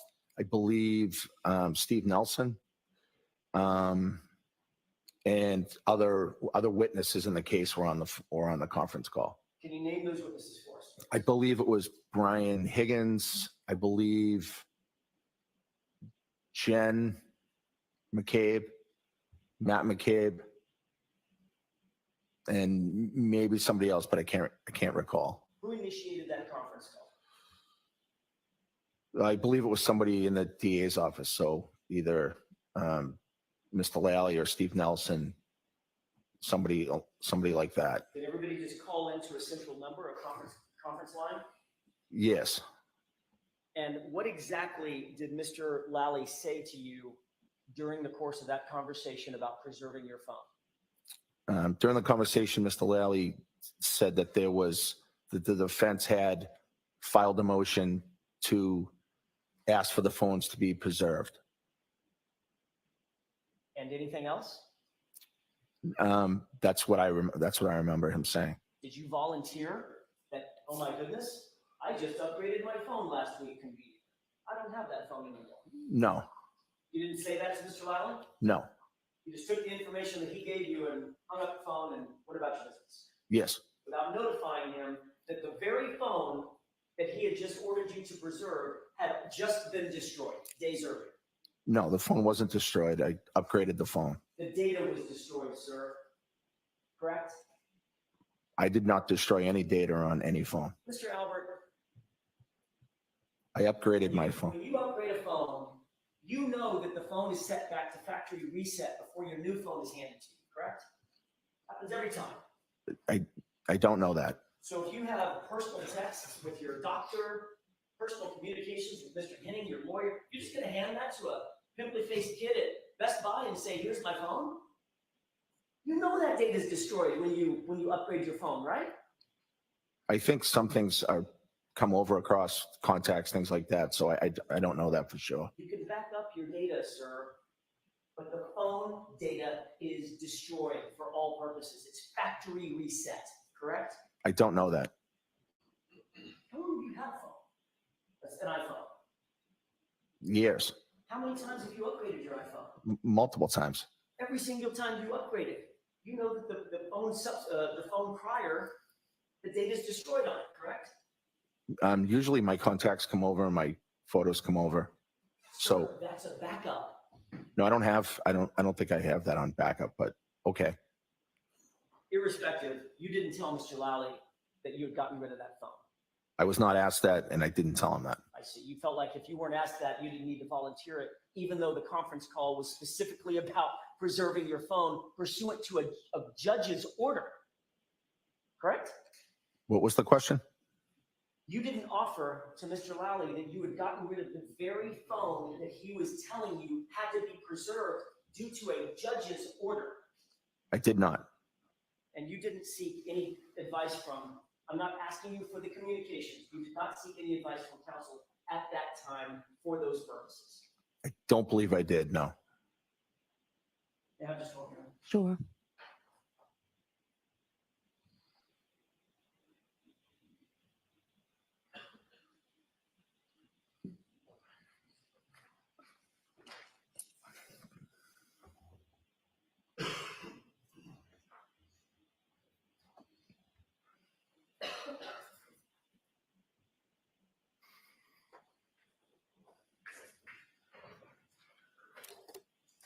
At some point, you indicated, Mr. Albert, at another proceeding, under oath,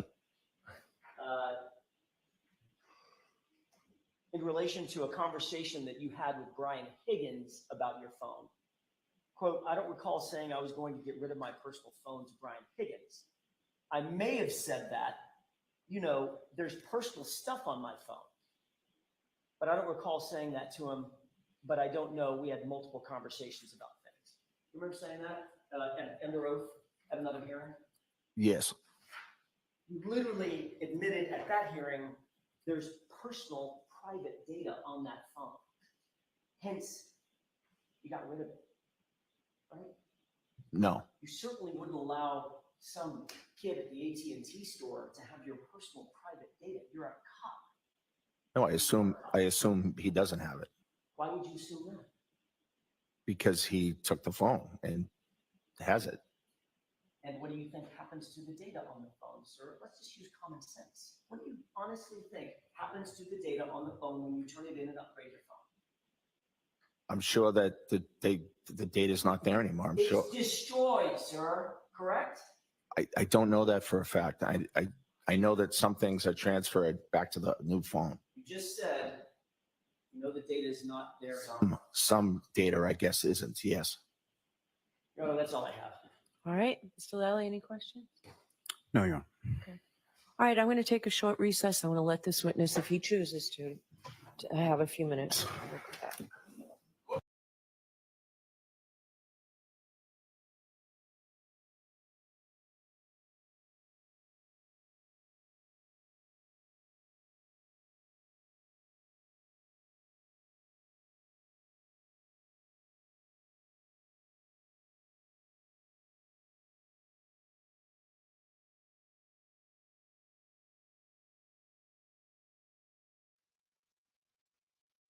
Sorry, Kate, I was making my coffee. That's all right. So, I mean, I think we're back to what we always have here is that people have data on their phones that they don't want to be made public, like Tom Brady or whatever. You know, so is it a little bit questionable? Did Brian seem to destroy data? He Have it upgraded his destroyed? phone. So, I mean, it does seem to be the case, but I don't think it's really surprising. He fought access to his phone, and I think for understandable reasons. So, Well, I mean, they're arguing something that's, again, kind of a moot point, right? Because, like, none of his phone was ever deemed to be admissible or pertinent to this trial, so. right. I just think it's important for people in the public to understand that just because you deleted your data or fought someone to have access to your data does not mean there's a conspiracy. You can say, okay, wiped well, her entire phone, right? She Right, left the right. police knocking outside for 45 minutes and refused to answer the door. She called her attorneys and she handed over a phone that was completely factory reset. Does she have Right. something to hide? I don't know. right, and she fought having access to this phone for like 16 months under attorney-client privilege. Right. So, I mean, I think it's fine if people are just tuning in today, and this is the one day they've seen about testimony, to take an objective opinion and say, okay, maybe he has something to hide. But it also would be rational, just looking at this one day, but it would be rational to also say what he is hiding may have nothing to do with the case at all. People have all kinds of embarrassing stuff on their phones that they don't want exposed. So, why did they take the break here? Because it sounded like Jackson stopped or ended, and then Lowry didn't have any questions. So, but then yet they offered Brian arrest. So I must have missed something there. We might want to talk to his attorney about this, see if his attorney needs to intervene. That was just voir dire, so that's not in front of the jury. That's right. That was the voir dire. That's right. I forgot. I put that in my notes and I lost track when I went to go. Yeah, so they're bringing the jury back in. Okay, presumably.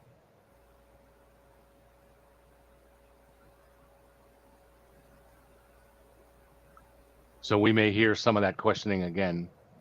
Possibly. If the judge allows it, yeah.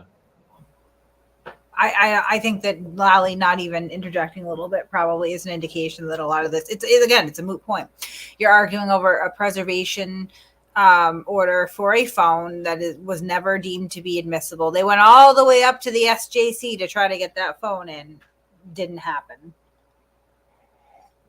Roberta says, I hope my... Oh, sorry. No, I just said, Roberta says, I hope my phone never becomes evidence in a criminal trial. Mr. Glass, is it true that you took over 5,000 pictures of your cats? I might think to myself, it's the last time I had anything embarrassing on my phone, it was probably a flip phone. So my days of having embarrassing stuff are over.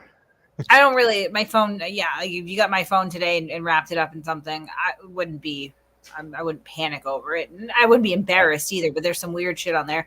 This morning, I'm pretty sure that I Googled how long it takes to starve a person to death. Because in the car on the way to school, my daughter and I were talking about an exterminator with some raccoons that we had in the attic, and my daughter was expressing skepticism that the exterminator actually trapped the raccoon, and she had opined that the raccoon would have been dead. And I said, I think that it takes a little while for a raccoon to starve to death. And so from there, it's like, well, how long does it take a person? And there we are. So I suppose if somebody in my proximity starves to death in the next month or so, that I will be implicated. I don't know. It's just, which is why the Google search, how long to die in the cold, even if taken at face value, before it became so clear that it did not occur at 2:27, I didn't really bat an eye on that. I didn't think that was the big smoking gun that everybody thought that it was. Because, I Google weird shit all the time. Yeah, I disagree on that. If she made that search at 2:27, to me, there's really no conceivable reason for doing that. It's too big of a coincidence. But how did raccoons get in your attic? Or is it the basement you said?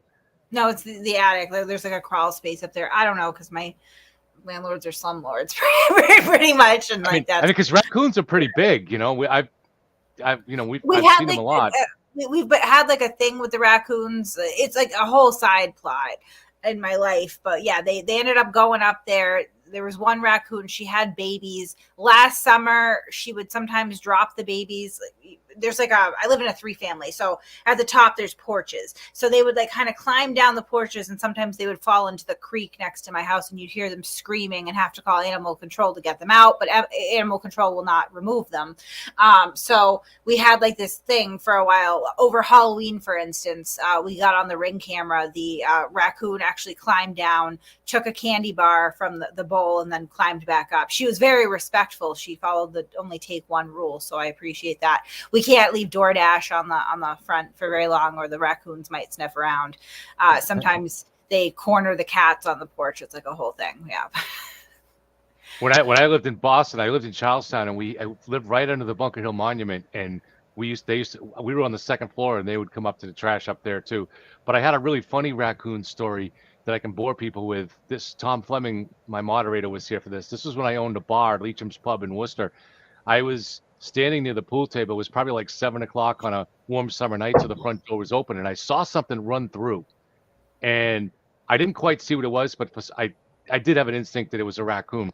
We had a female bartender behind the bar, and I said, hey, if you see something run back there, jump up on the bar. Because it ran off into the back where we couldn't see it. But it turned out it ran into the back room, which was closed at that time. And we managed to find it in the bathroom and tried to just shoo it out the back door. But before we did, it ran back, went into another bathroom, and it actually was really cool. I wish phones had cameras then, because it instead of coming through the half open door, it climbed up under the top, looked at us we were about 5 feet away, and then hanging from these really human-like but long fingered hands, Wow. it lowered itself as much as it could to make the fall as short a drop as possible. Oh, we're going back. Not And dumb. that Yeah. was our little raccoon story.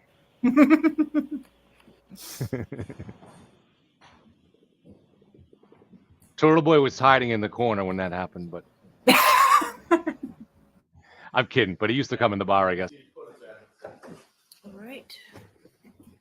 Witness stand, please.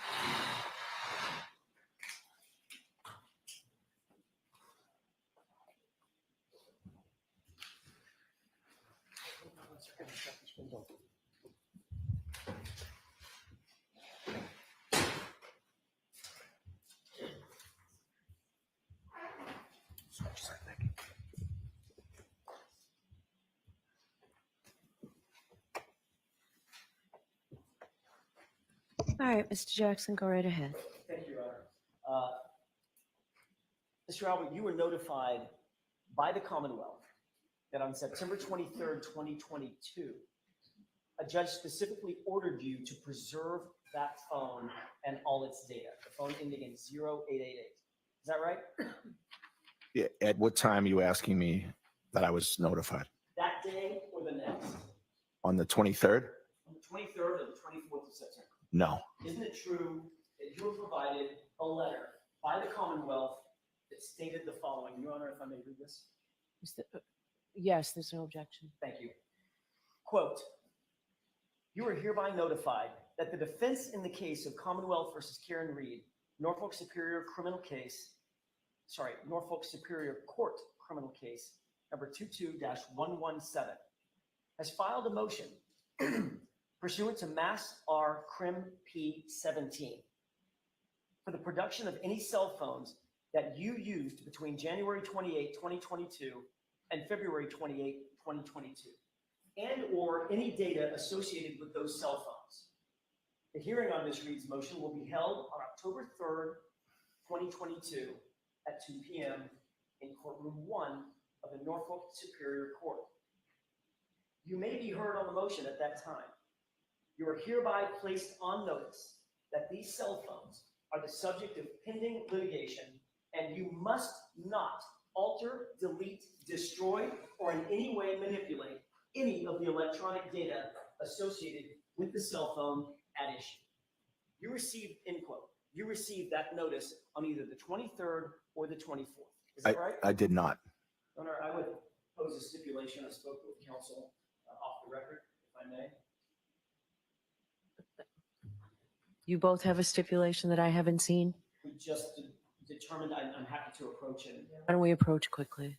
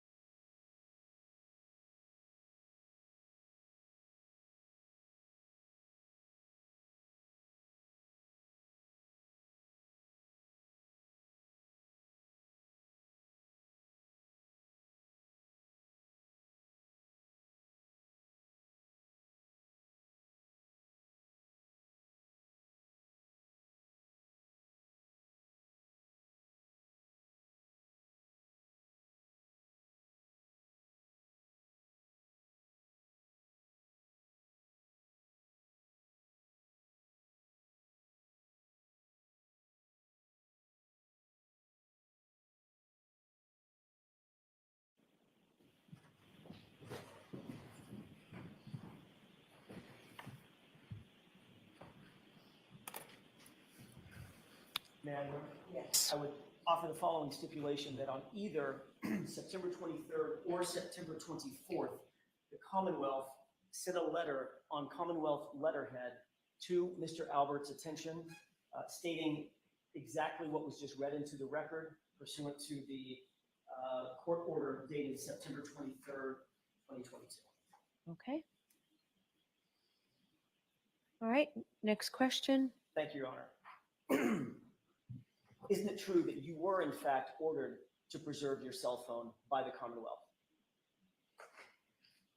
At some point, I was made aware of that, yes. All right, let's just get to the brass tacks. Where's your phone? My phone was upgraded and traded in for a new phone. Your phone was upgraded and traded in for a new phone. Yes. Okay. Another way to say that is you traded your phone in and got rid of it, correct? I traded my phone and upgraded it. Yes. When did you get rid of your phone ending in 0888? I upgraded my phone in September, third week of September, maybe around 22nd. The 22nd of September. I believe so. I can't be sure the exact date. So according to you, you got rid of the phone that was the subject of a court order preservation the day before it was ordered preserved, right? Rephrase the question, please. This order was just stipulated. This order is dated September 23rd, 2022. It was just stipulated that on the 23rd or 24th, you were then sent a notice to preserve the phone. And your testimony is on the 22nd, the day before this all happened, you upgraded your phone and got rid of it in total, correct? I upgraded my phone on and around the 22nd, yes. And you knew that all of the data on that phone would be factory reset and destroyed. Objection. Do you know that, sir? I do not know that. How many times have you upgraded your phone in your iPhone? I'm not sure. 4 or 5 times, maybe. You're aware that when you turn a phone in and you upgrade it, the phone that you turn in, that data is factory reset, meaning it's gone. It's destroyed off of that device, correct? Well, I think some data transfers and some doesn't. We're not talking about a backup. I'm talking about the physical phone. That physical phone becomes a brick when you turn it in, correct? Correct that it becomes a brick? I don't know. It becomes effectively a brick. There is no data left on the phone. I'm not talking about backup data onto a cloud. I'm talking about that phone. So the old phone, yes. Yeah, it's just everything on it's destroyed, correct? Right, although some of the data transfers to your new phone. And you're aware that the very data that you were ordered to preserve would have been destroyed, according to you, the day before. Correct? Rephrase your question or ask me a question. Are you claiming that you got rid of your phone on the 22nd? I upgraded my phone around that. I'm not sure if that's the exact date, but yes. So it could have been after the 22nd. I don't think it was after the 22nd. Could have been the 24th? No. Could have been the 25th? No. So you're absolutely sure that you could not have upgraded your phone and gotten rid of it anytime after the 23rd when this judge ordered that it be preserved? No. Because you know that if you got rid of that phone after you had been notified that you were ordered by a court to preserve it, you'd be committing a felony. Objection, Your Honor. Sustained. So you now claim that you got rid of the phone on September 22nd, 2022. Hours before you were ordered to preserve it. That's your testimony, correct? Yes. Is that just a coincidence? September 4th was my birthday. The phone was broken and failing. I had planned on getting a new phone, and that just happens to be the day that I got it. Happy birthday. Was that a coincidence? Objection. Sustained.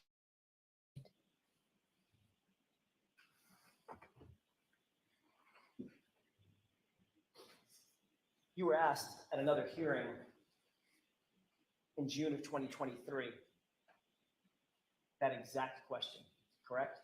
Whether it was a coincidence. You remember that? I don't. You recall being asked, quote, so it's just a coincidence that within minutes, hours, or days. Objection, Your Honor.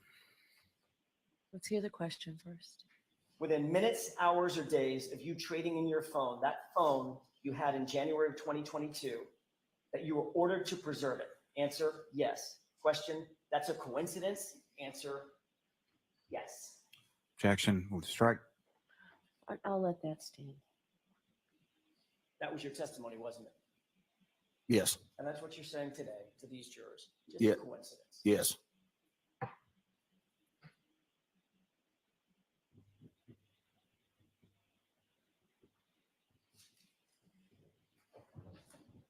Did you and Brian Higgins agree with each other that you were both going to get rid of your phones? Objection. I'll allow that. No. You testified at the other hearing in June of 2022, quote, I don't recall saying that I was going to get rid of my personal phone to Brian Higgins. I may have said that, there's personal stuff on my personal phone. I don't recall saying that to him, but I don't know. We had multiple conversations about things, end quote. Remember testifying to that? Yes. So you're not ruling out the fact that you may have told Brian Higgins that you intended to get rid of your phone, correct? No. You're not ruling out the fact that Brian Higgins may have told you that he intended to get rid of his phone. No, I don't remember him saying that to me. Your testimony was, quote, I know there were conversations about the phones. I just can't say if he was going to get rid of his phone or not, end quote. You testified to that, didn't you? Yeah, I have no idea what he was going to do. I'm asking, are those your words? Did you testify to that under oath? Yes, although I don't know the context of the time that they were asking that question. June of 2020. No, not the date of the hearing, but when they were asking if and when that conversation took place. Does it really matter when it took place? I think so, yes. Well, you talked to Brian Higgins about getting rid of your phones. When do you think you had that conversation? I don't think I talked to Brian Higgins about getting rid of my phones. Well, you just said you can't rule out the fact that you had conversations with Brian Higgins about your phones and possibly getting rid of your phones. Right? No, I don't think that's what I said. You two discussed the fact that you both wanted to get rid of your phones. I don't remember having that conversation with Brian Higgins at all. Your testimony was, quote, I know there were conversations about the phones, sir. Correct? Correct that that's what you're reading. So if you're having conversations with Brian Higgins about the phones, what the heck were you talking about? I don't know the timing of when they asked when those conversations were. Mr. Albert, So I'm leaving it open to you. I don't care when it was. I'm asking you, have you ever had a conversation with Brian Higgins about your phones, respectively?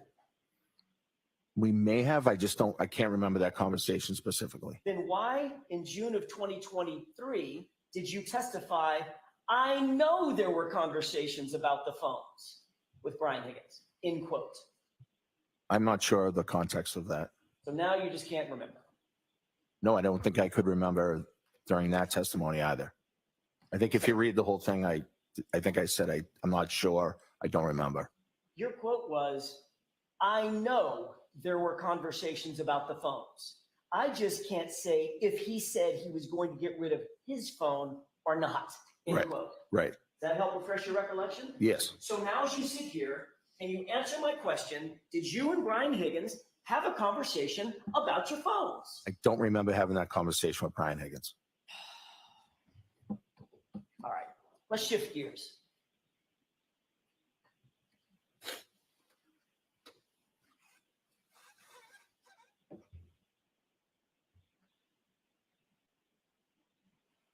Before I shift gears,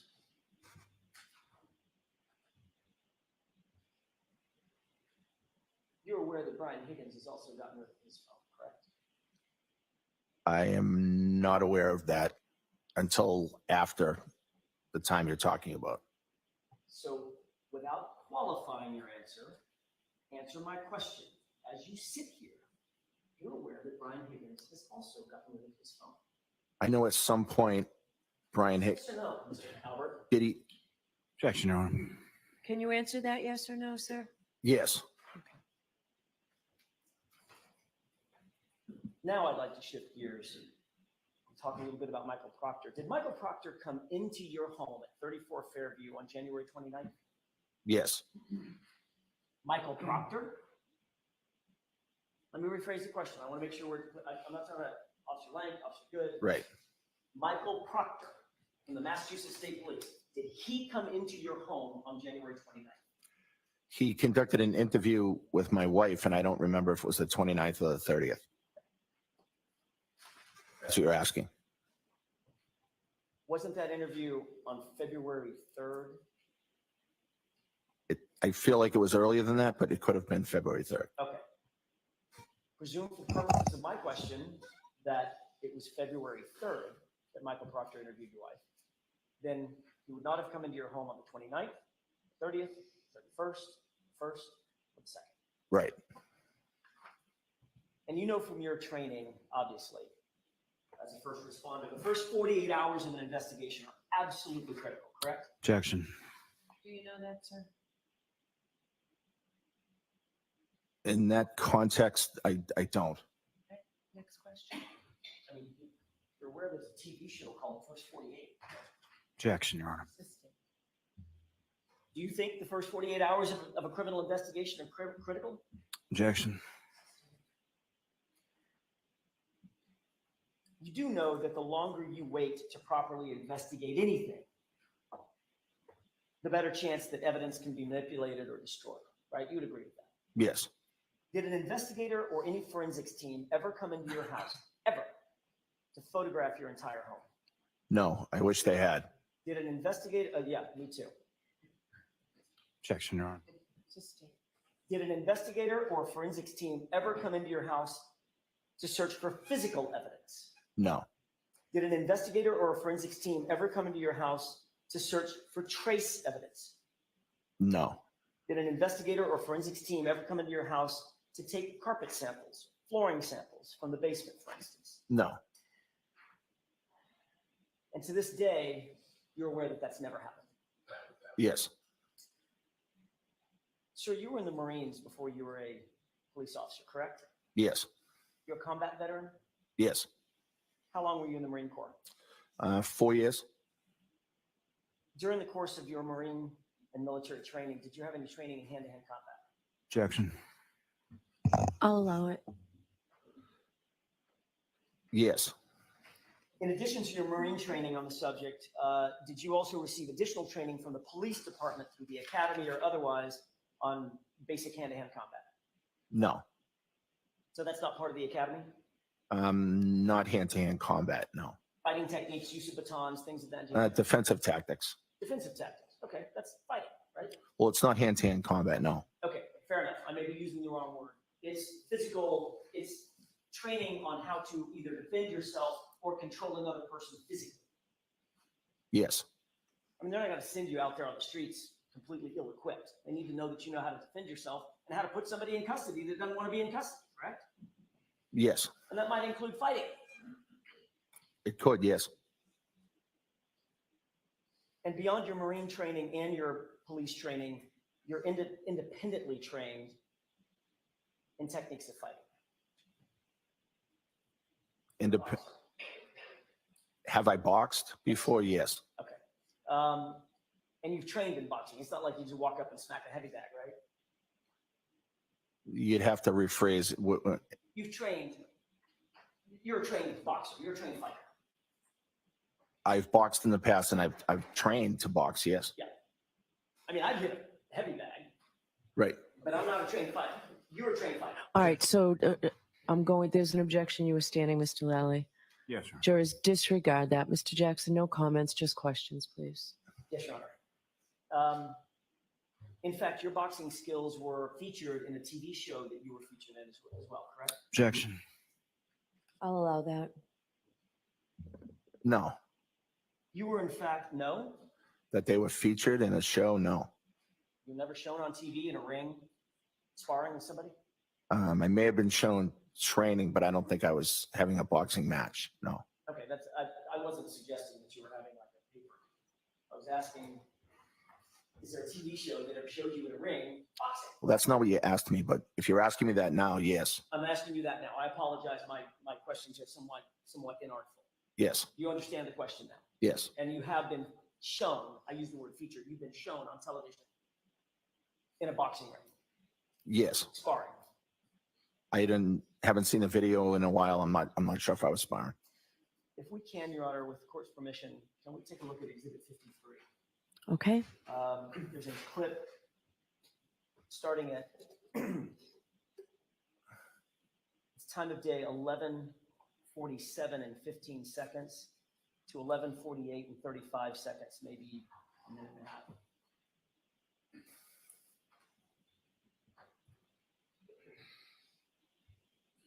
Can you enhance that?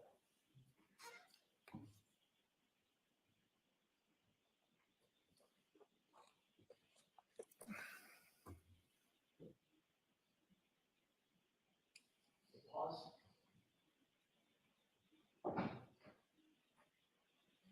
you see the two men in the foreground? Yes. Who are those two men? Looks like myself and Brian Higgins. Does it look like yourself and Brian Higgins, or is that yourself and Brian Higgins? Yes, it is. Okay. We can go ahead and play that.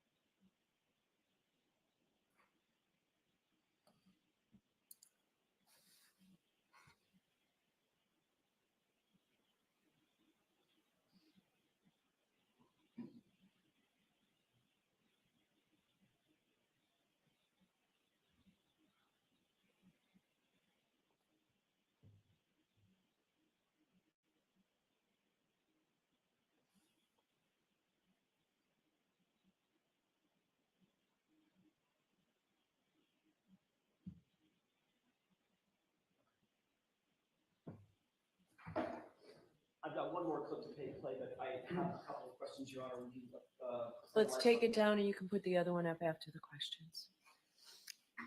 Did you see what was displayed on that video? Yes. Had you seen that before? Part of it, yes. Is that what you and Mr. Lally went over in your preparation for your testimony? I don't think that we went over it, but he showed me a quick clip of it. When you say he showed you a quick look, did he ask you questions about it? I don't think so, no. Did you give him any answers about it? No, Any explanations?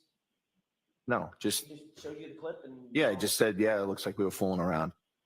okay, so you did make an explanation. You've given him Yeah, an explanation for it. Right, I said, I think we were just fooling around. Okay, it's the same thing you told us this morning, right? Right. Just fooling around. Yeah, just having fun with my friends and hanging out and fooling around. Absolutely. What were you doing?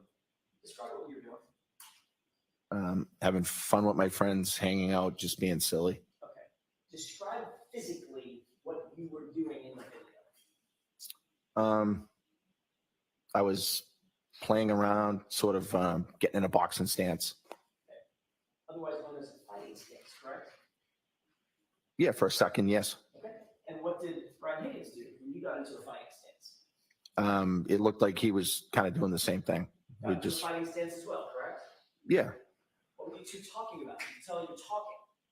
Right? Yeah, I don't know what we were talking about. We were just being silly, fooling around, having fun. Were you giving him advice on the proper way to get into a fighting stance or a boxing stance? No.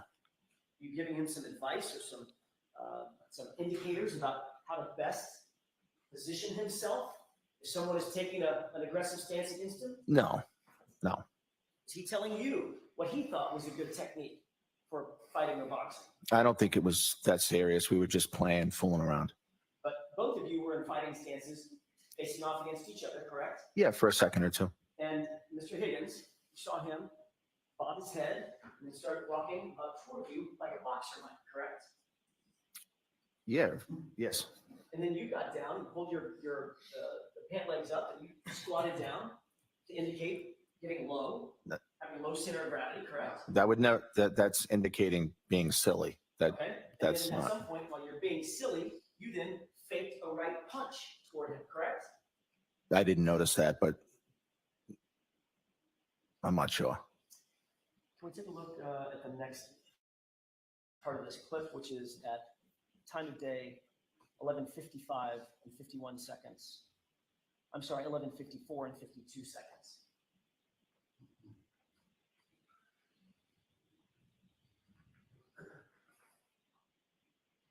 Pause it.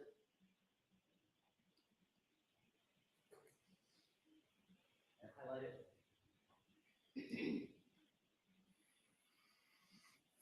Okay, there's several individuals crowded around a table. Can you describe where you are and where Mr. Higgins is?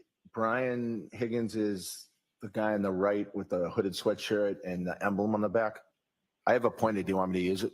That'd be great. That'd be great.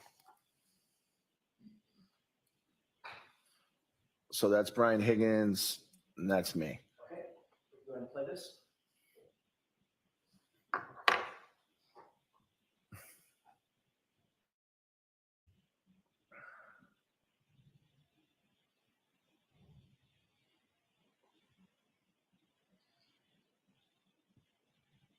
Pause. You see what you just did? Yes. What did you do when you slapped his right arm? What did I do? What did you do? What are you doing? It looks like I'm just being silly, fooling around. Okay, I'm going to ask you for a little bit more physical description. What are you doing? Why are you grabbing him from behind? I don't really know. Is that a wrestling hold?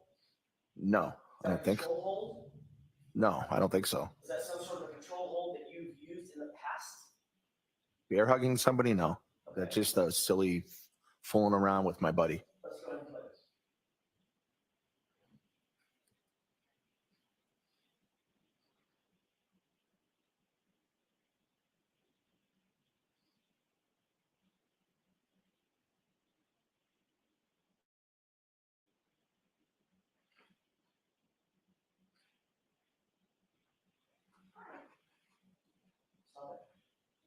Do you see what Mr. Higgins just did? I did, yeah. When you let him go, what did he do? I don't know. He did some kind of, I don't know, he pretended to knee me or something. Knee to the abdomen? Yeah, I don't know if it made contact or not, but Mr. Albert, I'm not suggesting by my questions that you two are actually in a fight. right. I'm asking what he's doing. Does it seem to Yeah, I don't. you that he's playing like or practicing like techniques in fighting? I don't know what his intent was. It looks like he's just fooling around, just like I was. But if a grown man walks up to you, grabs you from behind, and puts a knee up to your solar plexus, that's probably not the same as a high five, right? What is your question? In other words, it looks like he's practicing some sort of fighting technique. Practicing? That's not how I see that. How would you describe it? I would just describe it as him fooling around. We're in the bar together. We're good friends, and we're just being silly and fooling. That's all. There's a number of people in that bar. You would agree with that? Yes. You see anybody else in that video at any time getting physical with one another? Objection. How much of this video have you actually watched? Not much. Okay, then let me ask a different question. From your memory of that night, who are the only two people in the bar that seem to be getting physical with one another? Objection. Can you answer that? Sure. The only person I remember being physical with was fooling around with Brian. Okay, play it just a little bit longer. Almost finished.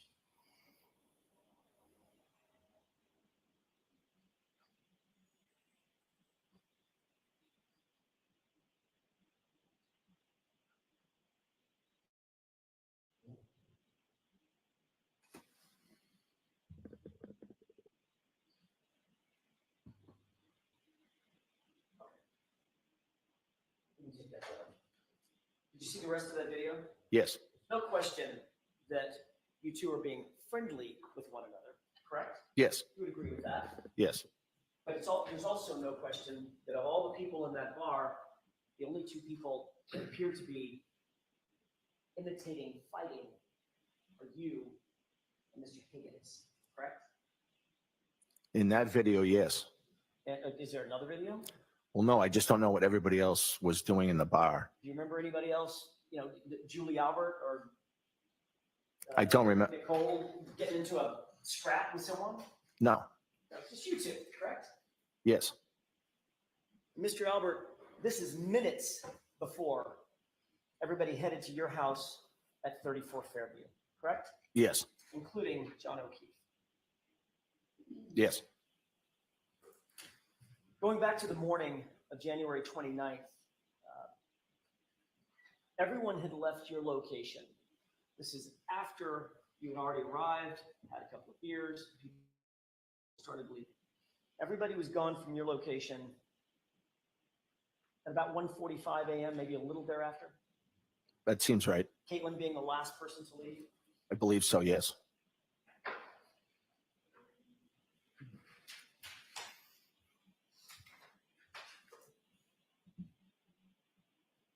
What did you do to get ready for bed, to settle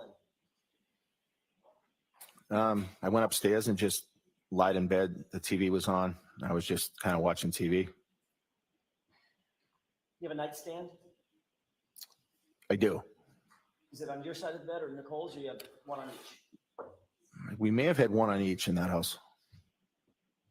Put your phone on your nightstand? No. Where'd you put your phone? The phone was in bed with me. So your testimony is that you get in bed after being on a road trip all day long, then at restaurants and at bars, then at a get-together at your house. And when you go to bed, you don't charge your phone? No. I had the phone in the bed with me. Why would you have the phone in the bed?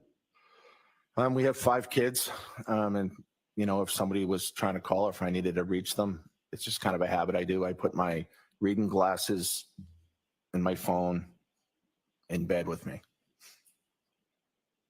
And you don't charge it? Sometimes I charge it, but not as a routine, no. So you're worried about having your kids out. They might need to get a hold of dad, so you make sure that your phone is nice and close, but it can just run out of batteries? Well, if it's dying, then I'll put it in the charger. But if not, I just leave it on the bed. Well, what about that night? That night, the phone was on the bed. How do you know? Well, I remember the phone being on the bed. You have a specific recollection from 2.5 years ago about the state of the battery charge on your phone such that you know it was in your bed that night. No, I just know as a routine, I keep my phone on the bed with me. That's not what you just said. You just said it depends on whether or not the battery needs to be charged, whether or not you charge it.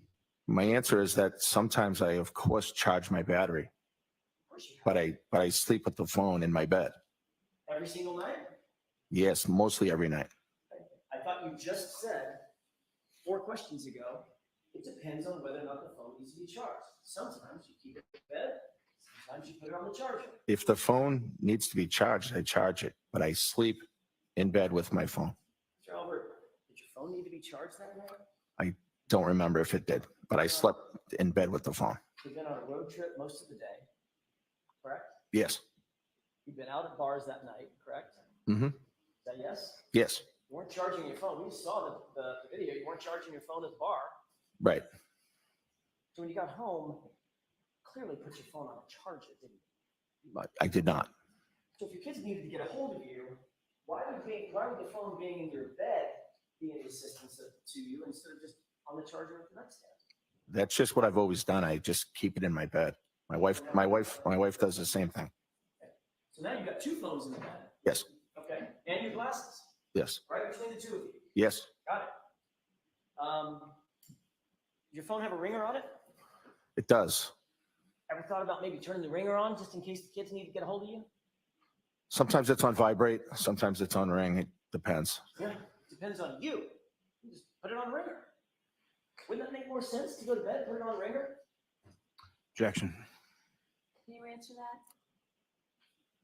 All I can answer is that I sleep with my phone in my bed. That's just what I do. And you know what I'm about to ask you, which is why you're saying you sleep with the phone in the bed, correct? All right, I so s- that's sustained, that's stricken for Mr. Jackson. All right. What else is in the bed with you? Your keys, your wallet, any other pocket items? No. Just the phone and your glasses. Yes. And Nicole's phone, Yes. right between the 2 of you. Usually, yes. What about that night? Yes. Sir, did you make any phone calls after you went to bed between the hours of 1:45 a.m. and 6:30 a.m.? Yes. Who did you call? I inadvertently called Brian Higgins. What time? I don't recall the exact time. After 2. 2:22 and 35 seconds. Does that sound familiar? Yes. Did you speak to Brian Higgins at any point between 1:45 a.m. and 6:30 a.m. that night? No. You say you inadvertently called him at 2:22 in the morning. Yes. How did you inadvertently call him? Well, I don't know because it was inadvertent. So I have to explain that. Well, it's kind of like a butt dial. Kind of like a butt dial. All right. How long have you used an iPhone? A long time. As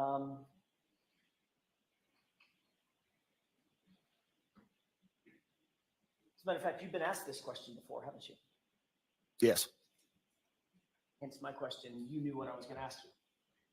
Objection, Your Honor. I'll withdraw.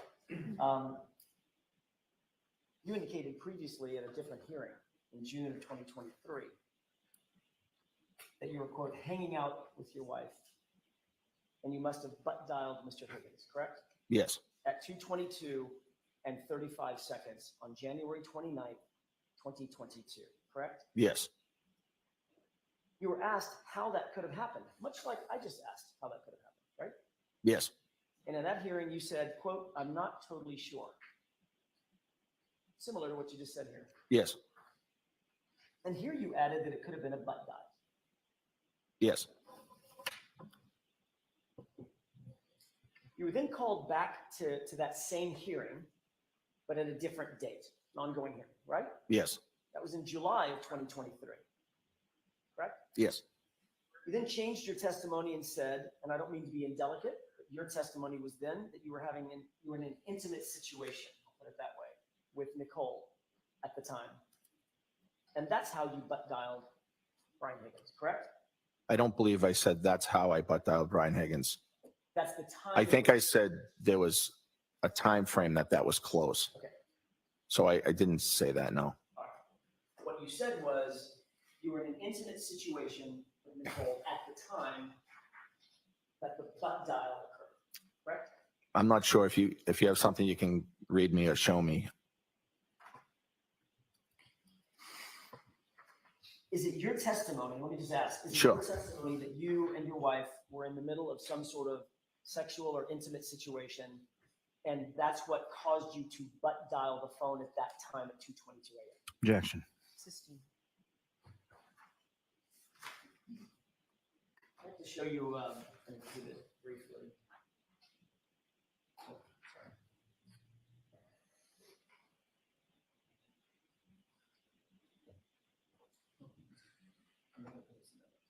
They have just one more. Yes.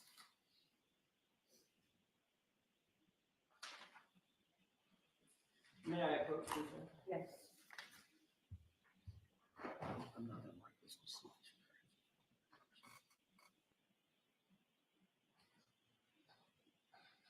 Sir, I just want to find out if this refreshes your recollection. Look at lines 11 through 13, and then let me know when you're prepared.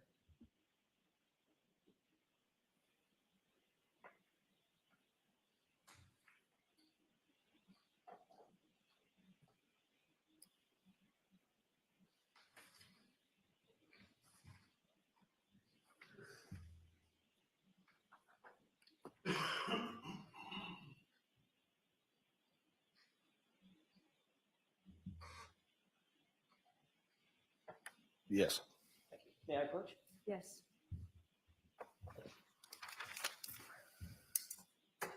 Does that refresh your recollection that you indicated at the other hearing that Just the first part of that first. Does that refresh your recollection? It does. Okay, now you can. Thank you, Your Honor. Isn't it true that at the other hearing, you indicated that at or around the 2:22 time frame, you and your wife were in bed together in an intimate situation? Yes, around that time, I think it reads.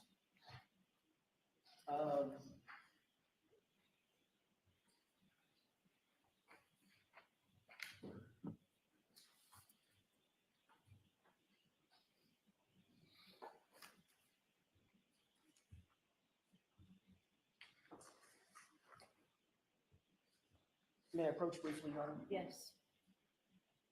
Well, with the court's permission, let me ask a couple of questions. Do you recall every call that you made between, say, 1:45 a.m. and the next couple of days? Do you remember every single one of those calls? No. Do you think it would refresh your recollection to look at a log of those calls during that time frame if we're going to discuss those? Yes.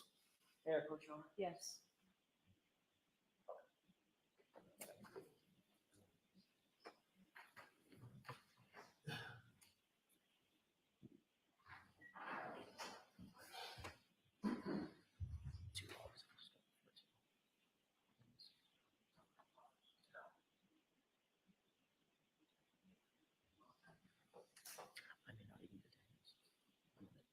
I'll show it to him.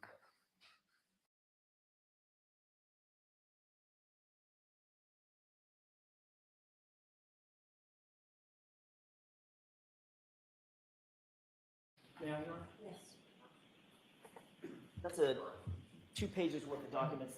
If it refreshes your recollection as we walk through this, with the court's permission, let me know if you need to refer to that. Right. I'm not going to be able to read it right now. I'll do it as you ask.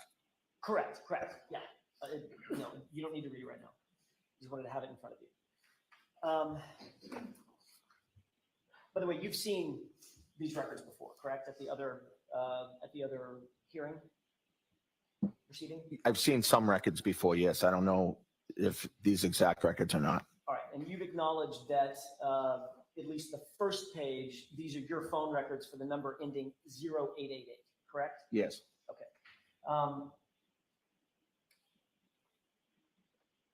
And these are call records from January 29th Yes. at 2:22 and 35 seconds in the morning, correct? Yes.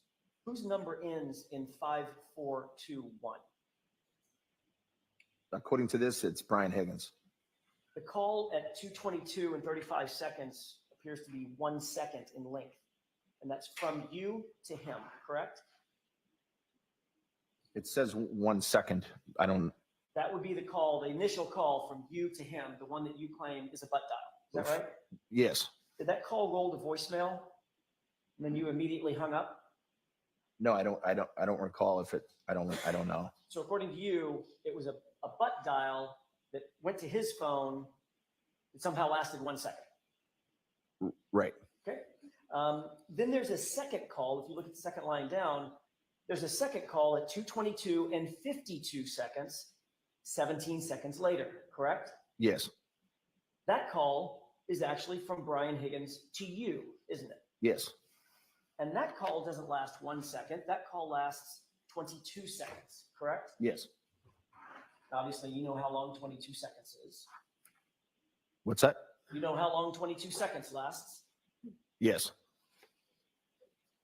So according to your phone records, you placed a call to him, and then 17 seconds later, he returned a call to you that lasted 22 seconds, correct? That's what the records reflect. Yes. When you woke up in the morning, you obviously checked your phone, did you not? I don't know if I did. Are you telling this jury that the call that came into your phone was a missed call, or did you answer it? I did not answer it. So it would have been a missed call. I just know I didn't answer the call. So it would have been a missed call. Well, I don't know. I don't know that to be a fact. I just know I didn't answer the phone call. Okay. I missed the call. Yes. That's what I mean. Right. You missed the call. Right. It did something on your phone and you just didn't answer it, according to you. Right. Okay. And again, you're using an iPhone. Yes. If you butt dialed Brian Higgins and he called you back and you didn't answer, you would have a very bright red missed call in your call log, correct? Josh. Do you know that? I don't know that. Have you ever missed a call on your iPhone before? Yes. And when you go to your call logs, it says missed call in red, correct? After your wife calls you, your kids call you. I don't think I've ever noticed that it's in red, and so no, I don't know that to be true. You're certainly alerted to the fact that it's a missed call, that you've missed a call, correct? If I were to go back and look at my incoming calls, it would probably say missed call. Yes. And of course, if we asked you to show us your phone and show that that was a missed call, you couldn't do that because you've gotten rid of that phone, correct? Objection. Sustained. Did you tell anyone in law enforcement that next day that oddly Brian Higgins was calling you at 2:22 a.m. and you missed a call? No, I wasn't aware of that call. If a call went to voicemail on your phone, you would get that voicemail, correct? You get notice of it. If I checked my voicemails and there was a voicemail, I would get it, yes. That's my question. Did you get a voicemail from Brian Higgins? No. Which means he didn't leave a voicemail. Right. Which would suggest that you answered the call, correct? Objection. Sustained. Let's talk for a second about this butt dial. You went to bed and you closed and your phone was you closed and locked your phone, correct? Yes. I don't want you to tell me what the passcode is, Mr. Albert. That's important. I want to make sure you understand. I'm not asking you to tell me what the passcode is, but at the time, was your passcode a 4-digit or 6-digit passcode? 4, I believe. And that locks the phone when it's not in use, correct? The phone will lock after it's not used for a while. I don't know the exact timing of it. You're exactly right, Mr. Albert. I said it backward. The Right. phone automatically locks. You have to use the 4-digit passcode to unlock it, correct? Well, no, I also have face recognition too, so it can open that way without any passcode. We'll get to that in a second. The phone locks when it's not in use, correct? Yes. And then to make a call, once you open the phone, either through facial recognition or through the passcode, then you have to tap on the phone app in order to open up the phone app, correct? Yes, I believe so. Once you open up that phone app, there are only 3 ways that you can initiate a phone call. Favorites, recents, and contacts, correct? I don't know that. If you tap on a contact, that opens up the contact page or the contact app, right? You know that. Yes. It's where all your contacts are. Yes. They're alphabetized. Yes. You have to either scroll through or do a search and type in the name of the person you're looking for. Right. You didn't do that, did you? No. If you tap favorites, if you have favorites listed, there's a list of favorites. You have to scroll through and tap the one that you want to call, correct? I think so. Yes. I'm not totally aware of that, but And if you tap on recents, those are the recent calls that you've had, you've either received or made. And of course, you have to tap on the contact in the recents list that you want to call, right? yes. And then, of course, you would have to tap again to end whatever call you initiate, right? Yes. I mean, you don't just say goodbye. You got to say goodbye and hang up. You got to tap it to hang it up. Right. So would you agree, from a closed and locked phone, there is no physical mechanism by which a person can hit one button and make a phone call? Objection. Sustained. Are you saying that from your closed and locked phone, you inadvertently tapped your phone one time and that initiated a butt dial to Brian? Objection. Is that what you're saying? No, that's not what I'm saying. Tell me what you're saying. How I did you butt dial Brian Higgins? I don't know. 22 in the morning. I don't know that the phone was locked. I could have been looking through my phone. I butt dial people often and make inadvertent calls. I could have hit a last call from him by accident, thus calling his phone. So you were actually awake and on your phone at the time. I was awake and I could have been looking at my phone. So, Mr. Albert, how'd you miss the call 17 seconds later? Well, my wife was in the room with me and we were hanging out and I never got the second call from him. So I'm not sure what time he called. I'm not sure what I was doing at that second, but I don't know. But it didn't go to voicemail. Well, I didn't get a voicemail from him. No. So it didn't go to voicemail. Well, I don't know that don't know that it didn't go to voicemail. I just know that I didn't receive a voicemail from him. So if you, okay. I mean, we're all guessing here, but I mean, he could have called voicemail. We're not all guessing. Well, here. you are, because you don't know if he left a voicemail or didn't, or at least got voicemail and then hung up the phone. I think one of us is trying to guess. Objection, Your Honor. Sustained. You know what? I want to see Councilman Sidebar for just a second, please.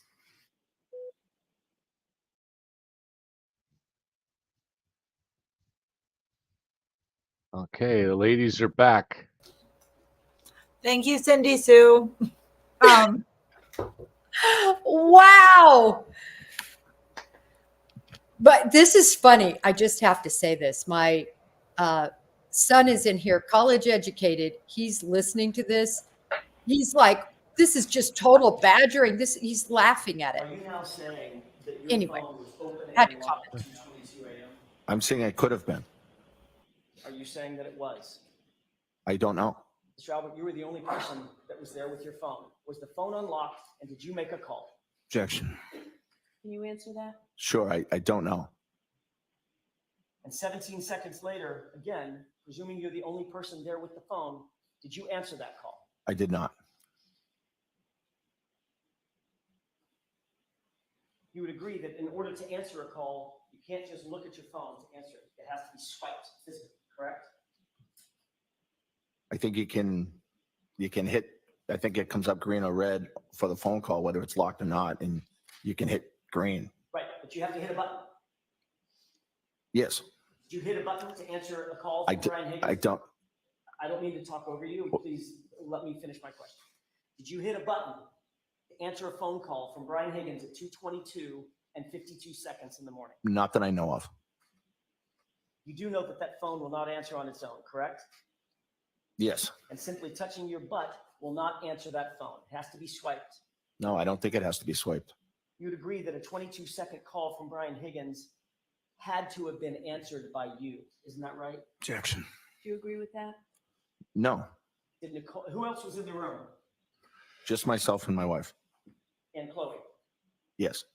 But Chloe's not a human, so it was myself and my wife. By process of elimination, Nicole didn't answer that call, did she?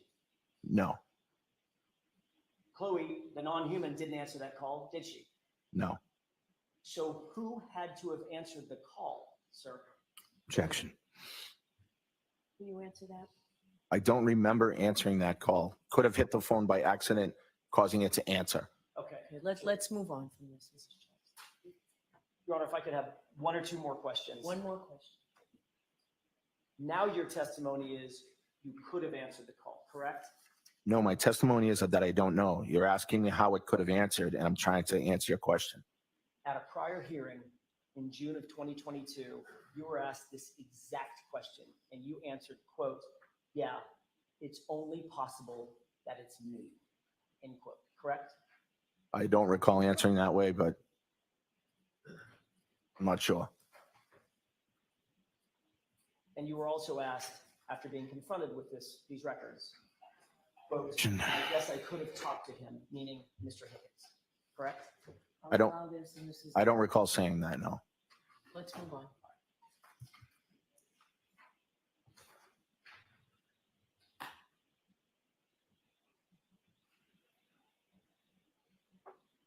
Did you have any conversation with Brian Higgins about a 2:22 a.m. phone call? That next morning, while everything was going on, I mentioned to Brian that I may have butt dialed you last night. Sorry about that. Did the two of you agree that you were going to both say those calls were butt dials in order to cover up those calls? Objection. You can answer that. We did not say that. But let's be clear, since then and now, you've gotten rid of your phone, correct? I upgraded my phone, yes. And since then and now, Brian Higgins has gotten rid of his phone. You're aware of that as well. Yes. By the way, you indicated that you were awakened in the morning by Jen McCabe about 6:30, correct? Yes. And when you woke up, you said you grabbed your phone to make a call. Is that right?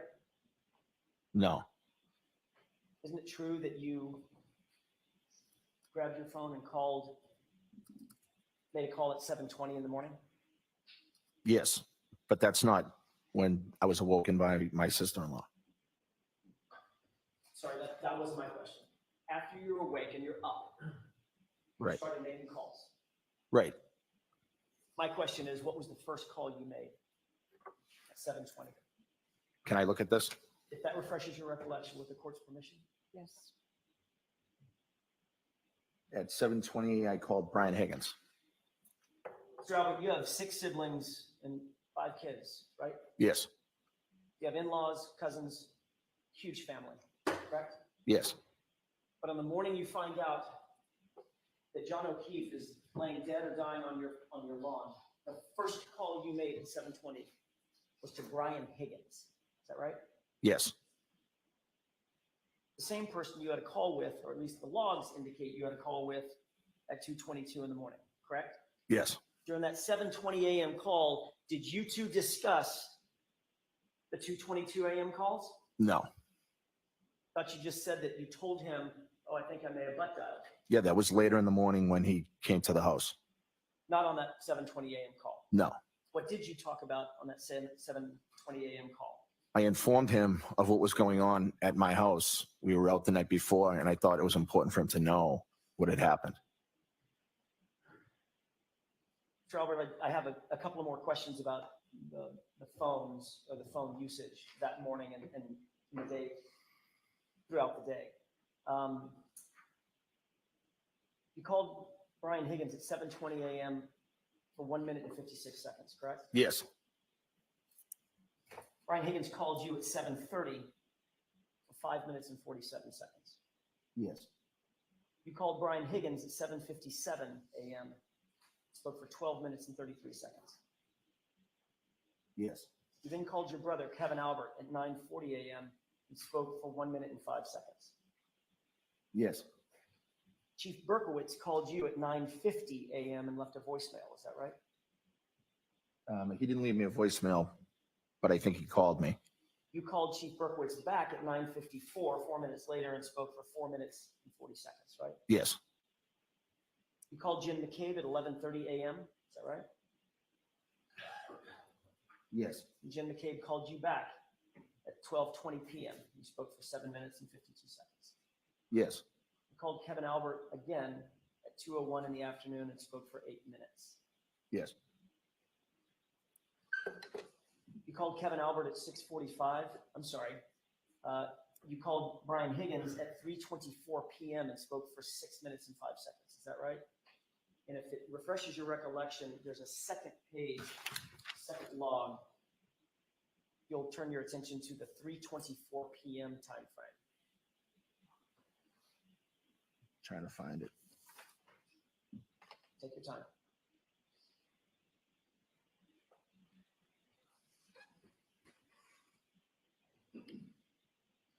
What time are you referring to? 3:24 p.m.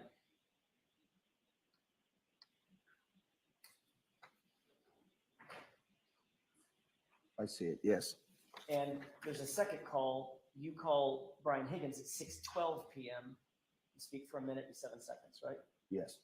And then the third one on that page, you called Brian Higgins at 6:35 p.m. spoke for 10 minutes and 12 seconds, correct? Yes. Turning back to your call logs, you called Kevin Albert at 6:45 on the next on that same day. Spoke for about 16 minutes. Yes. Then on the next day, January 30th, you called Chief Berkowitz and spoke for 1 minute and 6 seconds. Yes. And the following day, you spoke with Jim McCabe, who called you at 8:04 p.m., correct? Yes. And finally, Chief Berkowitz called you at 1:48 p.m. on February 1st, right? Yes. 3 days later, you spoke again to Brian Higgins at 8:48 a.m. Is that right? Yes. The subject of these calls, Mr. Albert, were all about the fact that John O'Keefe was found dying on your yard, on your lawn, on January 29th, 2022. Isn't that right? I don't know the subject of all these calls. No. You had to have been talking about that event. Of course. It was a horrible situation that was going on. Everybody was distraught, and there were a lot of phone calls. This call log doesn't encompass all the phone calls. No, it doesn't. There are a lot of phone calls being made to a lot of people because of this horrible situation. And the point is, Mr. Albert, those many calls that you just described,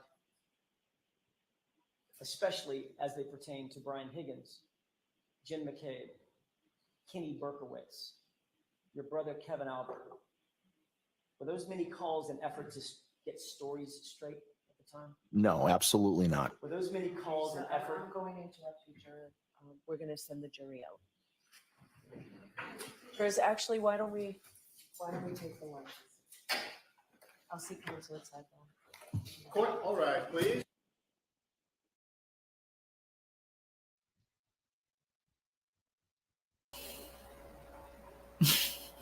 So what do you guys think? Why did the judge just kick the jury out? Any speculation on that? I think I can, but I'll let you I guys. knew exactly why, because a third party culprit defense was not allowed, period, unless there was something to substantiate it. She read 4,000 pages, the judge said, before this trial ever began, and said, listen, there's no evidence that there was a third party culprit. And what he is doing is trying to say there was, again, without any foundation or evidence. And Judge Cannoni is not having it. That's my take. I mean, they are allowed to develop it through testimony, right? So I mean, that's the reach that Jackson is making, which is technically permitted. But this line of questioning, So I mean, we'll have the lunch and recess. Oh. You are muted. Okay, now they're leaving. But as entertaining as this play-by-play, unrelenting play-by-play of two men in their 40s engaging in horseplay, and then the logistics of a butt dial are, it's badgering. I'm sure the judge is getting irritated with that. If they're asking the same thing over and over again, the answers are not changing. And this establishes nothing, as far as the defense's case goes, because at the end of the day, you still cannot place John O'Keefe in that house. So, I mean, whether or not he was horse playing with Brian Higgins, whether or not he was intimate with his wife and rolled over on his phone, however that happened, whether or not they talked for 22 seconds even, doesn't matter, because you cannot place John O'Keefe in that house. This is a gigantic waste of the jury's time right now. But Kate, what would you accomplish in 22 seconds? It's so ridiculous. I mean, you just dumped a man on your front lawn and your discussion about it is 22 seconds long. It's so ridiculous. It's clear there was a butt dial that took place.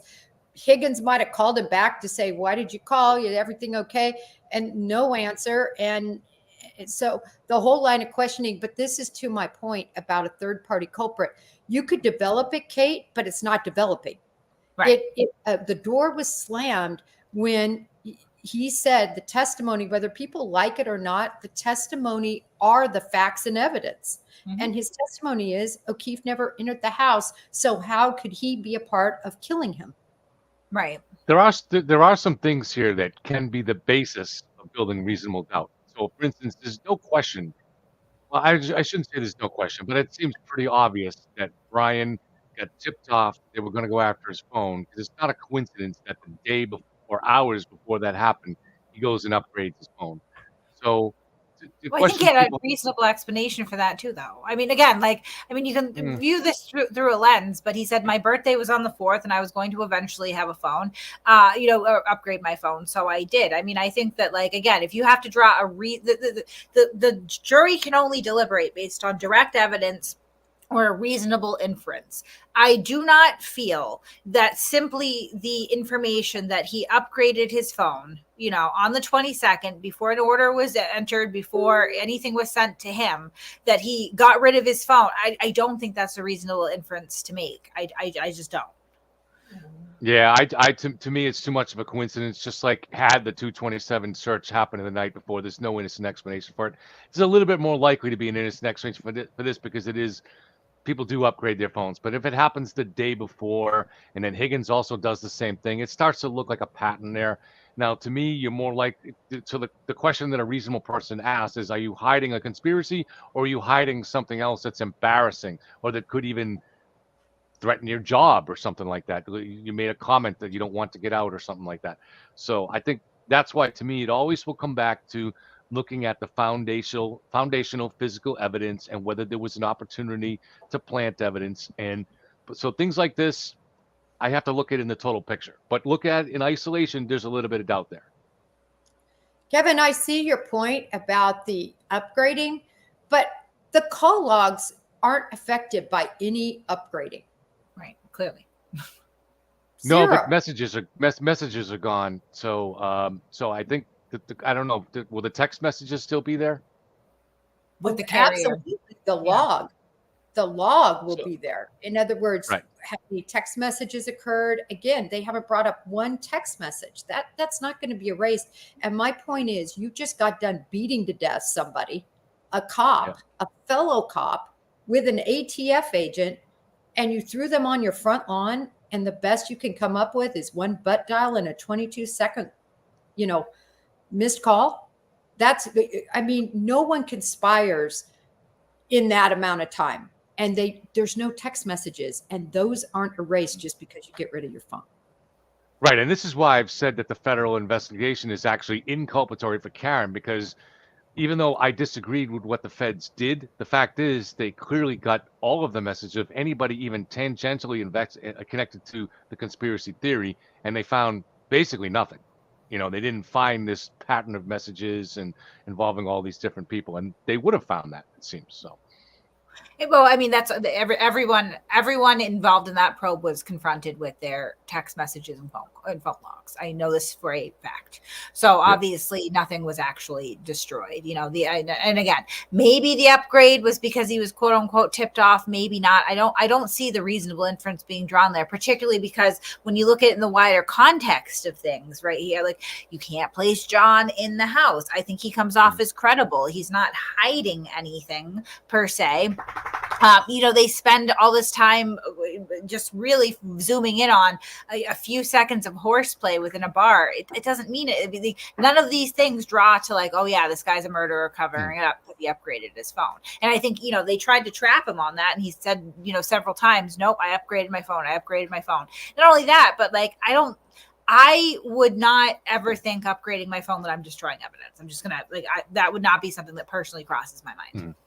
The whole question is did he wipe the phone? Two different things. That would mean intent to try to get rid of something, but just turning your phone in and upgrading it, that can be easily traced. So to me, it doesn't hide anything. what about an embarrassing picture? Would that be an innocent way of getting rid of it? So if you No, because everything transfers. So your pictures and your contacts, 100%, absolutely. What if you delete it? But if you delete the picture and you want, but then you want to go through the upgrade to make sure it's wiped, would that wipe it? If you've deleted the photo, so let's say you have an embarrassing photo that you've taken that you don't want out there, and you delete it, and then to make sure it's wiped, you upgrade your phone. Is that a possibility? But and that would be an innocent explanation, but No, but the Fed investigation would have brought that out. They would have said he would be hammering him right now. Look at you deleted 20 photos. You deleted all these messages. You did all of this. That would be what Jackson is honing in on. But he's not. But I don't think the feds would have a deleted photo because that wouldn't have gone across any communication network. So if he took an embarrassing photo of his wife, of them doing something or whatever, and then he deleted that, so that's just on his hard drive, and then he wanted to wipe the evidence of that deletion, would that possibly be a reason for doing it? I think there would be a record of that. Okay. Again, all kind of moot points anyway, because none of this is admissible. And that's the other part of it too. A preservation order doesn't mean that they have access to your phone. So, I mean, I don't know why anybody would panic over a preservation order, particularly preemptively. So he doesn't even say what time on the 22nd either. So like, did he, I don't think it's that crazy. Again, particularly with the context of, well, my birthday was September 4th and I was going to upgrade my phone anyway. Like, I don't know. Right. I guess it does depend too. Now, if Higgins upgraded his phone the same day, that's weird, but we haven't even gotten there. We don't know. Right. I agree with your point. Well, Kevin, go ahead. Sure. If they did it the same day, that's a little weird to me. Yeah. Okay. Well, I want to break for lunch. I don't know about you guys. Sounds good. Yeah. I can leave you on and you guys can keep talking, or we can just all break. It's however you want to do it. I gotta go. This dog is begging for these munchkins that I can't eat. And I'd rather take him for a walk than sit here and feed him munchkins. So I will be back. Sounds great. Okay. I'll be out too. See you back after lunch.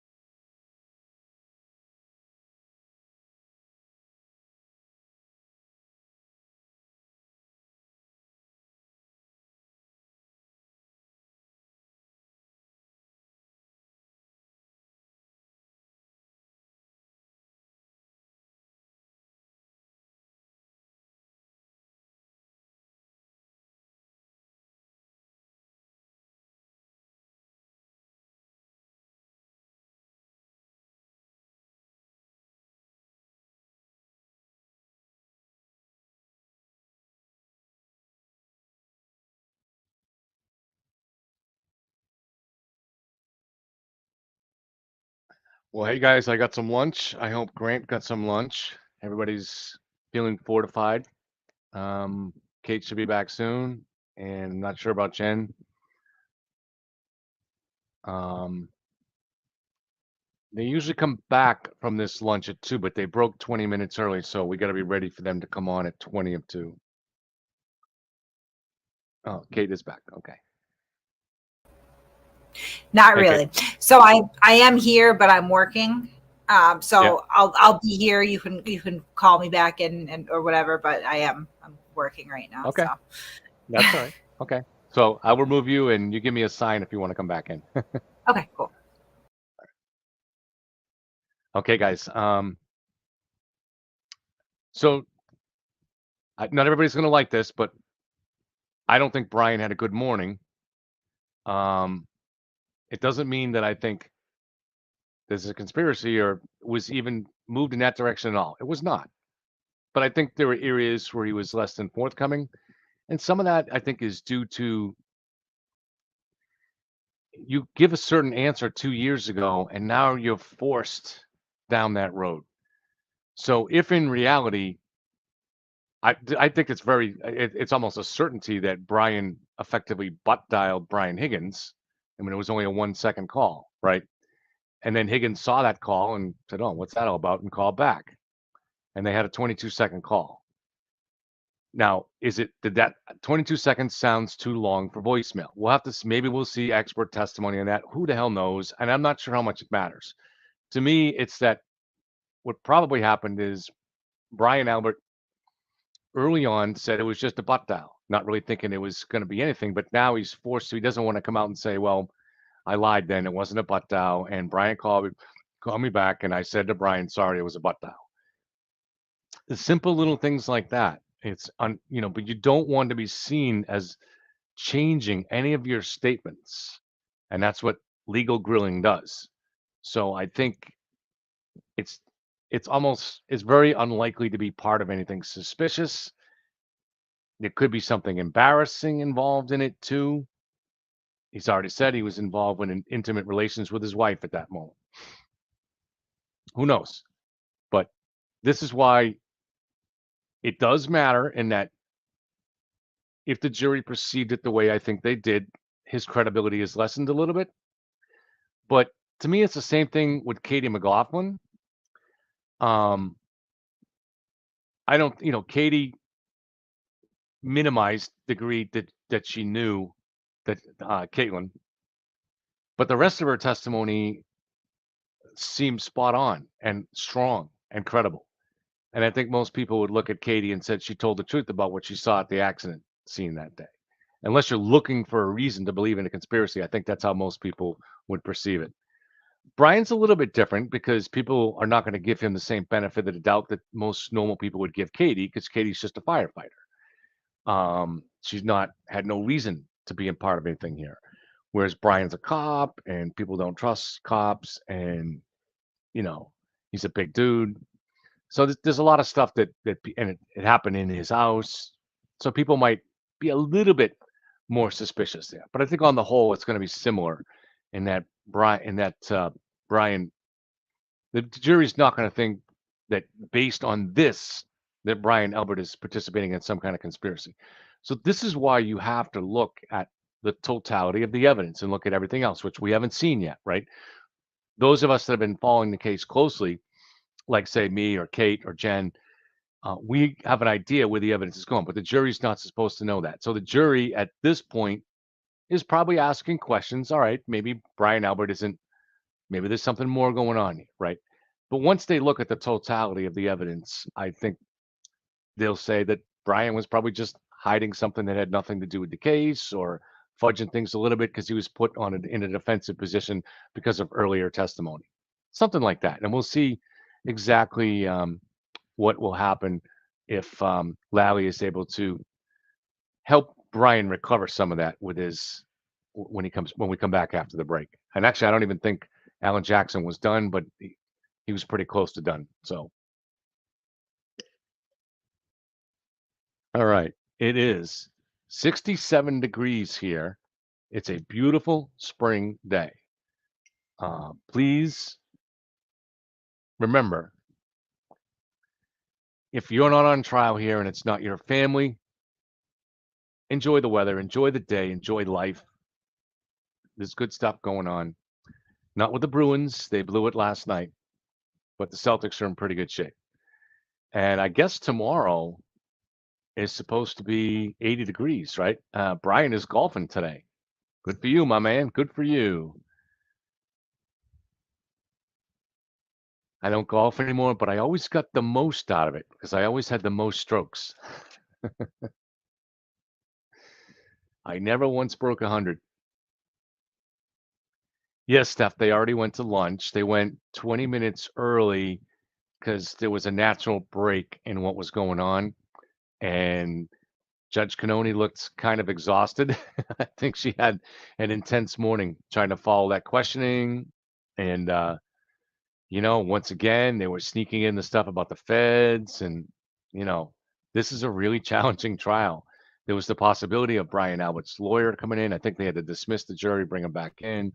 So there's a lot going on that the judge has to monitor.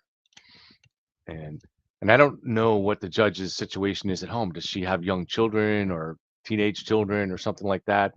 She has a life outside of being a judge, but there's obviously an enormous responsibility that goes into being a judge, and there's actions behind the scene that go on before she even steps into the court. So, yeah, the Bruins. That game tying goal was bullshit last night, though. That Bennett definitely shoved Coyle into Swayman and prevented him from moving to make the save. So, but no excuses. No excuses. Sorry, just getting him. Let me put this down so I can get a message. So I do not know, but I have heard that possibly Colin could be on deck. I don't know if we'll get to him today, but I really don't know that. It might be totally wrong information. And I don't even really know what the purpose is of having Colin testify for the prosecution because he didn't witness anything. So maybe that's a false rumor. I don't know.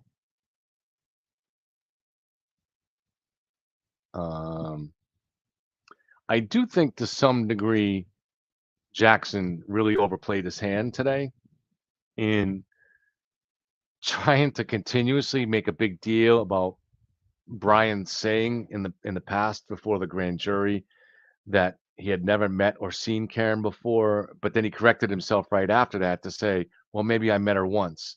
And every time Jackson kept trying to point out the first half of that statement and say, well, that's false, right? And it's making it look like he's changing or he's lying, but he had self-corrected that in the second half of that sentence. So he literally, I never met or had seen Karen, ... or an ellipse. Oh, wait, maybe I did meet her once. So it's literally in the same sentence that he says that he met her once. And it turns out that maybe they met in some degree the week before when they were at the Hillside bar. And maybe Karen took a picture of them. So it's just not she wasn't on his radar and John was barely on his radar. So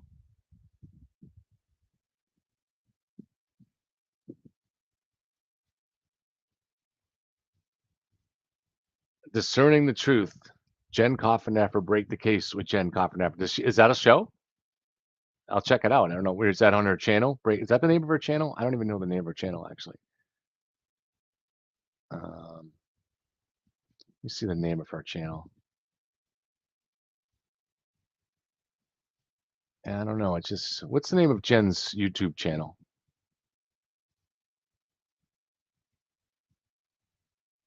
I think we're not connected to it at the moment. Connected just to Kate's channel.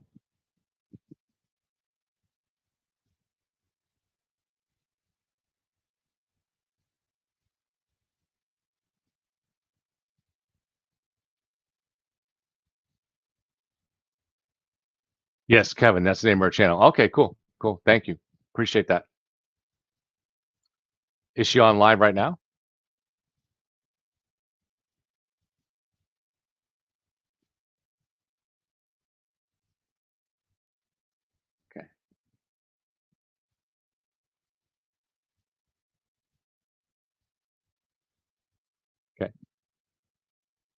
Well, I don't know why she didn't want to come on live with us, but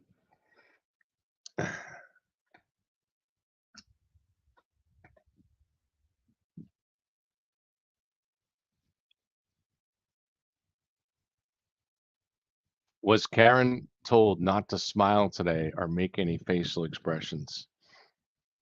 Um, that's an interesting part of the case, like these trials, right? What are oh, that's okay. Yeah, Jen probably doesn't need a lunch. She seems to have a lot of energy. I do need my lunches. I came on early too. I accidentally came on at 7:30 instead of 8:30. So it's a long day. I definitely like the half days better. But thank you guys for being here. I appreciate it. The grifter is following her. So is he streaming her show?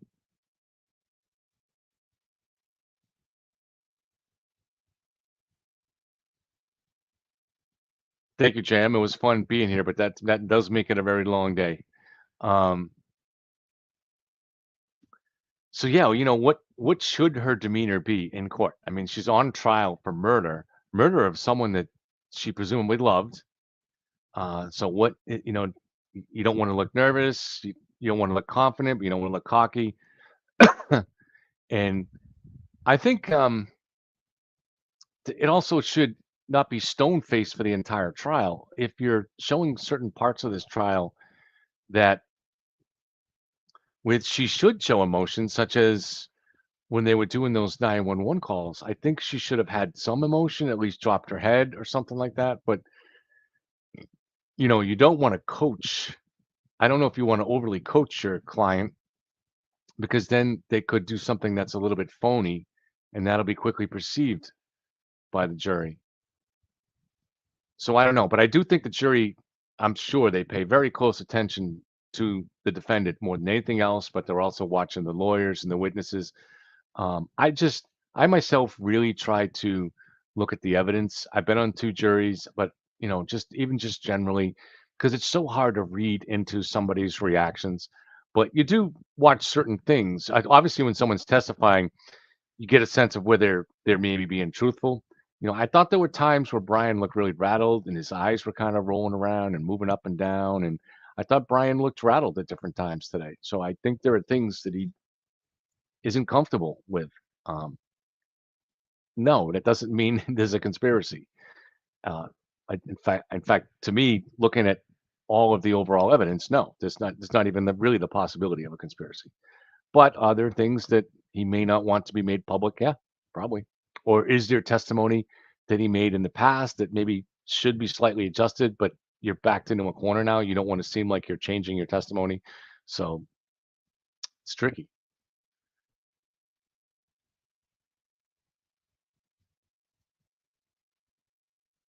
I don't know if anybody else here has any clues as to who's on next. I had heard Colin, but I really don't know. It's not like I haven't had anybody text me to say Colin was seen at the courthouse, so that could be off. I don't even really understand why the prosecution would have Colin testify. He didn't witness anything. So I don't really get it, but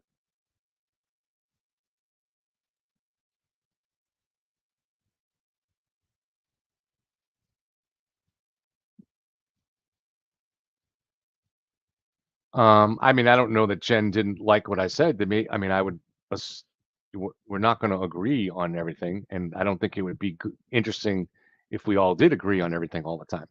So um, that would be bad viewing, but also just a little bit suspect if none of us ever questioned anything.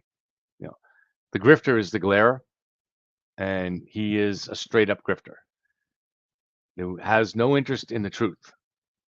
I'm not saying that because he disagrees or something, just seeing the way he's reported on this case, pure grifting. He's from Tennessee and could care less about the truth.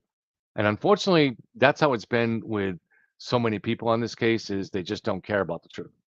All they care about is getting subscribers and viewers, and they'll go where they're going to get the most of that, which is for the conspiracy. Yeah. Jen had it scheduled. Just I don't want to make it seem like a big deal, like I was critical. No, I was just kidding. I don't. She obviously whatever Jen wants to give us, I'm thrilled to have, and she has her own channel and has things going on there too. So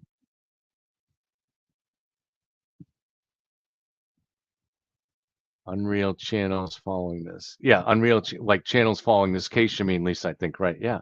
I mean, they're just not interested in the truth. Anybody that plus, if you're 100% certain that John was killed inside the house and there's this massive conspiracy, even though there's no actual evidence for it, I don't get that. Jen is a nice person, Maui Swift. She actually really, really is. I met her. A bunch of us had lunch together a few weeks ago, and she's someone when the camera goes on, she kind of lights up, right? Like naturally, like that. But just in person, she's kind of just just a little bit different.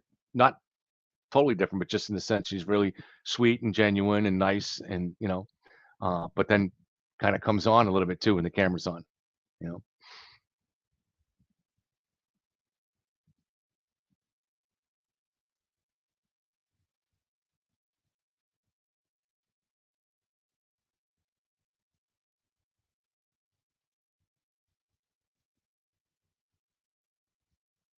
The grifter is just latching on to Turtle's coattails to try to get that mob to pump up his views. That's it. Nothing more than that. And I'm sorry, just like so many others, young jellyfish, Dylan guy, and I hate to say it, he's probably a nice guy, but Brian from LTL, exactly.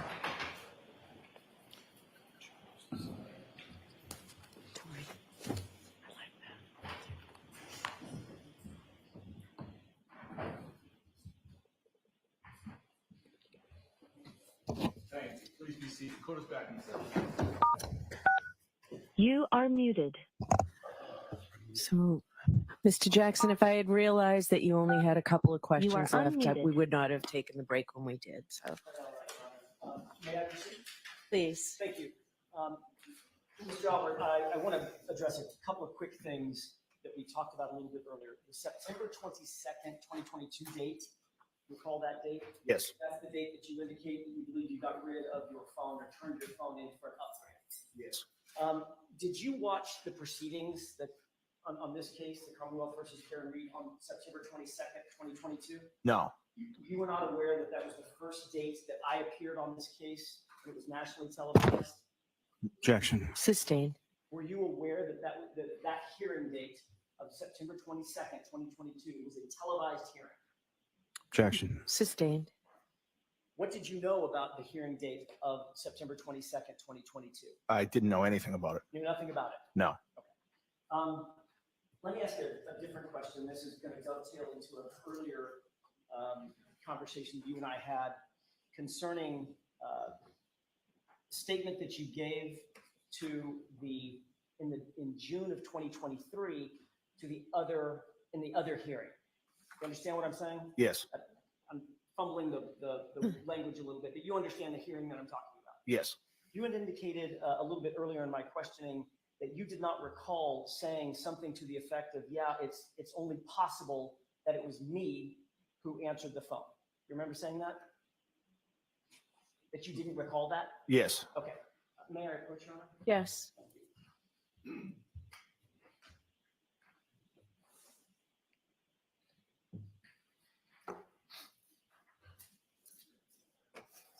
Mr. Albert, there's a highlighted portion of that transcript. If you just take a look at that, and when you finish reviewing it, just look up at me and let me know.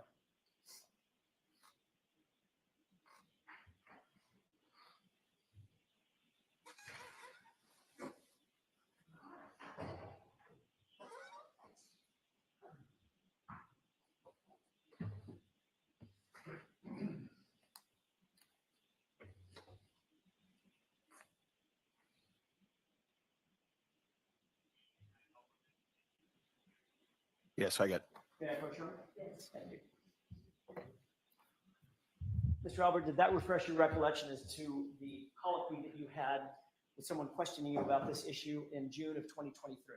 Yes. And in fact, you testified as follows. Question: can you just but then you? Objection, Your Honor, as far as the reading. As far as what? Reading from the transcript, he's asked him if his memory is refreshed. All right, so go ahead and ask him a question. Don't read from the transcript. Did you in fact say in answer to the question, if it's not your wife and it's not your dog, who else is it possible on earth to answer this phone? Answer, yeah, it's only possible that it's me. Did you say that? Yes.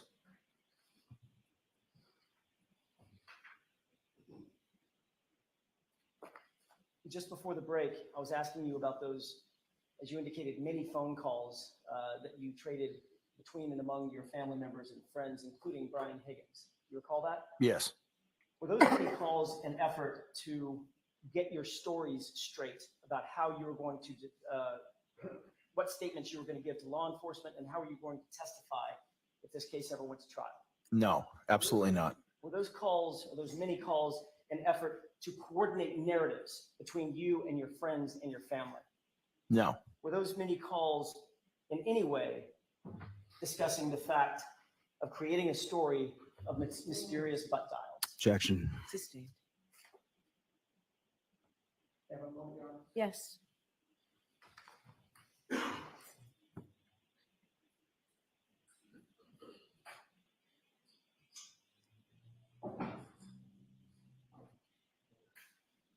Thank you, Your Honor. I have nothing further. Okay. Mr. Lally? Thank you, Your Honor.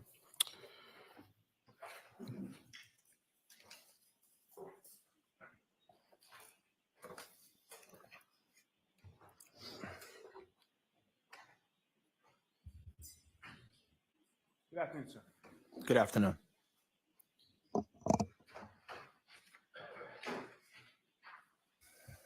You were asked some questions about the week prior to being at the waterfall. At some point, you were at the hillside, correct? Yes. You were there with friends and family, is that correct? Yes. You weren't specifically there with either Mr. O'Keefe or the defendant, correct? No, I was not. And same with respect to the waterfall on January 28th, you were there with friends and family, is that correct? Yes. You weren't specifically there with Mr. O'Keefe or the defendant, correct? No, they came unrelated to anything I was doing. And you were shown some video from the waterfall from January 28th in which you were speaking at a sort of section of the table, correct? Yes. And was the defendant the only person in that section of the table? No. There were other people around her, behind her, is that correct? Yes, it looked like there were other people at the table as well as situated right behind where she was sitting. And those other people around her, behind her, those are people that you knew far better on January 28th than the defendant? Yes, those are my relatives and friends, and that's why I was at that location.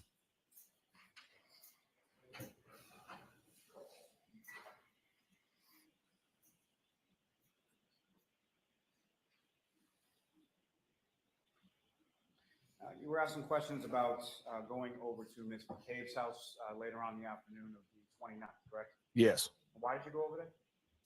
I went to Jen's house because she's my sister-in-law. She was going through an awful time that morning, as we all were. And I wanted to be there to comfort her if she needed anything.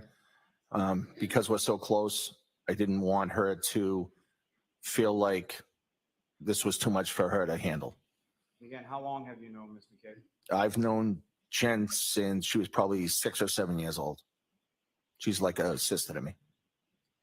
Now, at your home on the January 28th and the January 29th, when people came back after the waterfall, did you at any point in time go into the basement area of your home? No, Did Brian Higgins at any time go into the basement area of your home? not that I know of. Did you see anyone go into the basement area of your home during the time that you were there after coming home from the waterfall? No. Now, you were asked some questions about your dog, Chloe, in that she wasn't great with strangers. What exactly did you mean by that? All I meant was that she wasn't overly affectionate with strangers. She's a heavy dog. Not everybody likes dogs. So if there's going to be people at the house that don't know the dog, they might not particularly want her around them. Were you more concerned about the people in the house that didn't know Chloe, or were you more concerned about Chloe herself? The people in the house. Never has the dog, to my knowledge, been aggressive to anybody except for the time that there was a fight between two dogs. Now, you were shown in Exhibit 66 that was sort of a drawing of your house. Do you recall that? Yes. And had you ever seen that prior to today? No. And do you recall specifically within the drawing or the artist rendering of your house, there were certain lights on around the garage and the front door? I did notice that, yes. And do you recall whether or not those lights were on when you came home from the waterfall on January 29th? I don't recall, but oftentimes those lights are off, and sometimes the bulbs don't even work in them. And when Ms. McCabe comes into your bedroom sometime after 6 a.m. on the 29th, Yes. that was following a day in which you woke up in New York City and went to a funeral, is that correct? Yes, I went to a funeral that morning in New York. And that was for a fallen police officer from the New York City Police Department?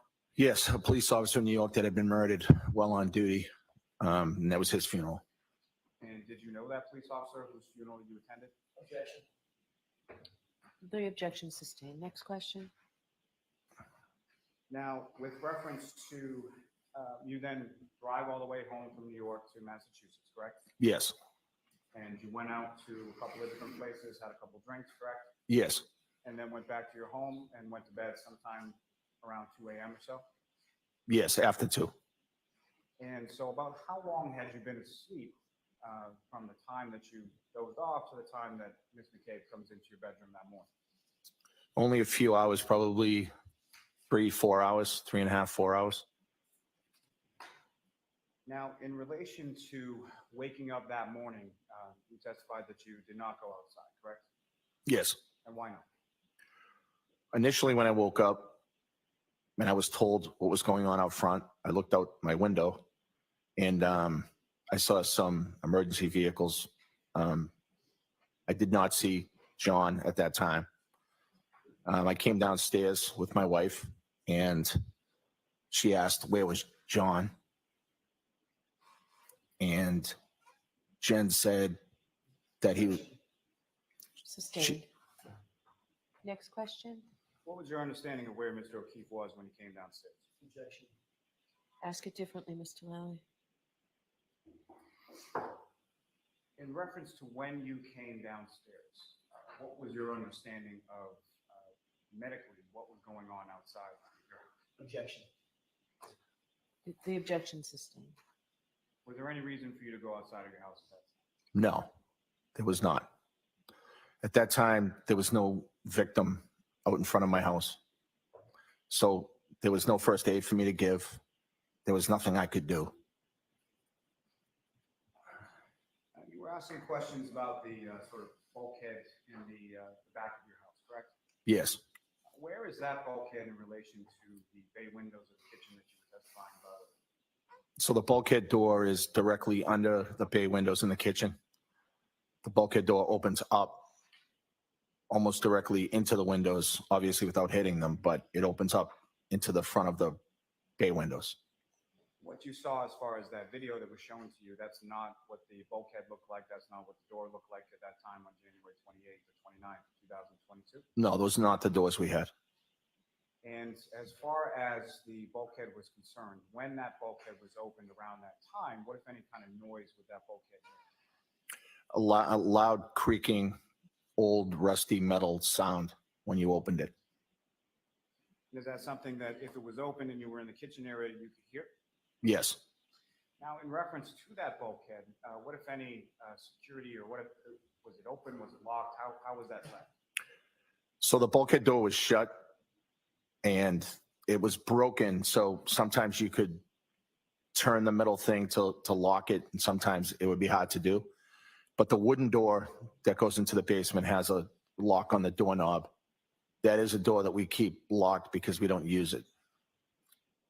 Now, as far as from the bulkhead, you were shown in that video a gate that opens up to the front yard area of the house. Is that correct? Yes.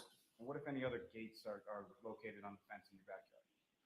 So we also have a gate on the rear part of the fence. And there's also a gate on the opposite side of the house. And the gate in the rear area of the fence, where does that lead to? So that leads to some woods, and then eventually you'll hit some train tracks. Now, with respect to your phone, that was something that you had upgraded prior to any notification you received from the district attorney's office or anything in relation to preserving the phone. Is that correct? Yes. Now, with respect to that, as far as the information contained within the phone, there are certain types of information. Are you familiar with being sort of backed up by the cloud? Yes. Would that include calls? It could. Could that also include text? Yes. Could that include photos? Yes. Could that include contacts? Yes. And the information that you were shown as far as certain call logs or call records, as far as you know, was that generated after that September of 2022 date? Yes.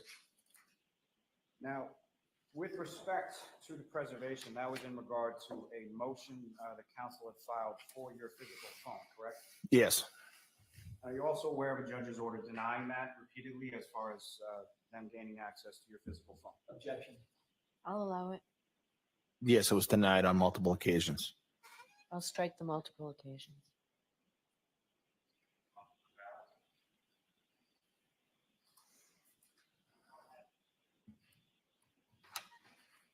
You were asked some questions about boxing, correct? Yes. And the boxing that you did, that was in relation to a group associated with the Boston Police Department, is that correct? Yes. And when was the last time that you were involved in any kind of actual boxing match? close to 20 years ago. Now, with respect to some of the training that you were talking about, with respect to the Boston Police Department, you were given some training as far as defensive tactics, is that correct? Yes. And is that something that is standard, that is sort of given and administered to every Boston police officer? Yes. And within the academy, you go to the defensive tactics training. And that would include John O'Keefe, correct? Yes.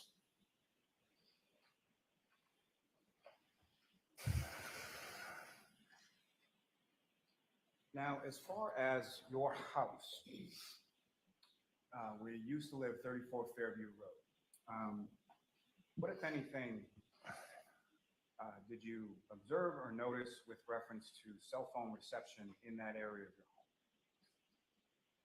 So oftentimes using the phone within my house, it seemed like it was and it's a slang term, the dead zone for the phone. The reception wasn't great. And is that something that recurred over the time that you lived there? Yes. Now, with reference to the phone and prior to the intimate moment that you shared with your wife sometime after 2 a.m., do you recall whether or not the phone screen was locked at that time? Were you checking that at that particular time? I don't recall the exact timing, but I know it was opened sometimes and then it was closed, obviously, at some point, but I don't know the exact timing. So the phone may not have been locked at the time that you began that situation with your wife? It may not have been. With reference to the call logs and phone records that you were shown, best of your memory, is that the entirety of the phone calls that you made around that time? No, it looks like it's selective people and numbers. And with respect to those conversations, if you recall, what, if anything, in general terms, were you discussing with either those people in the logs or other people in general? In general, I'm sure there was some discussion about the awful thing that had taken place, and there may have been other calls unrelated as well.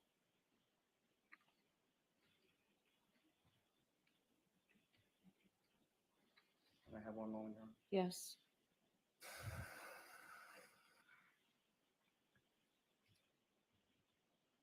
Now, Mr. Albert, on the early morning of January 29th, 2022, did John O'Keefe ever come into your house that night? John never came into my house that night. He would have been welcomed, and the defendant would have been welcomed with open arms had they come in, and I wish they had. I really do. Were you ever even aware that John O'Keefe or the defendant were anywhere in the area of your house during that early morning of January 29th? I was not. I have nothing further on. Very briefly. Okay. So we talked about cell phone reception not being good in your house. When did you and Mr. Lally talk about that cell phone reception issue? The what? The cell phone reception issue in your house. It came up during one of the preps. Which prep? I don't remember which prep, probably the last one. I thought you only had one prep with Mr. Lally. Well, we had the prep before the grand jury, and then I had the prep for this trial. Okay, so that's two. So you brought up the fact that you had that cell phone reception in that preparation? The conversation came up, yes. Mr. Lally taking notes? I don't recall if he was taking notes. Was this recorded? I don't believe so. And where did you say this conversation took place? So the prep was at the district attorney's office, which is in Canton. This morning when I asked you, you said you couldn't quite remember where it took place. You're right. I couldn't remember this morning. And I asked you, could it have been the DA's office, and now your memory is refreshed? Yes. What refreshed your memory between this morning and now? I was just thinking about it in my head and reminded myself that it was the DA's office. You caught me off guard when you had asked me. I didn't have it at the top of mind. Did you talk to Mr. Lally over the lunch hour? Briefly. Bring up the fact that that cell reception in your house over the lunch hour? Just now, no. What did you talk about over the lunch hour? Just how much time I was going to have left on the stand. That was really about it. So you and Mr. Lally talked about the fact that you've been on cross-examination for 2.5 hours, and the conversation consisted of, you probably got another 10 minutes. Yeah, I think he was going to lunch or doing something. So So you didn't talk about the substance of your testimony? no. He didn't tell you what questions he was going to ask you on redirect? Maybe mentioned one thing he may ask me, but that was it. Like, what was that? Just he was going to ask about what happened at the house in the morning. That's, some of the questions on redirect. That's all.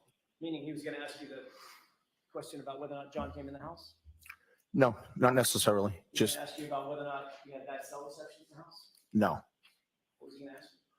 He was going to ask about the morning of the incident, about coming downstairs and why I didn't go outside.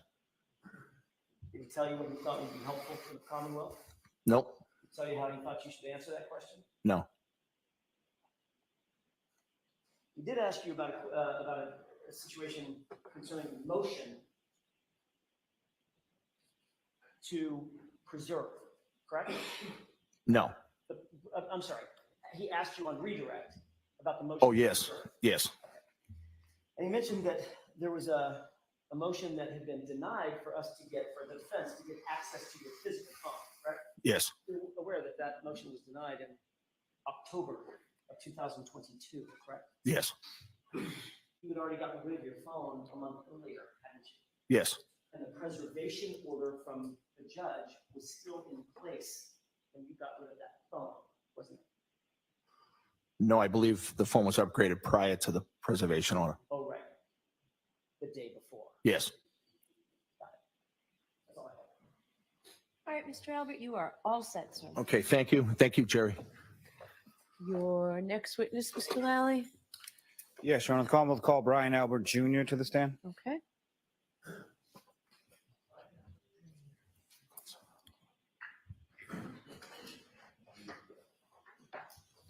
Your Honor, with the court's permission, the papers that were left up there with the last witness, I don't think are marked as anything. I just return them to counsel.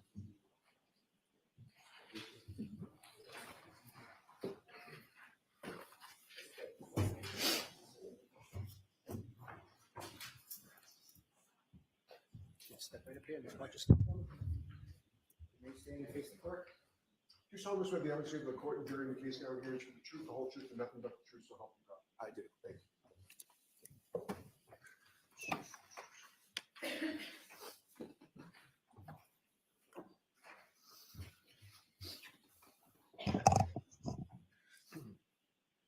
Okay, whenever you're ready, Mr. Lally. Thank you, Your Honor.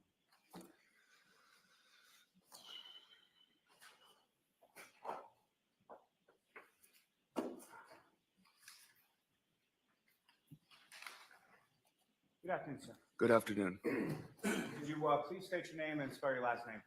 My name is Brian Albert Jr., and it's Albert. And where do you live, sir? I live currently in Norwood, MA. And how long have you lived in Norwood? I believe since I think it's about a year, since last May. And prior to moving to Norwood, where did you live before that? I lived in Canton, And where specifically in Canton? 34 Fairview Road. And how long was it, sir, that you lived at 34 Fairview? I'm going to guess, but I'm going to say maybe about 10 years. And how old are you now, sir? I'm 25. And with respect to both where you live in Norwood and where you live in Canton, Mhm. who, if anyone, did you live with? Well, when I lived in Canton, I lived at one point with my 4 siblings, but then some of them moved out. And then in Norwood now, it's basically just me and my parents, and 2 of my siblings are at school. So they come home in the summer and stuff. And by your parents, your father's name is Brian Albert as well, is that correct? Yes. And your mother's name is Nicole? Yes. Now, you work, sir? Yeah, I do. I work in IT. And how long have you been doing that? That job will be a year, maybe a year in August, I believe. Sir, if I could turn your attention to the time frame of January 28th, 2022 into January 29th, 2022. Do you recall that specific time frame? Yes, I do. And with the 28th and the 29th, do you know roughly what days of the week that was? Maybe a Friday and a Saturday, I believe. And with respect to 28th or the 29th, what, if any, significance do those dates have? Yeah, so the 29th is my birthday. The 28th was the day before my birthday, obviously. So I had a few friends over from my birthday. And do you recall how old you were turning on the 29th, 2022? That was what, 2 years ago? So I'd be 23, I think. Yeah, 23. Now, in the week leading up to that weekend, what, if any, plans did you have with respect to sort of the night before and the night of your birthday? Yeah. So I was kind of up in the air. I didn't know if I wanted to go out. I'm kind of a homebody person. I like to stay at home. So I was kind of up in the air. So my plan was to have some of my friends over to my house. We would eat, have a couple of drinks, and then I would decide then if I wanted to go out locally in Canton or not. So that was my plan. And then a few days before, that's when we found out that the snowstorm is actually going to happen, because you know how they always say it's going to snow, and it never does. So then that kind of threw a wrench in it, but I was kind of like, well, we'll see what happens. And so we went along with the plan. And that particular evening of January 28th, Yeah. that's at some point people came over your house, is that correct? Yes. And about what time was it that your friends first started coming over? I would say my friends first arrived probably around 7:30 p.m. And who were the first of your friend group that came to your house that night? The first 2 were Sarah and Julie. And just for the record, Sarah's last name is what? Levinson. And Julie's last name is? Nagel. And with respect to them coming over to your house, was there anybody else from your household or your family or anybody else that was present when Sarah and Julie stopped by? I believe when they first got there, my mom was still at the house. She hadn't left yet to go out where she was going. Do you know where she was going that night? I believe she was going to the Waterfall Bar and Grill. Do you know who, if anyone, she was going there with? Yes, she got picked up by my Aunt Julie.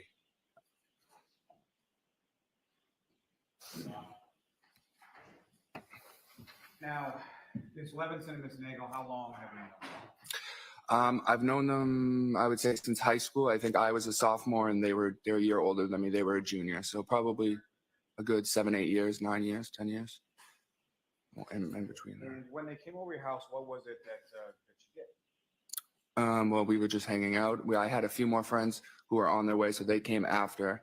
Probably around 8 o'clock, I would say, 8:15. They were there, and we were just all hanging out, listening to music. We ate some food. I think we played some card games.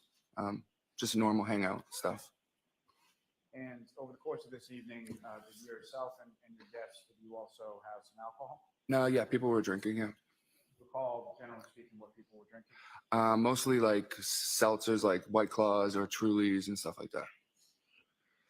Now, you mentioned that some other friends came about a half hour or so after Julie and Sarah arrived. Is that correct? Yes. And who were they? They are, do you want their full names or? Please. Okay. They are Catherine Duty, Catherine Duty, trying to think. Emily Fabiano, Courtney Alba, and I think that's it that I can recall as I sit here. And with respect to those other friends, how did you know them? How long did you know them? I knew everyone from school. We all went to high school together. So the other ones were in my grade. So we were closer friends because they were in my grade. So I've known them for a long time. And just to be clear, when you say from school, you're talking about high school? High school, yes. You went to Canton High School, is that right? Yes, I did. Now,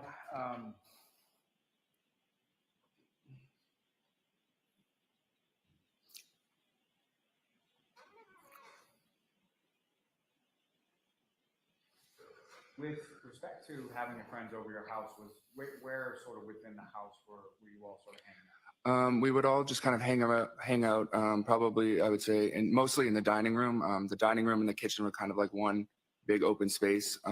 So we would be like in the kitchen or the dining room. And sometimes I think we may have like walked into like the family room area, sat down for a little bit, but mostly it was just the dining room and the kitchen.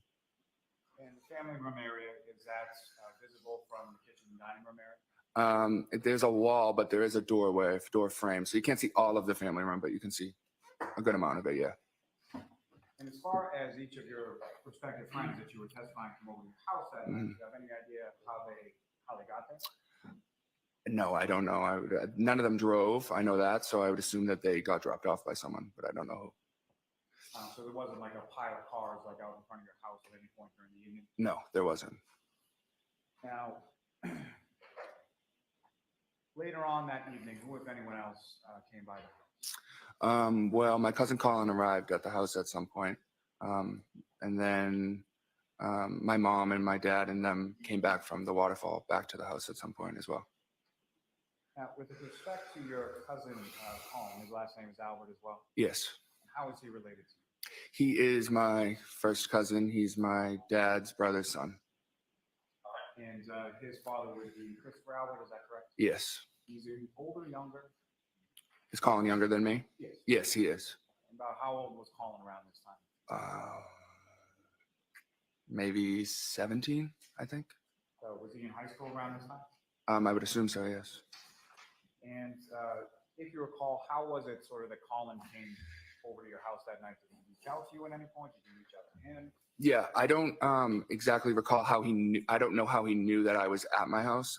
But at some point he did call me and said, "Oh, are you still at your house?" And I said yes. And he said, "Do you mind if I come by?" And I said, "No, of course you're welcome to come by." And with regard to earlier at your house, when you indicated that your mother went out to the waterfall, she went out with Julie Albert, correct? And that's your aunt? Yes. And I'm sorry, I asked you about 3 different questions. No, it's all right. As far as Colin is concerned, Julie is Colin's mother? Yes. Do you recall about what time it was that Colin came by? I don't recall exactly. I would say maybe closer, maybe 10:45, 11 p.m. And as far as the other people at the house, the women that you had over, did Colin know any of them that you knew of? Yeah, Colin knew some of them just from being in the same town. And Colin's older brother is just 1 year older than me. So Colin's brother is in some of the grade of some of the girls, in the grade of some of the girls that were there.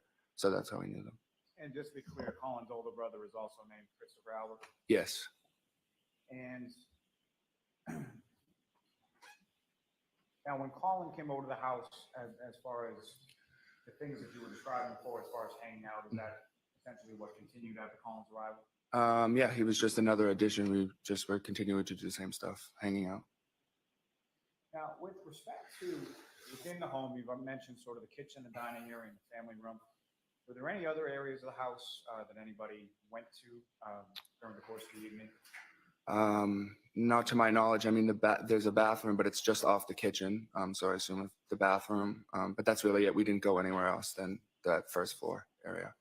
So mainly in the first floor, is that correct? Yes. Did you see anybody at any time go down to the basement? No. Did you see anybody at any time go upstairs? Not to my knowledge, no. You mentioned that at some points, your parents and some people that were at the waterfall came to your house. Is that right? Yes. So first, a group of my friends had left my house, and I think that was probably around.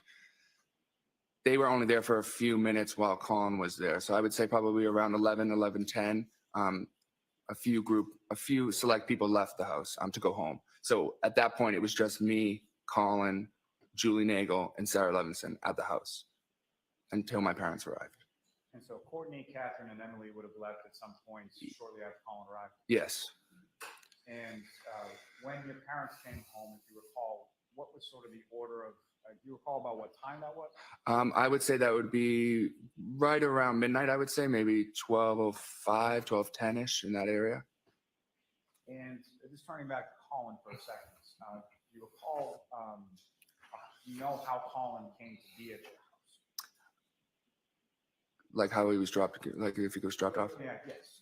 Did you know whether or not he drove there, was dropped off there, similar to the other people that you Well, I know he didn't drive there, but I would assume he got dropped off. He didn't say how he got there, though. Right, so we'll strike, you don't know how we got there. Okay, yeah. And as far as the order of people that arrived back at your home, who were the first people to arrive back at your home from the waterfall? The first people to arrive were my mom, my dad, my sister Caitlin, and my dad's friend Brian Higgins. And prior to that evening of January 28th, had you met Mr. Higgins before? I don't recall ever meeting him. I could have met him in passing, but I don't ever formally remember meeting him, no. Do you recall ever seeing him at your house at Fairview Road prior to that? I don't think he'd ever been there that I have saw, no. And as far as Colin was concerned, when your parents and your sister and Mr. Higgins arrived, in relation to that, when did Colin leave? Colin was actually getting up and leaving as they were coming into the house. And similar to, do you know how Colin left your house or whether or not he drove or was picked up or anything? Yeah, he was sitting at the table and I was actually sitting right next to him and he stood up and said, "I'm leaving, Allie's picking me up." And so I knew who Allie was because she's my cousin. And what is Allie's last name? McCabe. And she's your cousin as well, is that correct? Yes. She Colin Albert's cousin? She's not Colin's cousin. No, she's my cousin on my mom's side. And so Colin would be your cousin on your father's side? Yes.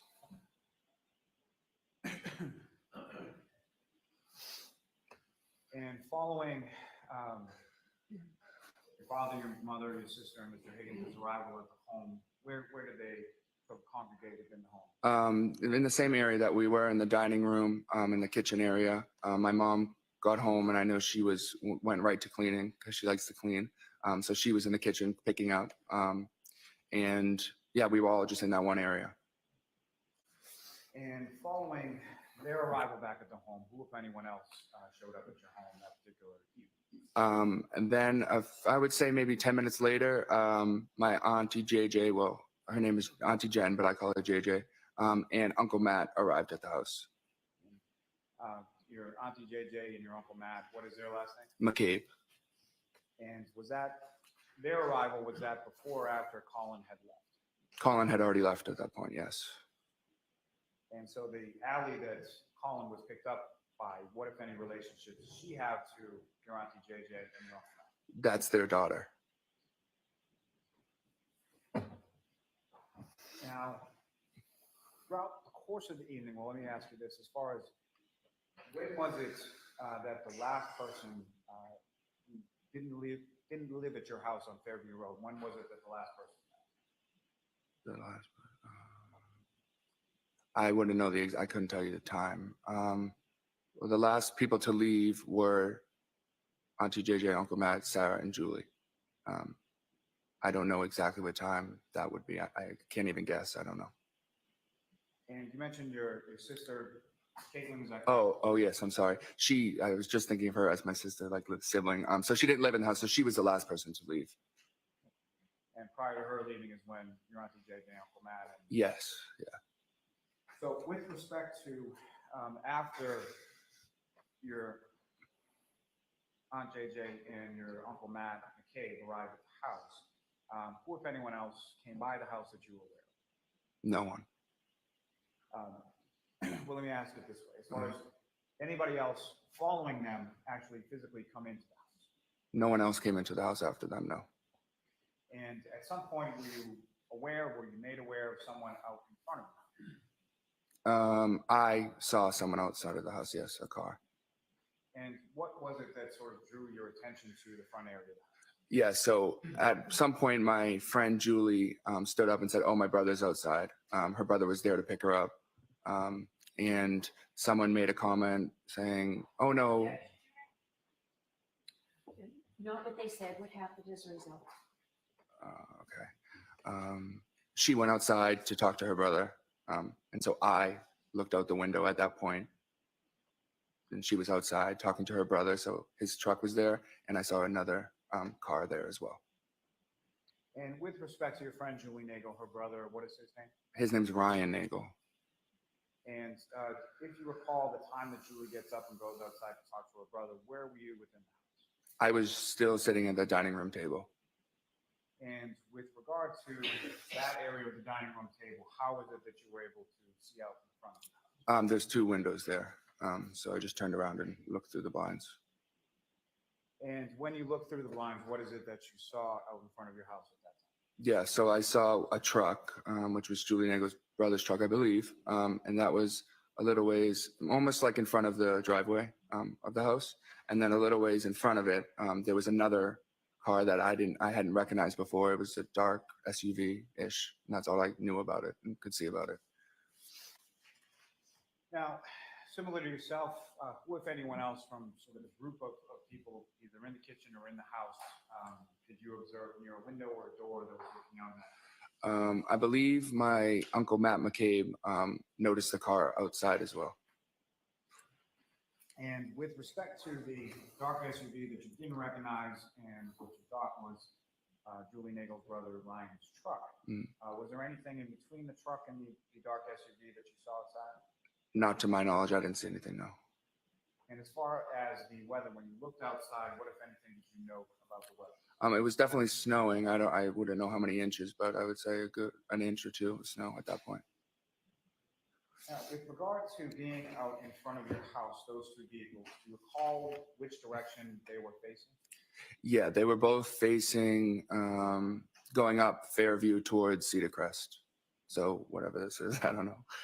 Well, let me ask you probably in a better way. As far as what was facing towards your house, was that the driver's side or the passenger side of each of the vehicles? That would have been the passenger side. And that's with respect to both vehicles, is that correct? Yes.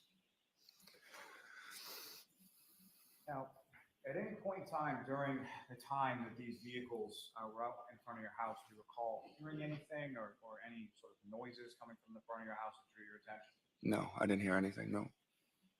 And as far as looking out the windows and seeing these vehicles in front of your house, how many times did you look out? I believe I looked at that one time, and then I think I looked out one more time after that. And as far as your friend Julie, if you know about how long was she out in front of your house at that time? I would say not more than 5 minutes, more likely about 3 or 4 minutes she was outside. And when did you see her outside in relation to the truck as well? Yeah, I saw her at the passenger door of the truck. Now, that vehicle that you observed that you didn't recognize, the darker black SUV, was that vehicle in one place or more than one place during the times that you looked out the window and saw it? Yeah, so the first time I looked, I would say it was closer towards the mailbox, maybe a little bit in front of the mailbox. And then the second time, the last time I looked out the window, it had moved further down, closer to, I'll say, the flagpole. So closer that way, it went down that way, towards the flagpole. So closer to there's an area in the front of your yard where there's flagpoles, is that right? Yes. Now, as far as when it moved, as far as the weather and the snow was concerned, could you see anything in relation to the roadway in behind the SUV as it, once it had moved from that initial position to the following position by the flagpole? Yeah, I had noticed just some tracks in the snow, indicating that the car had moved up.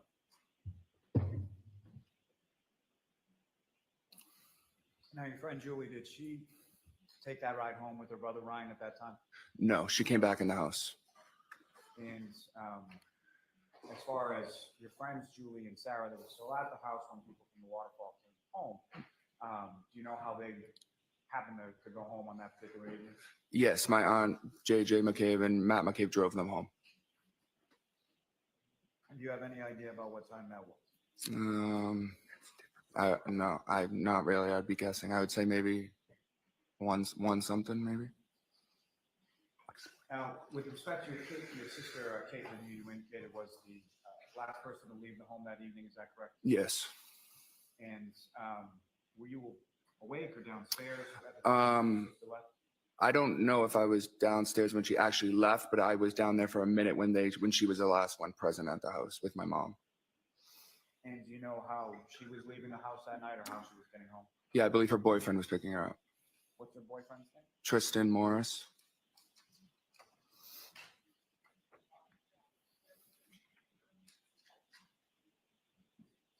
Sir, if I could turn your attention to the following morning. At some point you go to bed. Do you know about what time it was that you went to bed? I would say, I don't know, late 1, early 2 o'clock in the morning. And your bedroom is in the second floor of the house, is that correct? Yes, it is. And with respect to how many bedrooms are up on the top floor? Or what? 4, I believe. And with respect to your bedroom, where was that in relation to sort of the layout of it? My bedroom would have been the middle back of the house. So I had 2 windows, but they were in the backyard of the house. So the middle with the back side. So the 2 windows that from your bedroom face the backyard area? Yes. Now, at any point in time after you went up to your room, same question as before, were there any noises or anything that drew your attention outside of the home at any point prior to you waking up? No, I didn't hear anything. And if you know about what time was it that you woke up later on that morning of the 29th? I can't recall the exact time. I'd say maybe, I know previous testimony I may have said earlier, but I don't believe it was that early. I would say 7:30, 8 a.m. What was it that woke you up that morning? My dad had knocked on my door. And without anything specifically that you had talked about, following that conversation, where did you go? I just threw on some clothes and I went downstairs into the main first floor of the house. When you came downstairs into the main first floor area of the house, what or who, if anyone, did you see? Yeah, so when I went down there, it was my mom, my dad, my auntie Jen, and my uncle Matt. And about how long were you down in that area of the home? I would say the first time I went down there, I would say I was down there for maybe 15 minutes or so. You said the first time you went down, were there subsequent times after that? Well, yes, I went back up into my room after I was down there the first time, and then I came back downstairs. And at that point, there was no one there besides me and my parents. And that second or subsequent time that you came downstairs that morning, to know about how long it was after the first time? I would say maybe an hour and a half, 2 hours, maybe. Now, with respect to your birthday, as far as what, if any, sort of ritual or thing do you have with regard to your Aunt Julie? Oh, yes. So my aunt likes to get me donuts. It started, I don't even know, probably when I was like in middle school. Because I used to really like donuts. So every birthday she would give me 6 donuts in a box and a card. And that was just our ritual. She would bring it over every day, every time it was my birthday. And did you get those, as far as the donuts and the card and everything, at some point on that particular morning? Yes, I believe that when I went downstairs the first time, the donuts and the card were there already. So I had known that she had come by and dropped them off for me. Did you physically actually see your Aunt Julie on that particular morning? No, I didn't see her then.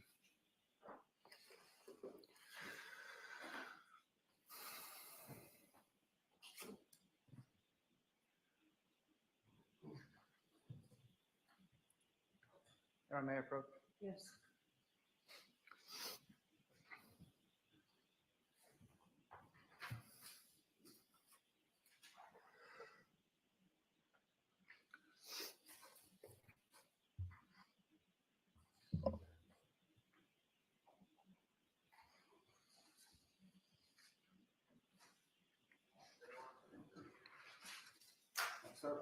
I'm going to show you a series of four photographs. I just asked you to look at those yourself. And then Okay. look up with your friends. Okay.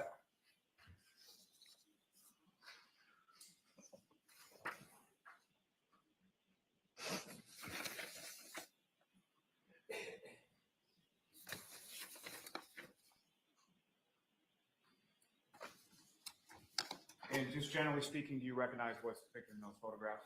Yes, this is my old residence. Old residence at 34 Fairview Road, is that correct? Yes. And generally speaking, what's depicted in those photographs, is that a fair and accurate portrayal of what the house looked like around that time? Yes. May I approach again, Your Honor? Yes. Call Malta seek to introduce and admit as the next court exhibit. Any objection, Ms. Little? No objection, Your Honor. Okay, thank you.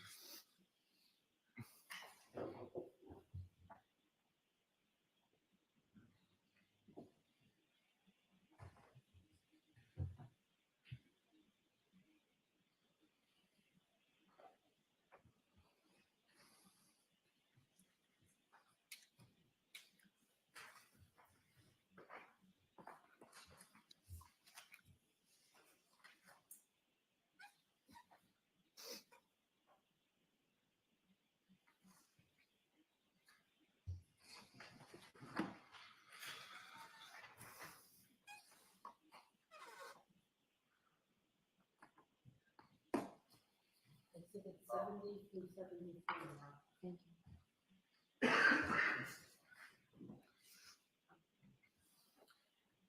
May I return to the witness, Your Honor?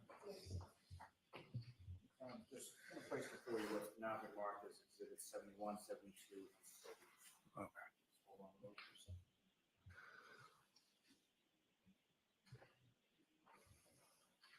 And Your Honor, with the court's permission, I would ask that those three photographs be published in succession. Okay.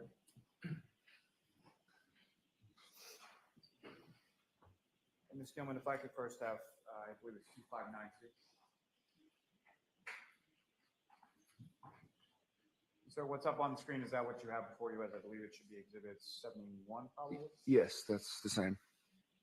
And again, just for the record, do you recognize what's up on the screen now? Yes, I do.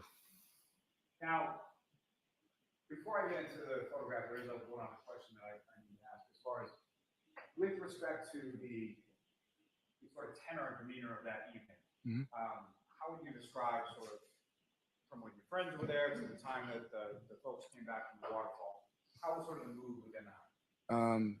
Cheerful, fun. Everyone was having a great time. Any fights, any arguing, any tension, anything else that you noted with regard to that? No, not at all. And I believe, sir, there should be a laser pointer on the desk there in front of you. Push the button on top. Yeah. I'm going to ask you a question about it with respect to pictures. Okay. Now, with regard to the front area of your house at 34 Fairview Road when you lived there, there's basically two doors on the front of the house, correct? Yes. And if you could just use my laser pointer and direct the jury's attention to where in the photograph you observe each of those two. Okay. So this would be the first door right here, and this is the second door. And the first door sort of further away from the driveway, is that sort of the front door area of the home? Yes, that's the front door. And the other door, where does that lead? The side door leads just right into the family room. And as far as around this time, January, or on this evening, if you recall, where were people sort of coming in and going out of their house? I don't know. I couldn't tell you specifically. I think some people use both doors. And what we're calling sort of the front door area, that's sort of one closer to the garage leads into the living room, is that correct? Yes. And so the front door further away from the garage, where does that lead? That's like a foyer area, and then if you take a right, it leads you to the dining room, kitchen, and then you keep going into the family room. Now, if you don't take a right and go into the kitchen and the dining room, and then sort of in the family room, you just sort of go straight, where does that lead? Well, you can't really go straight. If you walk in a little ways to the left, there's a set of stairs that go upstairs, and you can go straight a little bit, and then to your left again, there's stairs that go downstairs into the basement. Now, in addition to you, your mother, your father, around the time of January 2022, did you have a pet as well? Yeah, we had a dog, Chloe. Dog named Chloe? Yes. About how long at that point had you had her? We had her for a few years. I don't know exactly how many years, but a few years. Now, on that night, specifically of January 28th leading into the 29th, did you do anything as far as letting Chloe out to use the bathroom or anything like that? Sorry. So the dog was actually upstairs in my parents' bedroom. She likes to sleep up there and stay up there. So she was upstairs when my friends were downstairs. And at one point, after my dad came home, it was asked if someone let the dog out. And I said, sorry, I forgot, because it was my responsibility, because I was the only one home. So he went upstairs to get the dog, got the dog, brought her downstairs, let her outside. And so when someone would let Chloe outside around this time, so can you describe that process as far as would it be a leash or just let her out, or how would that? Yeah, so we had a fenced-in backyard, so we just kind of let her through the back door and open the door, and she was able to run around out back. Whoever let her out, would they typically sort of stay at the back door? Yeah, we stay around the kitchen area, yeah. And Ms. Gilman, if I could have the next photo up on the screen, 2593. So the next exhibit would be number 72. Is that what's up on the screen? Is that what you have for you, sir? Yes. Now, if you could, with regard to this photograph, you were mentioning something about a flagpole in the area of your front yard. Is that correct? Yeah. Using that laser pointing, you could direct the jury's attention to where that is. Right here. Now, with respect to this photograph that's up on the screen right now, Ms. Nagel's brother Ryan, where was, if you could direct the jury's attention to where it was about to occur that? He would have been more this way, so the photo doesn't show you all, but he would have been more in front of the driveway over here. And that first time that you looked out the window, where was the dark SUV? I believe that was right around the mailbox area, right about right here.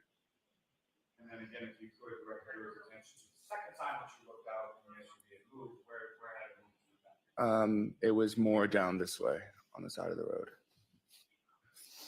Now, if you could, as far as the windows that you're talking about in the kitchen area that you were looking out of, do you see those in this photograph as well? Yes, I do. If you could direct the jury's attention to where you can see those. Those are about right, those two right there. Thank Yep. you. Ms. Gilman, if I could have the last photograph from that set. And then what's up on the screen here is that what you have for you now is 73. Yes. And again, this is another photograph of the front area of your home, taken around the time of January 2022, correct? Yes. And as far as the flagpole in this particular area, that's off the sort of the left center of the screen, is that correct? Yes. Now, in between the time that you saw that dark SUV that you didn't really recognize in the area of the mailbox and then further down, did you see it at any other points moving along? No, I just caught it as it had already moved. By the time I looked out the window, I noticed that it had moved up. And facing the same direction, is that correct? Yes. Same passenger side door that was facing your house? Yeah. And as far as the dark SUV was concerned, at any point in time did you look out and not see the dark SUV? No, I didn't look out the window again. So for the rest of the evening, you didn't look out? No. Now, in reference to the time that expired between the time that you saw it in the area of the mailbox and the time that you saw it over by the flagpole, do you have any idea how long period of time that was? I would say probably within a couple minutes. It wasn't a long period of time that I looked out the window. And as far as you know, your friend Julie, who had gone out to the pickup truck to talk to her brother Ryan, was she still outside around the time that you looked out the second time? She could have been. I'm not sure if she was at that point, but she could have been. And Ms. Gilman, you can take that. Now, just one moment, Your Honor. Yes.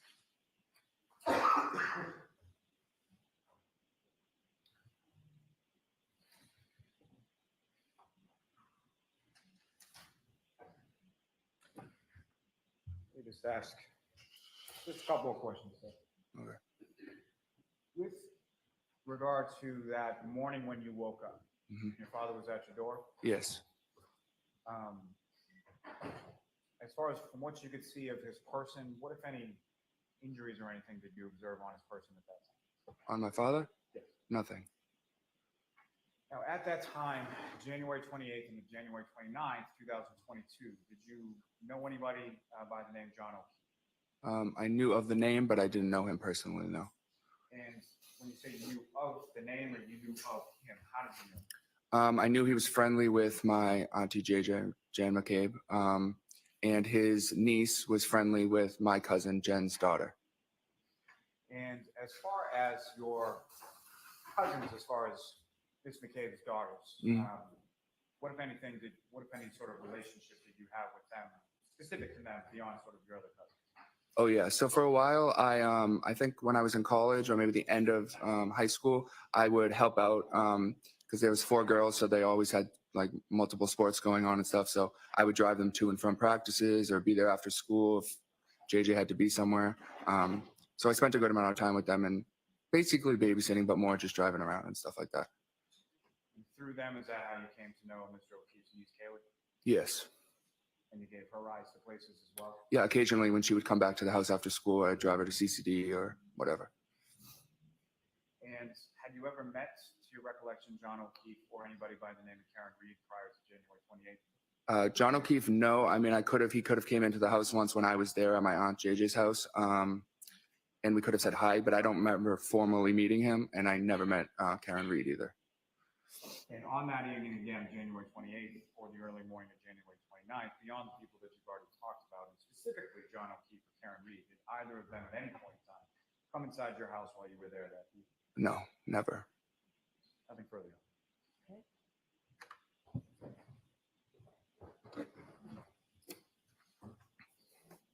Ms. Little, I'm just going to hold you up 1 minute. I think we probably need spellings of the. Yeah, we do. I don't know if I'm going to be the best speller, but I'll try.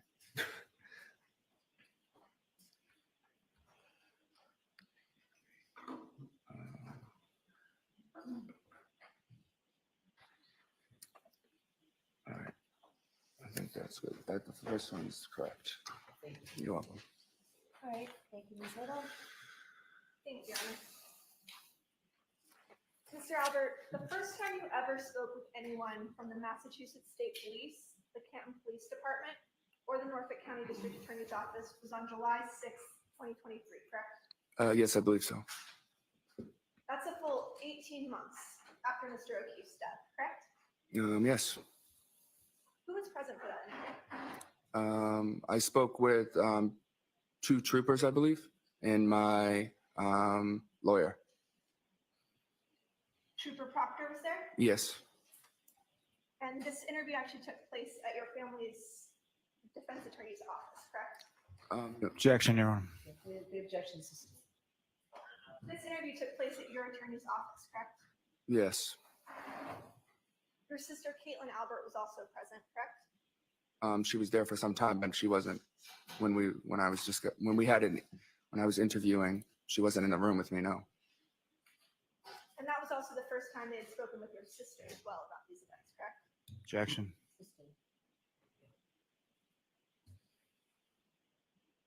And to be clear, the Massachusetts State Police only interviewed you after you were called to testify before a grand jury. Objection. Separate proceeding, correct? The objection system.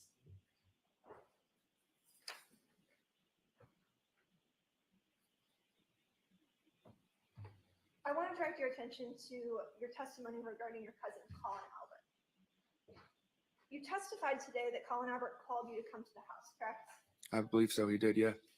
Do you recall some prior testimony in which you said that you all had exchanged Snapchats about what you were doing that night in the house? No, I don't believe I said that. I said for him to know that I was at the house, he could have seen a Snapchat that I had sent, but he didn't ask me on Snapchat if he can come over. I said more of that he had could have seen a Snapchat saying that we were at my house. That's how he knew, because I didn't know how he knew that we were there. You and your cousins frequently communicate on Snapchat, correct? Occasionally here and there. You actually have a cousin group chat on Snapchat, don't you? Yeah, we do. An Albert cousin group chat. Who else is on that Snapchat? There's all my cousins, a lot of us, a good amount of my cousins. Would that include you? Yep. Yep. Allie McCabe? No, she's not an Albert. Do you have a group chat in which Allie McCabe is a member? I believe we have a cousins on my mom's side group chat, yes. But she wouldn't be in that group chat with Colin, no. Understood.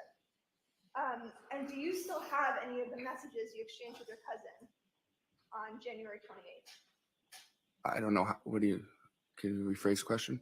Do you have any of those Snapchat messages or other messages that you exchanged with your cousin Colin Albert on January 28th? No, I'm not even sure if there was any messages. Not to my knowledge, I don't know.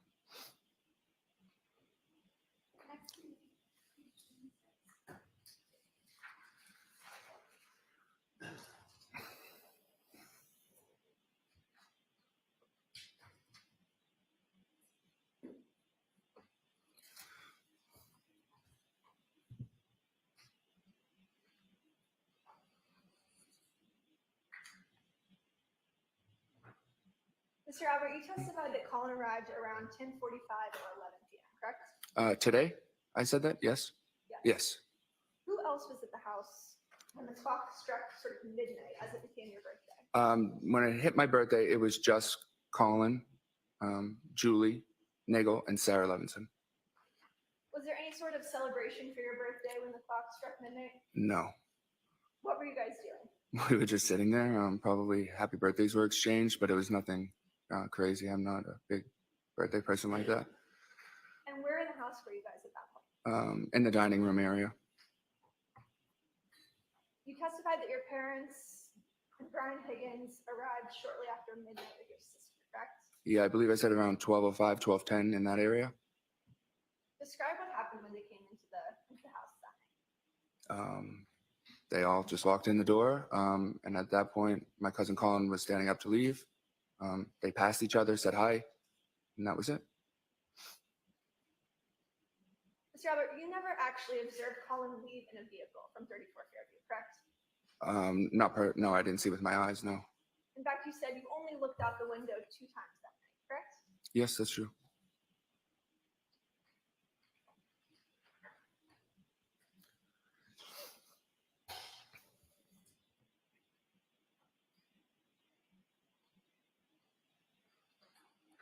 Approximately what time did your dad go upstairs to get Chloe to take her out? Well, that would have been like as soon as he got home, so around like a little after 12.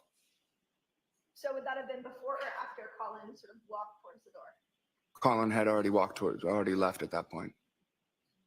Where did your dad go? He went upstairs into his bedroom where Chloe was there, brought her downstairs and went to the back door and let her out. And you were asked by Mr. Lally if your father kind of stands by the door and waits for Chloe before he lets her in. Yeah. But you testified that he was just generally in the kitchen area, correct? Yeah, the kitchen is by the back door. But he's not standing by the door waiting for her. She's an off-leash dog. She can go out, do her business, and you can open the door sometime later, correct? Objection.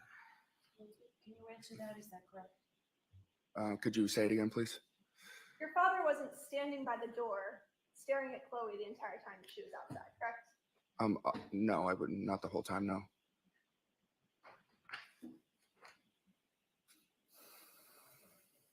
You testified earlier that Julie Nagel went outside to speak with her brother to indicate that she no longer needed a ride. Do you recall that testimony?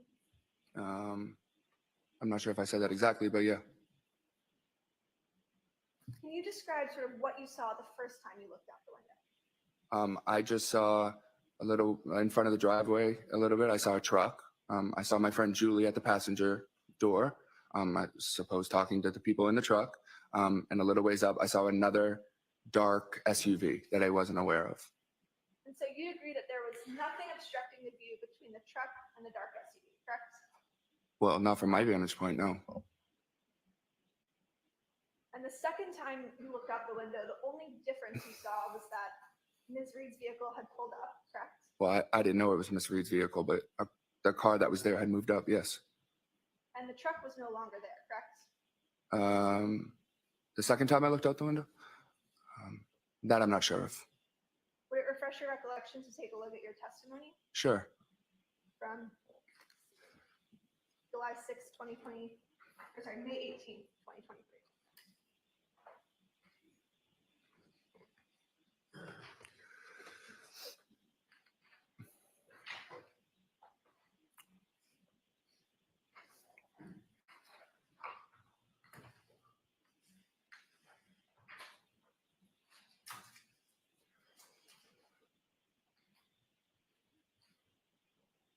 And put your eye. Yes.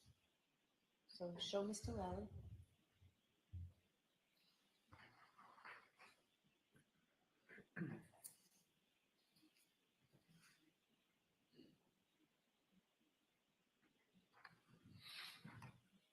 You can just look at this for a glance. Okay.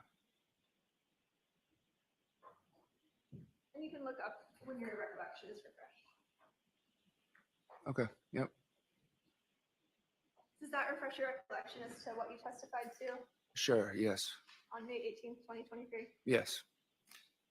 Isn't it true that you said that the second time you looked out, you saw that there was a black SUV that had pulled forward, Yes.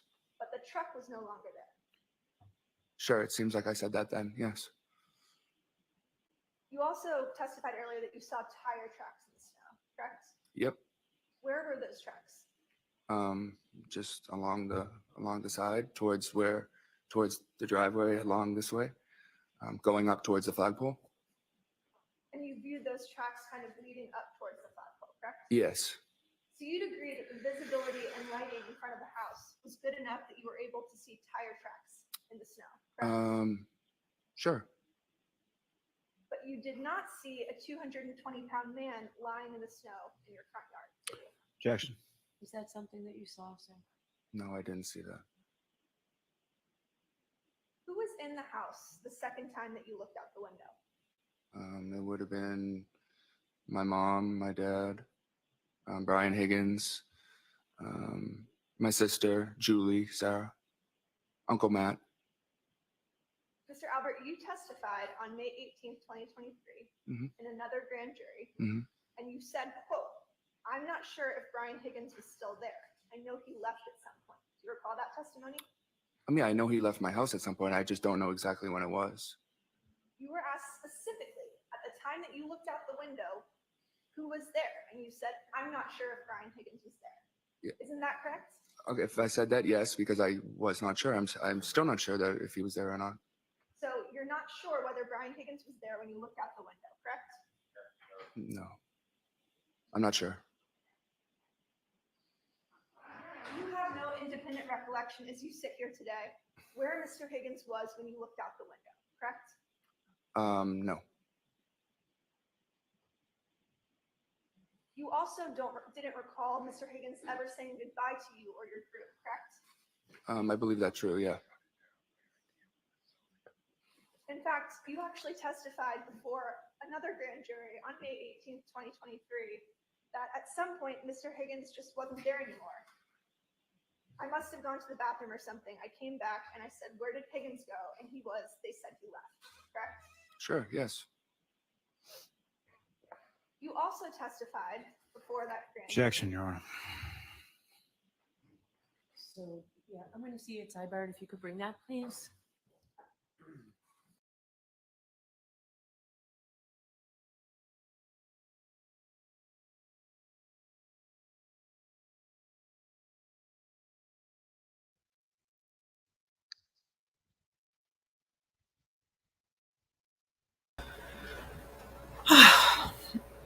Any thoughts, Kate? I mean, they're really trying to get Colin there, aren't they? Yeah, anything that they can do to create any other plausible potential scenario, right? So, also Higgins too. He just pushed there a little bit to say that when he looked out the window, he didn't see, he didn't know for sure if Higgins was still there. So that, opens him up, I guess.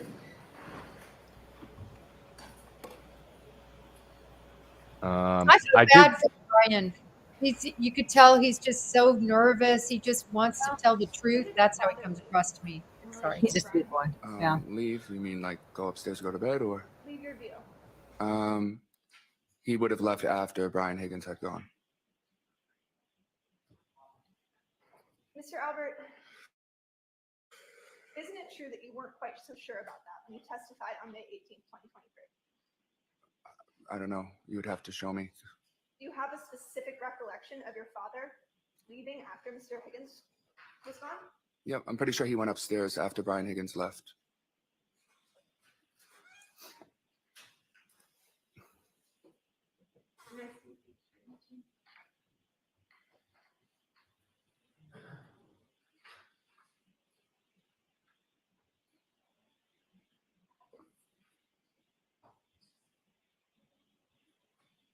Mr. Albert, I'd like to show you. May I approach your honor? Yes.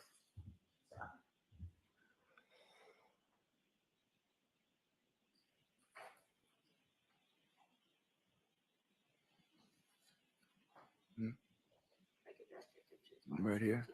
Okay, all right.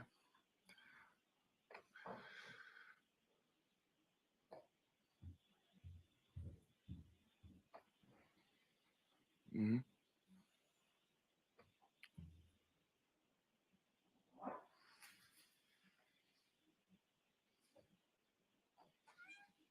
Mr. Albert, isn't it true that you told the grand jury, I'm pretty sure Mr. Higgins left first before my dad went upstairs, because he wouldn't have left if his friend was still there? Yes, I just said that here as well. I mean, you don't have any specific recollection as you sit here today where your father was or where Mr. Higgins was when you looked out the window that night, No, correct? no, that's not true. I know that my father was in the room with us. I'm saying I don't know when Brian Higgins left the house. And when Brian Higgins left the house, then my father went upstairs into his bedroom. But what you actually said was, quote, I'm pretty sure Mr. Higgins left first before my dad went upstairs because he wouldn't have left if his friend was still there, correct? I see what you're saying. Yes, but I still say that my dad wouldn't have went upstairs until Brian Higgins left the house. Right, and that's based on an assumption, correct?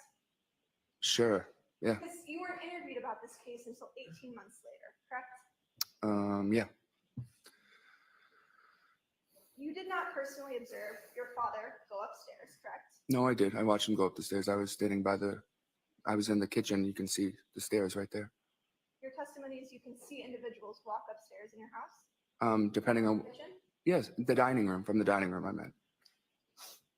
There's actually a wall that kind of blocks the dining room to the stairs, correct? Not if you're sitting at the 2 chairs with your back to the windows. If I was sitting in the long chair right here, the stairs would be right here. I could easily see through the doorway. But as you sit here today, you don't know what time that happened, correct? No, I don't know the time. No.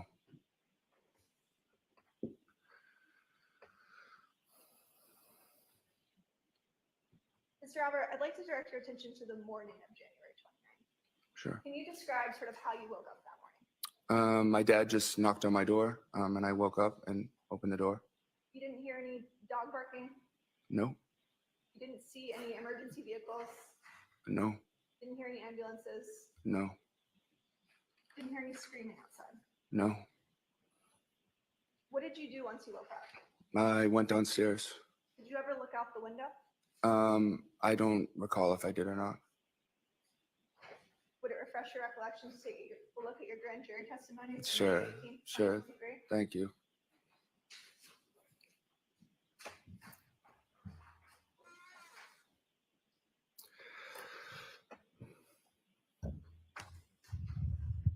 Tell Mr. Lally what page or something.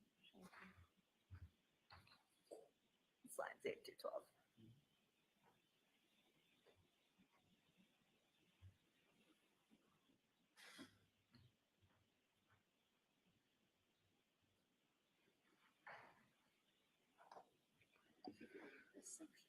Okay.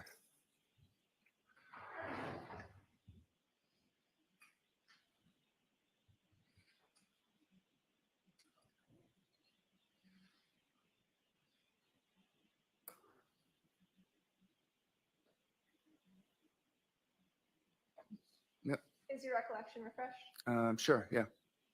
Why didn't you look out the window that morning? Well, I say here that I just would give me anxiety to look out the window. Is there a reason that you didn't want to look outside? I'm just an anxious person, and I got overwhelmed. I think most people would be overwhelmed in that situation. Did you say that this was kind of a new thing for you, for cops and police to be at the house? Yeah, that's never happened before. I've never had cops at or near my house. And it made you overwhelmed, correct? Yeah, I get overwhelmed easy, so. Mr. Albert, how many times did you discuss this case with members of your family before you spoke to the Massachusetts State Police on May 18th, 2023? I don't have an answer for that. I don't know how many times. Hundreds?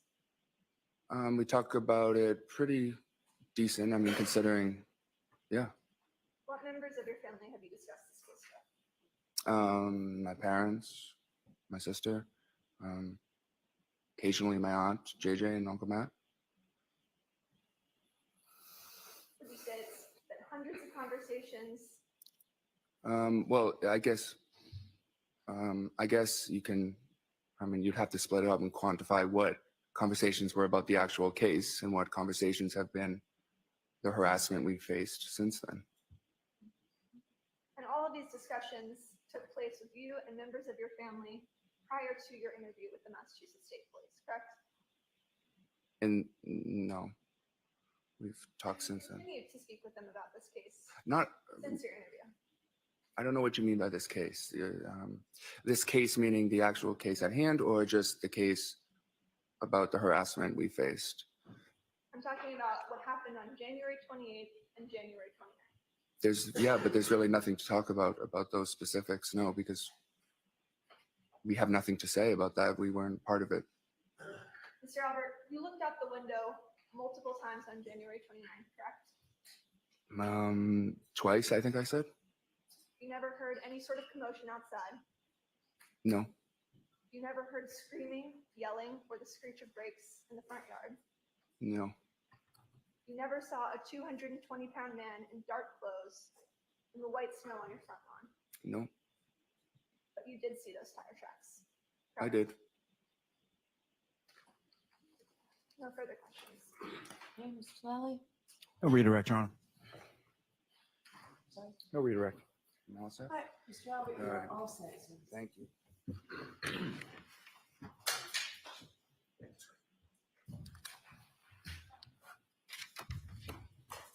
Right. Lally, your next witness, please. Yes, Your Honor. The Commonwealth call Ms. Caitlin Albert to the stand.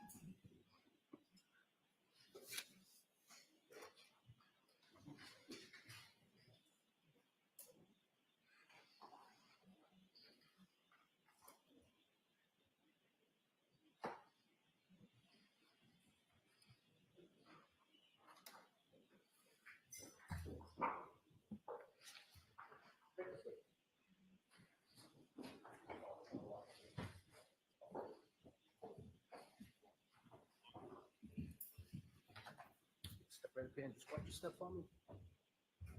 Step right up. Remain standing and face the clerk. Can you raise your right hand? Do you solemnly swear the evidence given to the court and jury in the case down here is the truth, the whole truth, and nothing but the truth, so help you God? I did. Thank you. You may take the stand.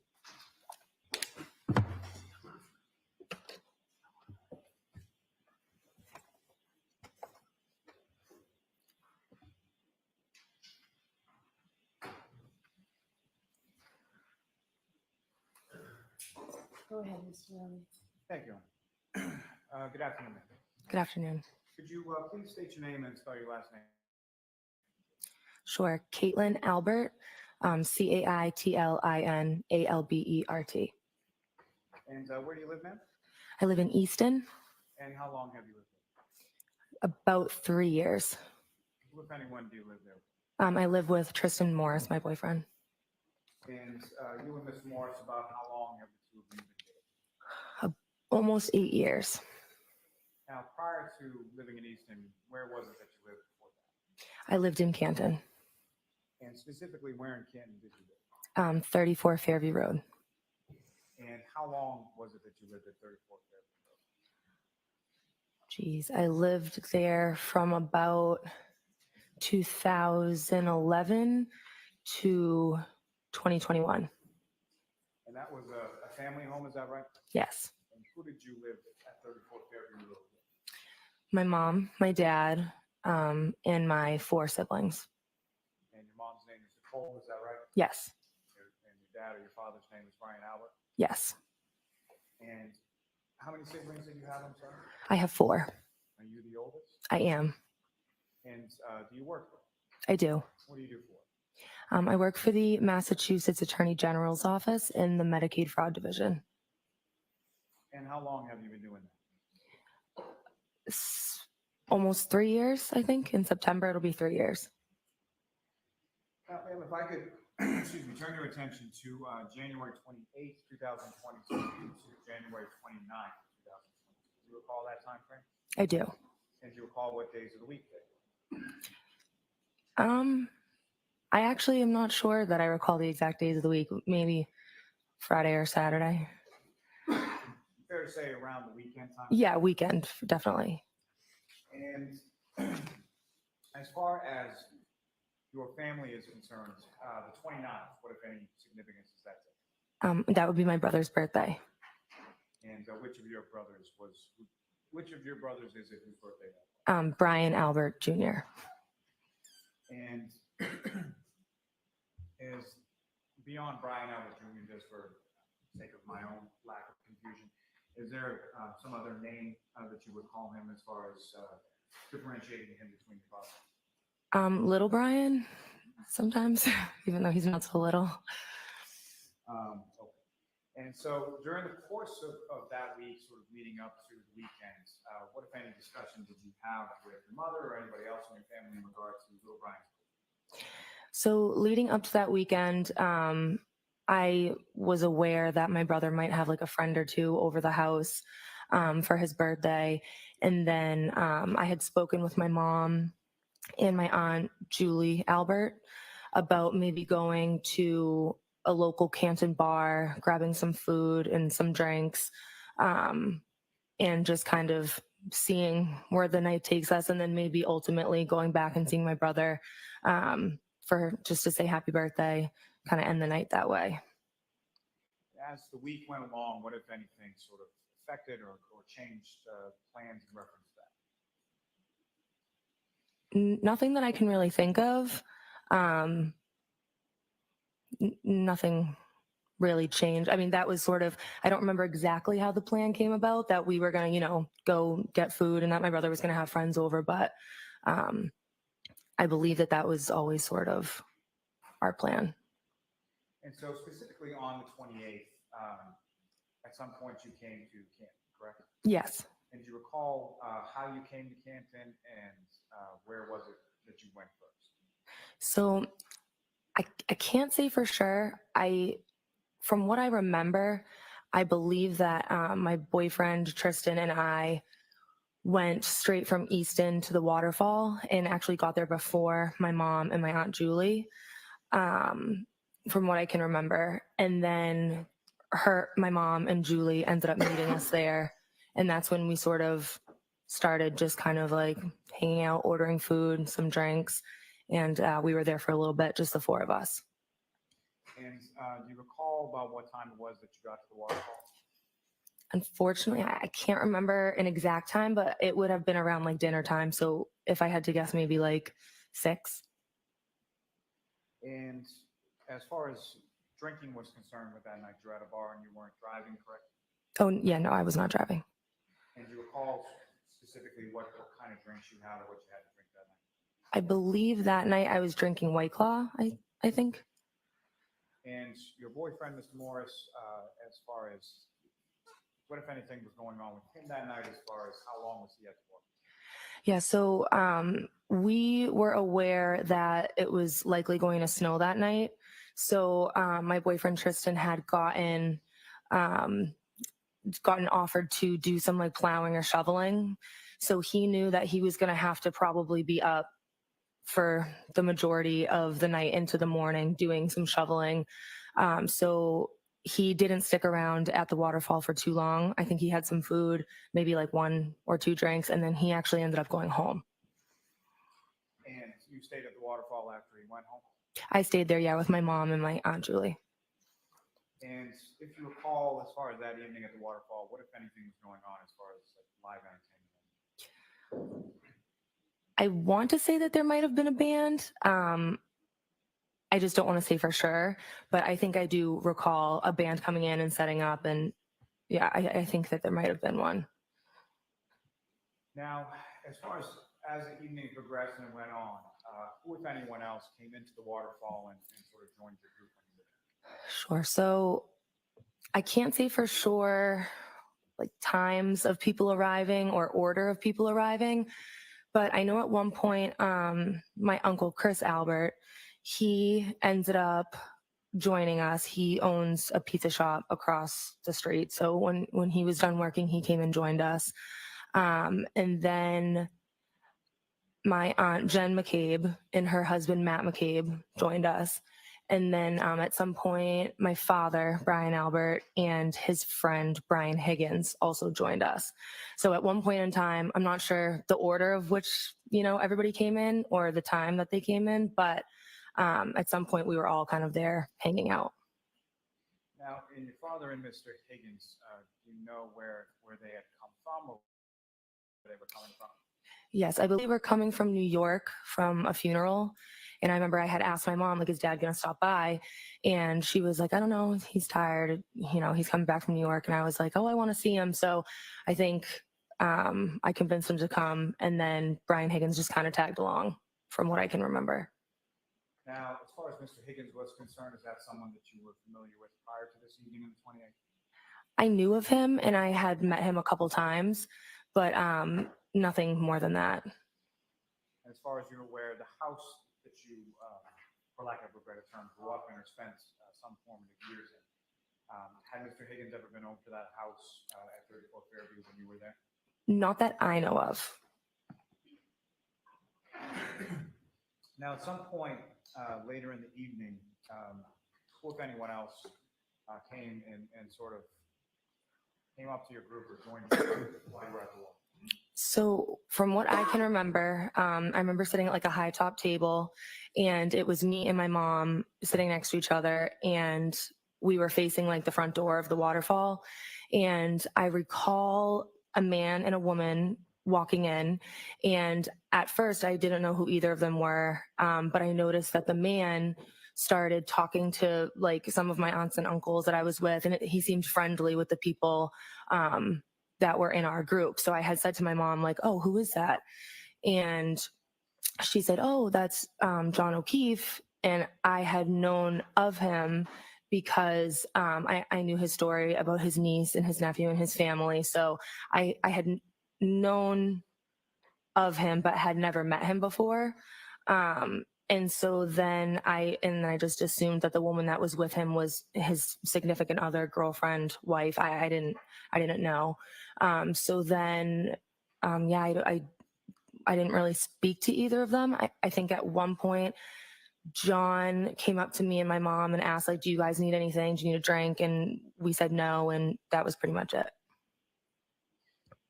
And so when you say you knew of John O'Keefe and sort of his story as you related, do you recall how it was that you came to know anything about Mr. O'Keefe? Or who was it through that you came to know about Mr. O'Keefe? Well, in general, it was kind of like a known thing. The tragedy of what happened in the O'Keefe family. And so I had just kind of heard that story. And then on top of that, John O'Keefe's niece is either the same age or around the same age as some of my younger cousins. So I knew that she was friendly with them. I knew that my Aunt Jen McCabe would like help out here and there, going to sports, going to different events, whatever. I know that my Aunt Jen was friendly with John O'Keefe. And I knew that my Aunt Julie and Uncle Chris were somewhat friends with him as well. And just to be clear, when you're talking about some of your younger cousins, the younger cousins you're speaking of, who are the parents? So the younger cousins that I'm referring to would be the McCabe girls, and their parents are Jen McCabe and Matt McCabe. And they were present at the waterfall that evening as well? Jen and Matt were, yes. Now, with reference to Mr. O'Keefe and his significant other that you described, had you ever met them prior to that evening?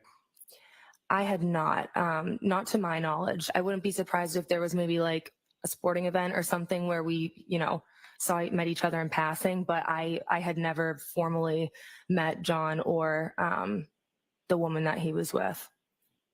And so on that evening on January 28th, you had never met nor were you aware of anybody by the name of Karen Lee. No, I was not. And if you know, about what time was it that they came into the waterfall and came over? I can't say for sure. I'm not sure of time. So fair to say, the other people that you testified about, as far as your uncles, your aunts, and things like that, were they all there at the time that Mr. O'Keefe and Ms. Reed came in? I believe so. I believe that everyone who was there in the group that I was with was present when John O'Keefe and Karen Reed arrived. And about what time was it that things started to wind down as far as the waterfall was concerned? Again, I'm the worst with times, but I would say it was around like 12-ish that we kind of said, let's kind of head out and head home. I would say 12-ish, approximately. Now, during the course of the time that you were at the waterfall, either before or after Mr. O'Keefe and Ms. Reed arrived, how would you describe sort of the mood or the demeanor of the group that you were with? I mean, I didn't notice any issues or any negative things happening. All the conversation seemed positive, lighthearted. Everyone was just kind of having a good time, getting along. I didn't notice anything out of the ordinary, really. So no issues as far as fighting or tension between your group, is that correct? Correct. And as far as you saw, with regards to Mr. O'Keefe and Ms. Reed, no issues as far as fighting or tension that you observed between the two of them? Not that I observed, no. And when you, around 12-ish or so, when you started to leave, who was it that, how did you come to leave and who did you leave with? So I left with my mom and my dad. And again, I'm not sure the order of when like everybody else left. But I went with my mom and my dad back to 34 Fairview Road. And if you recall, who drove home from the waterfall to 34 Fairview? My dad. And about how long a drive is that from the waterfall to Fairview Road? I would say like 5 or 6 minutes, give or take. And when you arrived to the house at 34 Fairview, do you recall where your father parked in relation to the house? From what I can remember, he parked in the driveway. The driveway. And if you know about how many other cars were in the driveway when parked? I'm not sure. I know there was at least like 1 or 2, but I can't say for sure. I just don't really remember how many were in the driveway at the time. I had like younger siblings in college at the time who would sometimes take some of the cars, so I just don't remember for sure. And if you know, essentially, within the driveway, there's a garage at the end of the driveway. Is that correct? Yes. And there's a door on the left, door on the right. Is that right? Yes. And do you recall whether or not your father pulled in the driveway on the left side or the right side in relation to those doors? I don't remember. And when you came into the house, do you remember how it was that you came from the vehicle to the house? Yes. From what I remember, I went in the front door. So I would have gotten out and walked on the brick path over to the front door area, walked up the steps, and then walked through the door that enters into like a foyer area. And just to be clear, sort of when you walk into that front door with the foyer area, what if anything's right in front? So when I first walked in, I actually had seen my cousin Colin. He was standing in the foyer area. And I remember I said to him like, "Oh, hi, what are you doing?" Next question. Not what you said. Taking you back to sort of when you're exiting the waterfall and when you're exiting your parents' vehicle and walking into the house, what, if anything, did you observe as far as the weather at that time? I remember at that point, snow was definitely coming down. And I could tell that it was like progressively getting worse. And so you walk into the home in the front foyer area, that's where you run into your cousin Colin? Yes. How is Colin related to you as far as, how is he your cousin? So Colin is Julie Albert and Chris Albert's son. So he's my first cousin. And when you walk in, you sort of bump into him. Where was it that he was? He told me that he was headed. No, what he told you? Where was he going? To my knowledge, he was going home. Objection. Oh, wow. Next question. Next question. From the time that you walked in and bumped into Colin sort of in the foyer of the home, how long was it that he was in the home while you were there? I would say No, how long was he in the home when you were there? minutes. And from your group, this includes yourself, your mother, your father, is that correct? Sorry, what was that? From your group, when you enter the home, that includes you, your mother, and your father. Yes. And who, if anyone else from the waterfall, arrived at your home around the same time as yourself, your mother, and your father? I believe that Brian Higgins was the next to arrive. I think he very shortly after came inside, after myself, my mom and dad. And so when Mr. Higgins comes into the house at 34 Fairview, are you already in the house? I was already inside, yes. And so do you have any idea what Mr. Higgins was driving that evening or where he parked it? I do not. And then once you come into the house, when you come into the house, where is it within the home that you go? So I walked in through the foyer, and then I took a right turn, which leads into like the dining room area. And that's where my brother Brian and two of his friends were just sitting around the dining room table. So I said happy birthday to him and was just kind of hanging out in there for a little bit. And the friends that you observed in that sort of kitchen dining area, the friends of your brother Brian, little Mhm. What were their names? Sarah Levinson and Julie Nagel. And were those people that you were familiar with prior to this evening of January 28th? Yes. Familiar with them as their friends of your little brother? Yes, exactly. And with regard to the house, after yourself, your mother, and your father arrived, and then Mr. Higgins after that, who, if anyone else from the waterfall, came to the house? My aunt Jen and my uncle Matt McCabe.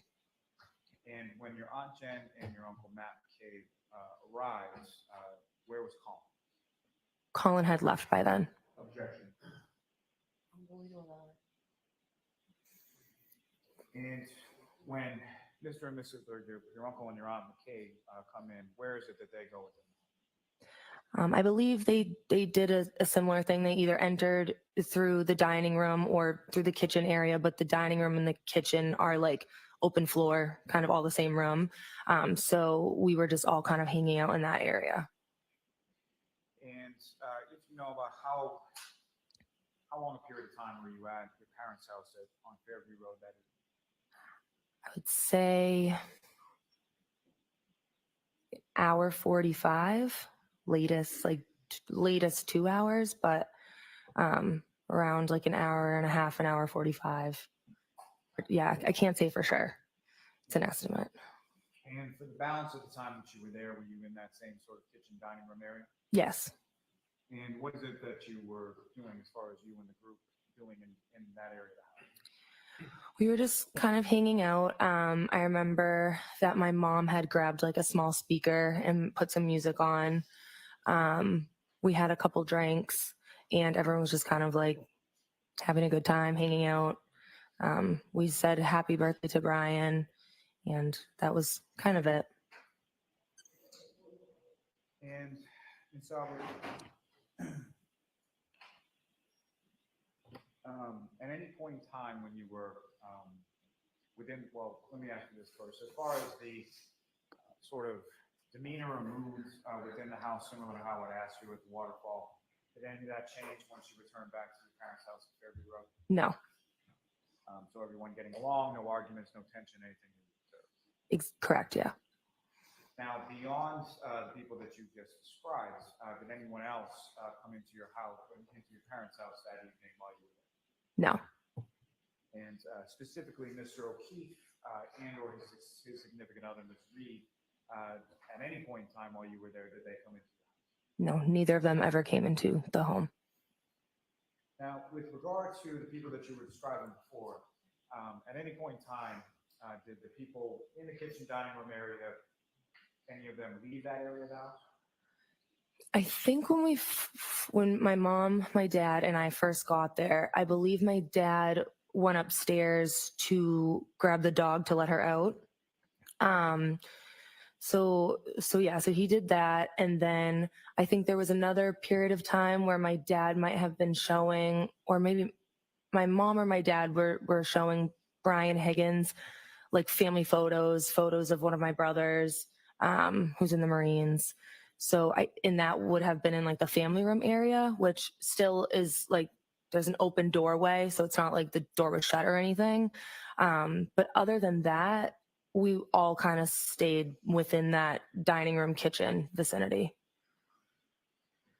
Now, with reference to the dog, that was a family dog, is that right? Yes. And your family had the dog when you still lived on Fairview Road with your parents? Yes. And what was the dog's name? Chloe. And with respect to letting the dog out, can you describe to the jury sort of what that process entailed? Was it on a leash, or how was the dog let out?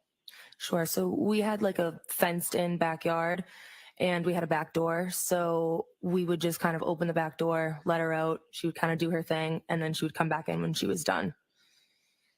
And your father took care of that when you got home from the waterfall that evening? Yes. The family room that you were talking about, where your father and or your mother and Mr. Higgins were, as far as the photographs, where is that in relation to the dining room kitchen area, and specifically, can you see into that area from the dining room kitchen? Into the family room? Yes. Yes. So there's just sort of like it's like a doorway, but there's no door there. It's pretty open.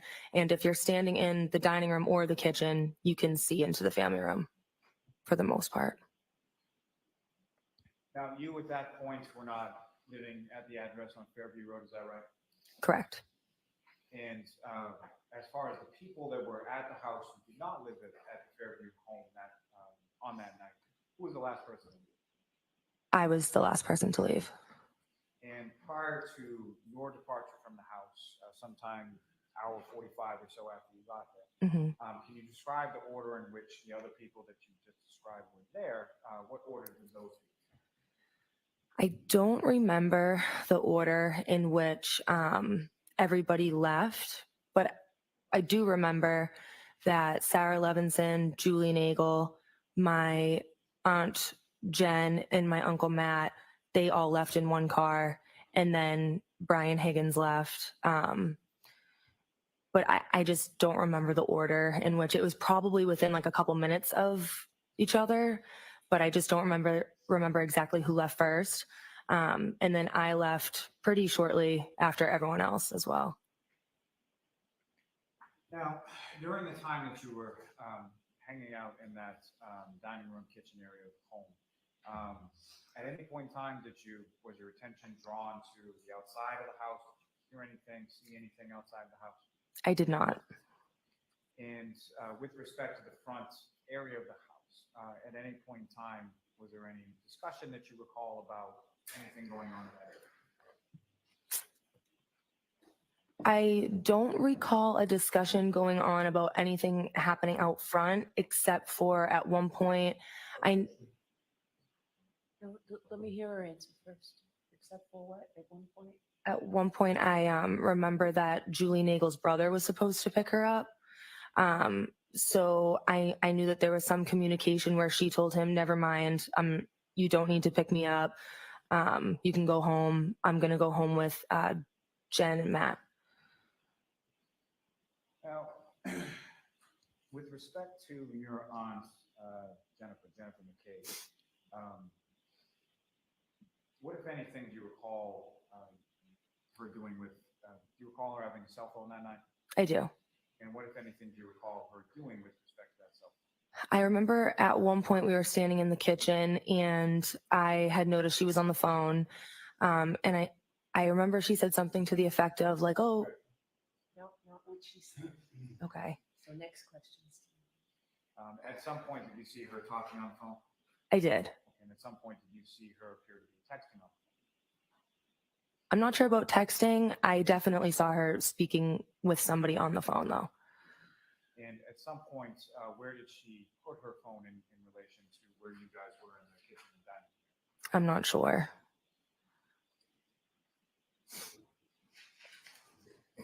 Recall any sort of charger or anything like that in that area of the home? I don't.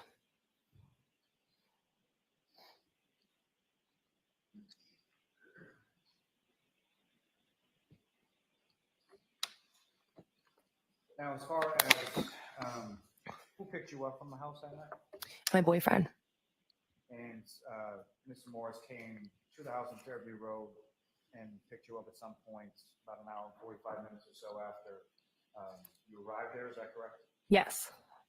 And do you recall what Mr. Morris was driving on that particular evening? I remember that he actually was driving my car, which is a 2019 white Jeep Cherokee. And what kind of car did Mr. Morris have at that time? At that time, he had a very old, I want to say like 2012 Ford Taurus. So that's why he took my car, because the Taurus wouldn't have been good in the snow. And how was it that you came? Did he call you, text you? How did you know that he was there?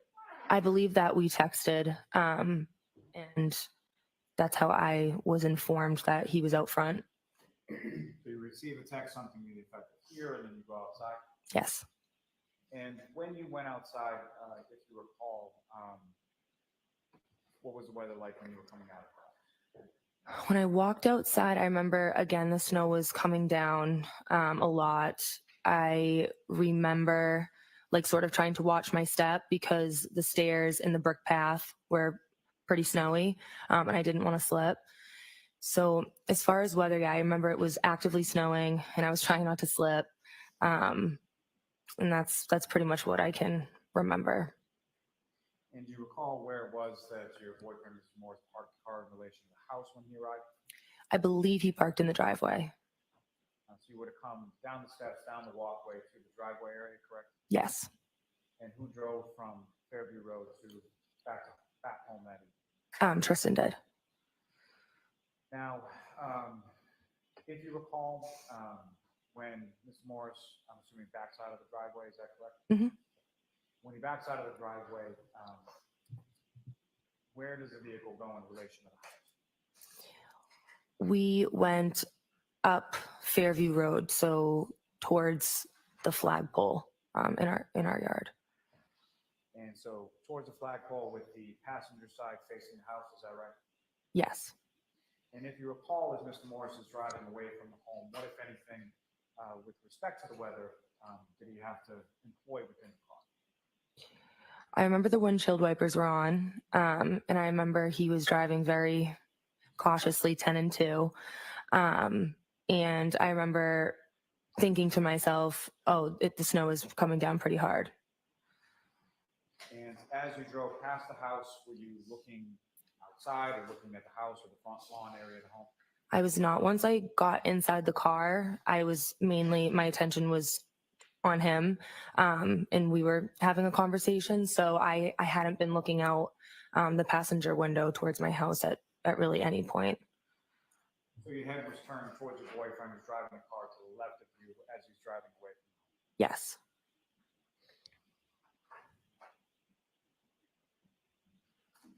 One moment now. Yes.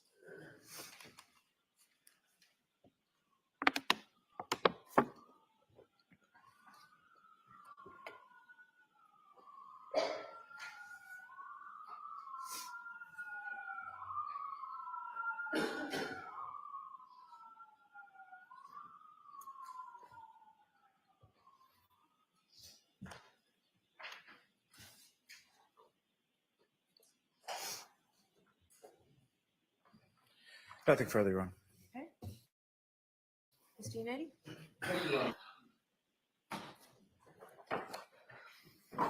Good afternoon, ma'am. Good afternoon. So, Ms. Albert, you were at your parents' home on January 29th by midnight or shortly thereafter, correct? Correct. And you were the last one to leave at 1:45, 2 o'clock, somewhere in that area? Yes.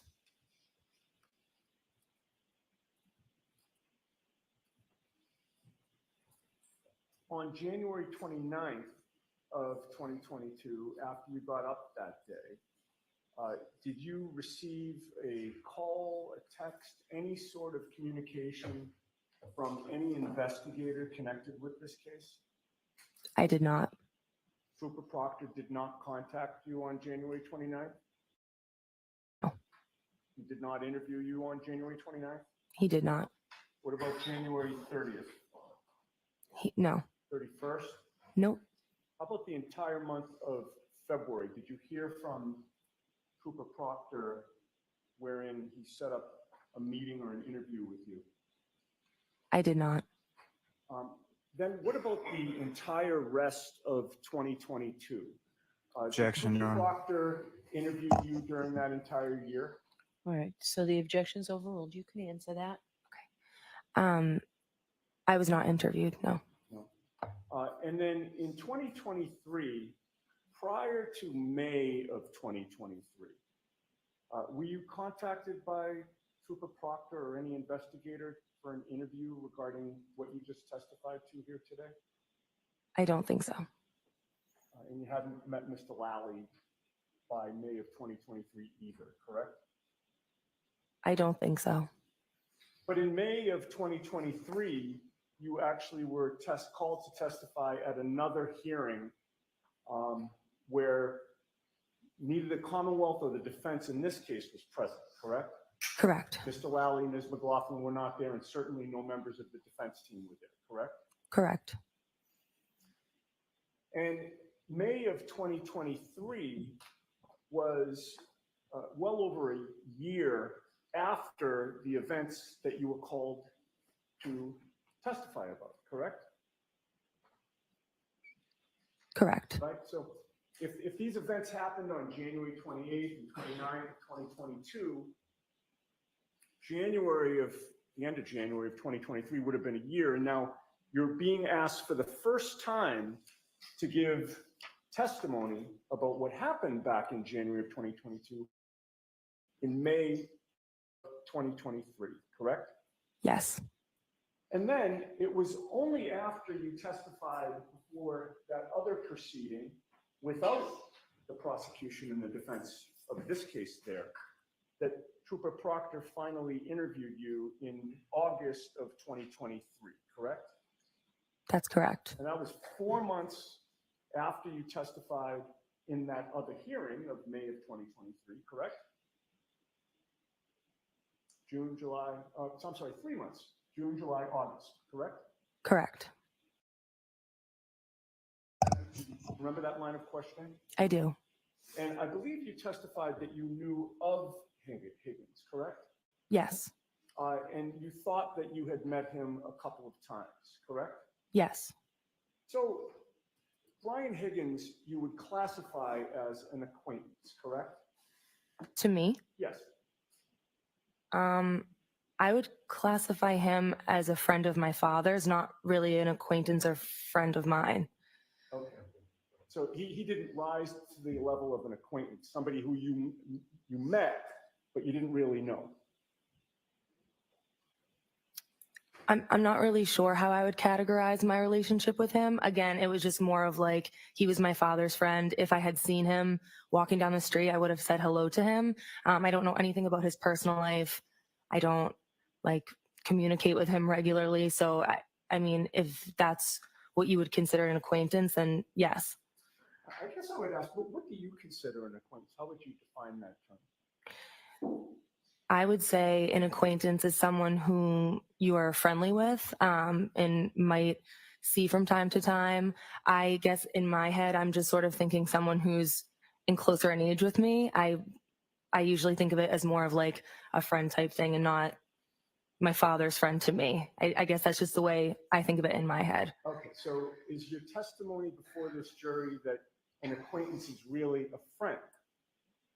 Someone that you're friendly with, perhaps, could be. Okay. Have you watched any of the testimony in this case prior to your taking the stand today? I have not. Has anybody told you anything about any of the testimony that has occurred prior to your taking the stand today? No. Okay. Who is Katie McLaughlin? Katie McLaughlin is a girl who I'm the same age as. We went to high school together. We graduated the same year, and we have a couple mutual friends. We interact with some of the same people socially.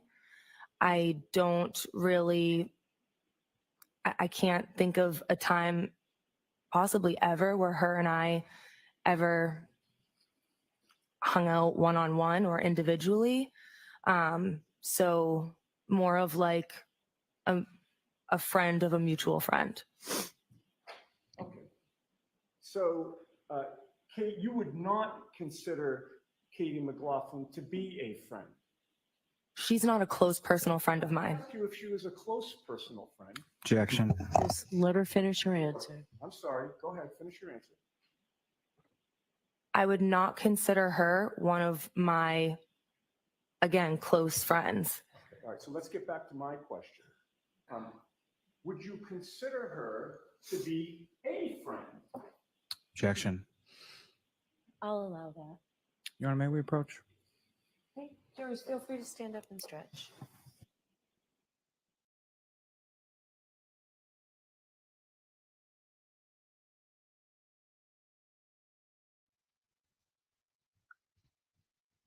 I don't know how much you can get out of this constant wrangling about what the difference is between acquaintance and friend is, but it's crazy, especially because friendship, it's such an ambiguous word, right? yeah. It exists on a spectrum. People's perceptions. I may perceive our relationship, Kevin, differently than you perceive our relationship, right? So if you were to ask us separately the nature of our relationship, I guarantee we would have two different answers. These things are hard to quantify. And I think what is very clear between Caitlin Albert and Katie McLaughlin, who I both consider to be pretty credible and poised, is that they were just, friendly. I think Caitlin hit it on the head here. Friendly. It should just die right there. This is just silly. Yeah, agreed. Jen? It's not going to die though, because this is the crux of part of this cover-up conspiracy framing. They're trying to show motive, and the motive they're trying to show is that the relationships between these individuals are close. Are they accomplishing that? I don't think so, because it's kind of clear that they're not. They're acquaintances, at least by my definition. And that's somebody that you interact with loosely because of other friends. Right. And it's exactly, there's a difference between someone that you once hung around with a little bit, so you still maintain some connection and feel some, draw to them in that kind of way, or some protective. So maybe you'd help them in a certain situation. Maybe you'd help them fix a speeding ticket, but to be part of a framing of murder where you risk going to jail for life, that's a pretty close. I wouldn't do that for my friends, so. I wouldn't fix a speeding ticket for an acquaintance or anyone. I was just going to say that it also depends on the person in question here, because it is kind of a character question as well. Yeah, I think even if you can establish a very close personal connection, can you establish that personal connection in an individual would motivate them to risk their careers, violate their own morals? And I think that's not a very clear-cut answer, but you need to establish that somehow. And they're not really spending a lot of time establishing that here. And a whole bunch of people have to be willing to do that. If it was just one, you'd say maybe, but a whole long parade of characters have to be willing to risk their freedom or their careers or the welfare of their family in order to do this. But I don't think they've moved the needle onto even one person at this point. No, honestly. No, they really haven't. And it's really something, because we're talking about murder. We're talking about at least a homicide, taking of another life. And for you to assist in that process in any way and make these allegations against people that they're involved with that is to me, really, I was trying to think if there could be anything more egregious than covering up a murder of somebody.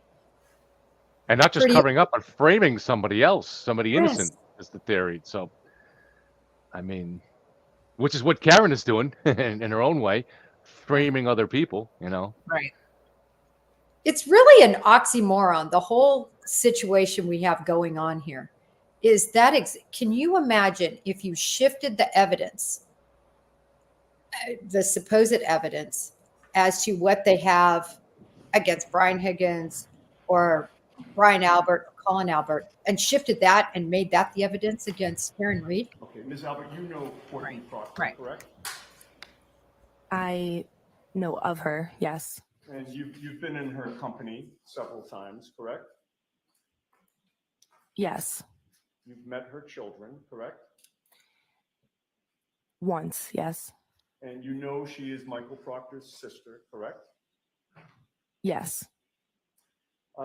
When Michael Proctor ultimately interviewed you in August of 2023, did he ever ask you how well you knew his sister, Courtney Proctor? Did that subject ever come up?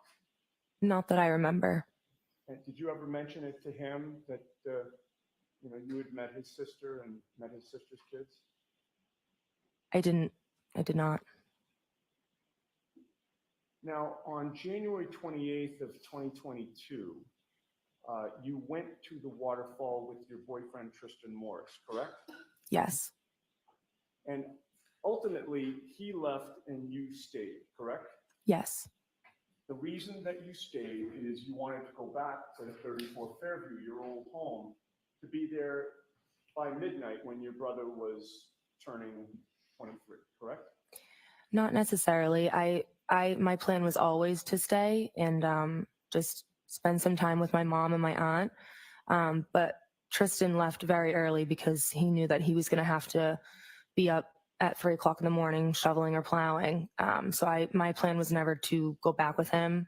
But it wasn't necessarily because it was my brother's birthday. It was just what my plan was for the night. Certainly the fact that it was your brother's birthday didn't deter you from going back, right? In other words, the fact that it was your brother's birthday didn't cause you to hesitate to go back. You wanted to be there, right?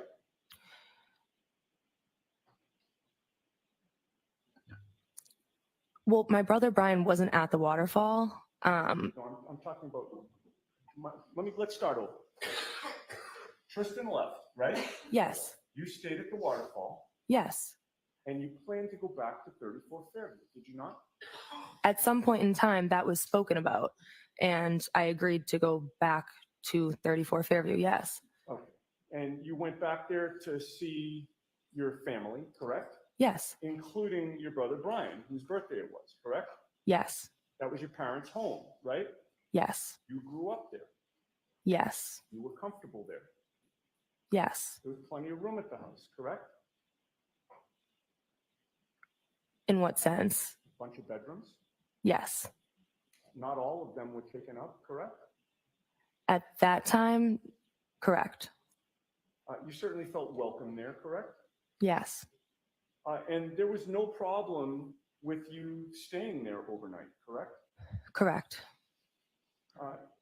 And when you made the decision to go there after the waterfall, you knew that there was a snowstorm that was starting, correct?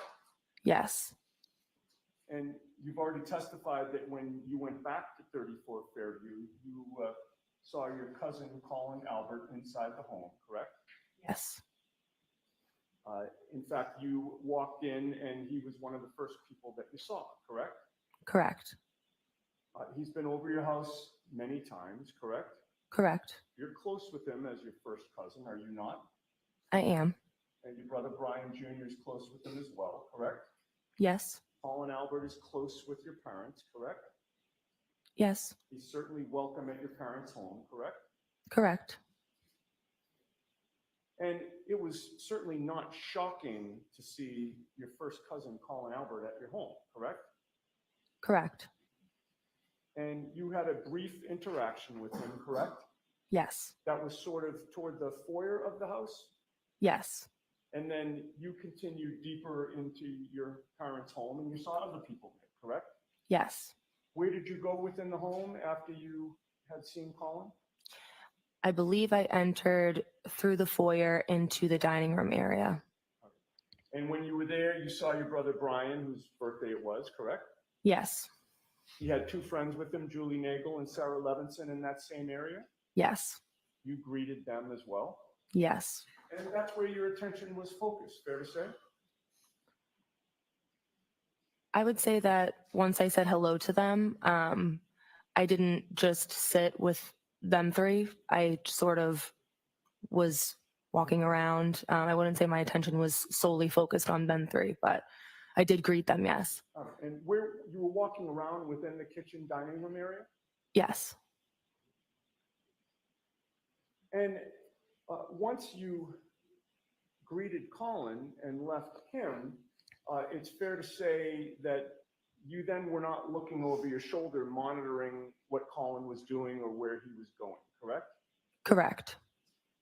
And while you were in the kitchen dining room area, the door to the basement was kind of blocked from your view, was it not? If I'm in the dining room area, there is a spot in there where I could see it, but I don't believe I could see the basement door, no. Right. And from your vantage point, the door to the basement's kind of blocked from the area that you were in. For the most part, yes. And you weren't watching Colin to see where he went after you left him, correct? Correct. And you never saw him leave the house physically, correct? Correct.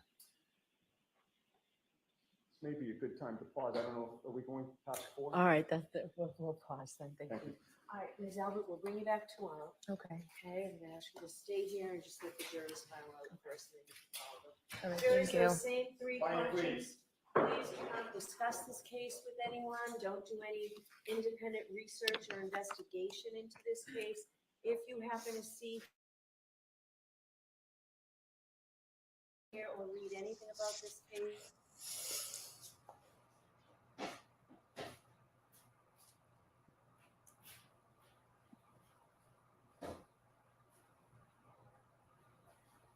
You see where he's going, Jen, right? With Oh, the yeah. questioning.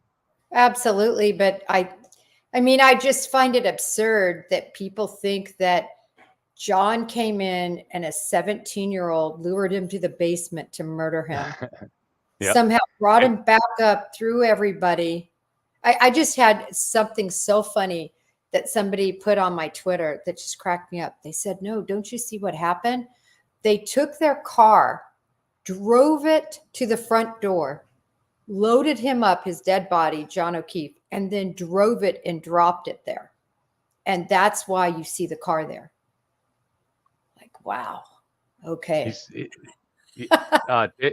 David's trying to get to the next thing that's going to come up is why did she call her boyfriend for a ride when he had to get up at 3:30 to plow and shovel snow? So it's a good question, and we'll see how she handles it. But you could see that's where he's going with it. Yeah, but and everybody's relationship is different. But I know personally, if I were in that situation, my husband would come get me in a minute. When I say that situation, like it was late at night and there was a blizzard or whatever, if I asked that of him, or if one of our kids, she's young and said, hey, will you come get me? I don't want to drive in the snow or don't have a ride or whatever, we would do that. I don't find it strange, but some, I guess, could leap to that conclusion. Yeah, but I guess it'll all depend on how she handles the question. But we'll see how it goes. It's just all of these things are trying to create a little bit of doubt, a little bit of chinks in the credibility. But this is, one of the this is why I say it's a Mount Everest kind of thing, is you have to prove not just that one of these people was participating. They all have to be lying and fudging their testimony and covering something up, every single one of them. And nobody broke. And even now, this jury won't know this, but in terms of the public, knowing there's a federal investigation, if you are hiding this, you're already nervous. So you're part of a murder scheme. And then you find out the feds are onto it. You're going to want to break, I just went to court and it's not live. So I don't know. There's nothing on.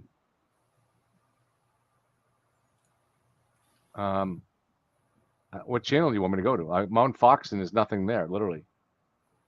People are saying in chat there's something going on, but Oh. what channel is? I don't know what channel Court is on. Oh, Court TV? Well, Court TV is about 2 minutes behind for some reason today. That's what led to the problem. But so I'm on Fox News, Fox 25, and there's literally nothing going on. So I don't know where I should go. While you're searching, back to your point, all of them have to be lying. And talk about the most credible witness in the whole thing. Well, I think the firefighters were extremely credible. Right. But I mean, just their whole appearance, their demeanor, how they testified, there just wasn't an ounce of untruthfulness in them. But Brian Jr., oh my gosh, he was so nervous. You can tell he's more of a recluse, which he described himself. He's a homebody. He likes to stay at home. He works IT, for heaven's sakes. You know, he's not a real social bug. He wanted to have some people over for his birthday. It was a small gathering, a family and really close friends for the most part. And he just comes off so credible and unwavering. And I was thinking, if anybody is going to break because he's so nervous, it would be him. And he didn't break. The truth doesn't change. And the truth is John O'Keefe never entered that home. And no one's going to say he did because he didn't.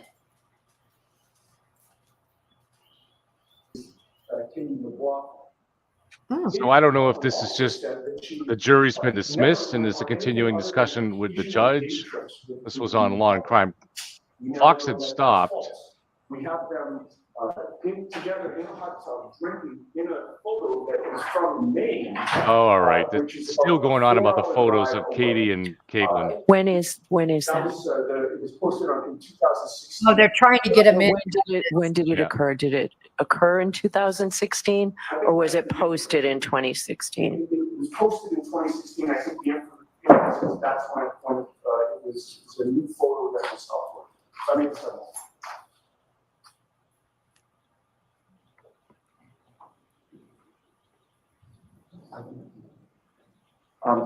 That location was tagged on 2016, so we know it was after high school, which again contradicts Katie McLaughlin's testimony because she made it seem like this was just some girl that I knew in high school, and then we happened to be at the same places at various times, but I'm not close with her, despite the fact that I have my arm around her in most of the photos.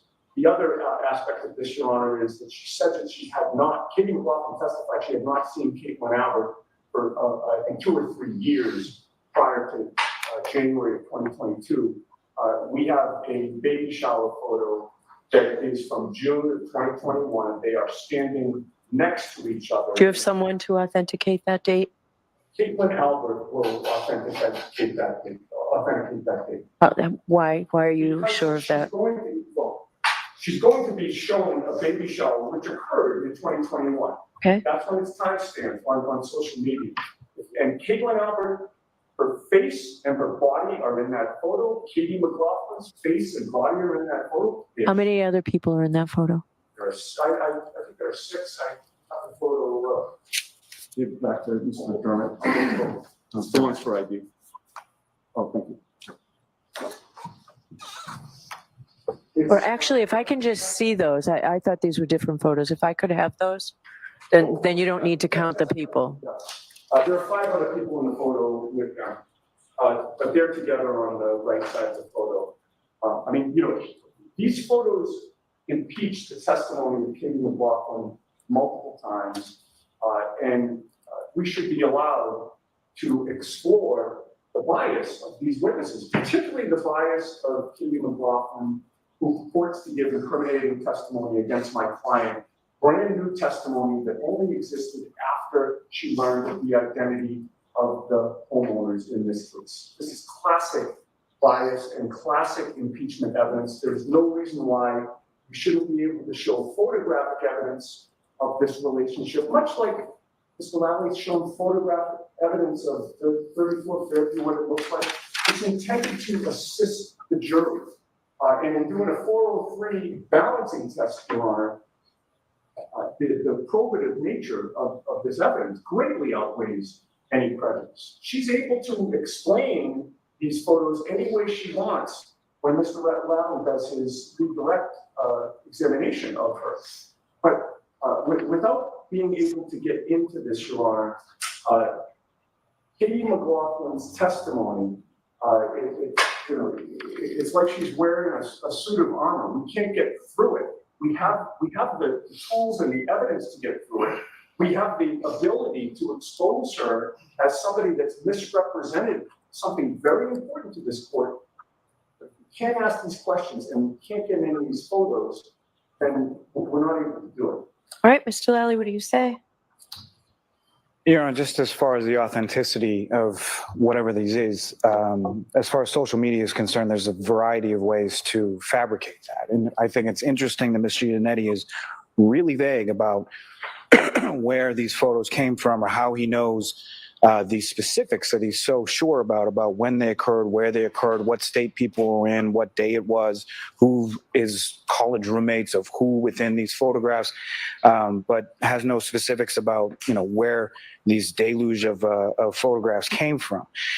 More importantly, Your Honor, what I would submit as far as Ms. McLaughlin is concerned is she was entirely consistent, and I did the disparagement as far as what her testimony has been, as far as her statement within the report to Trooper Proctor, her grand jury testimony in this case, and her testimony before this jury on the stand were identical, if not entirely consistent. And again, it's not just Ms. McLaughlin that is attributing this statement to the defendant. The jury has heard from two other firefighters, as well as anticipated other witnesses who will testify to these exact same statements that the defendant made outside of the home on that date.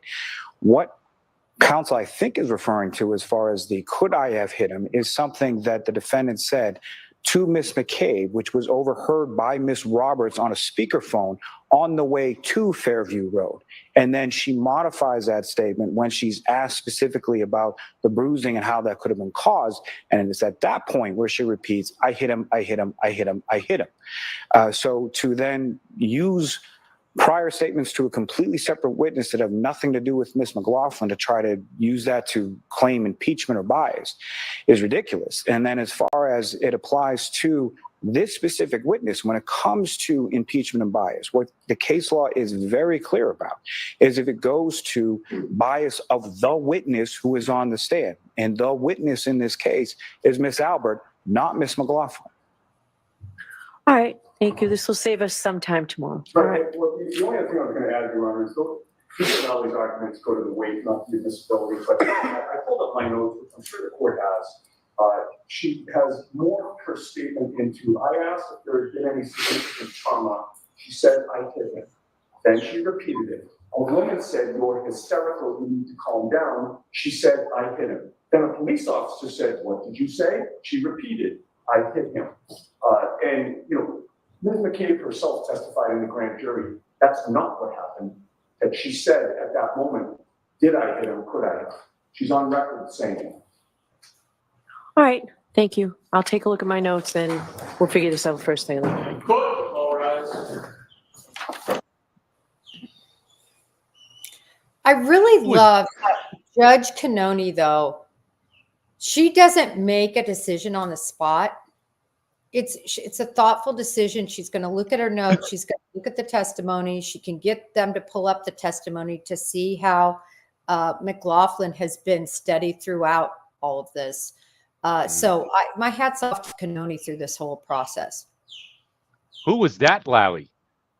That guy kicked ass. Oh, I was going to say the same. He does so much better just impromptu.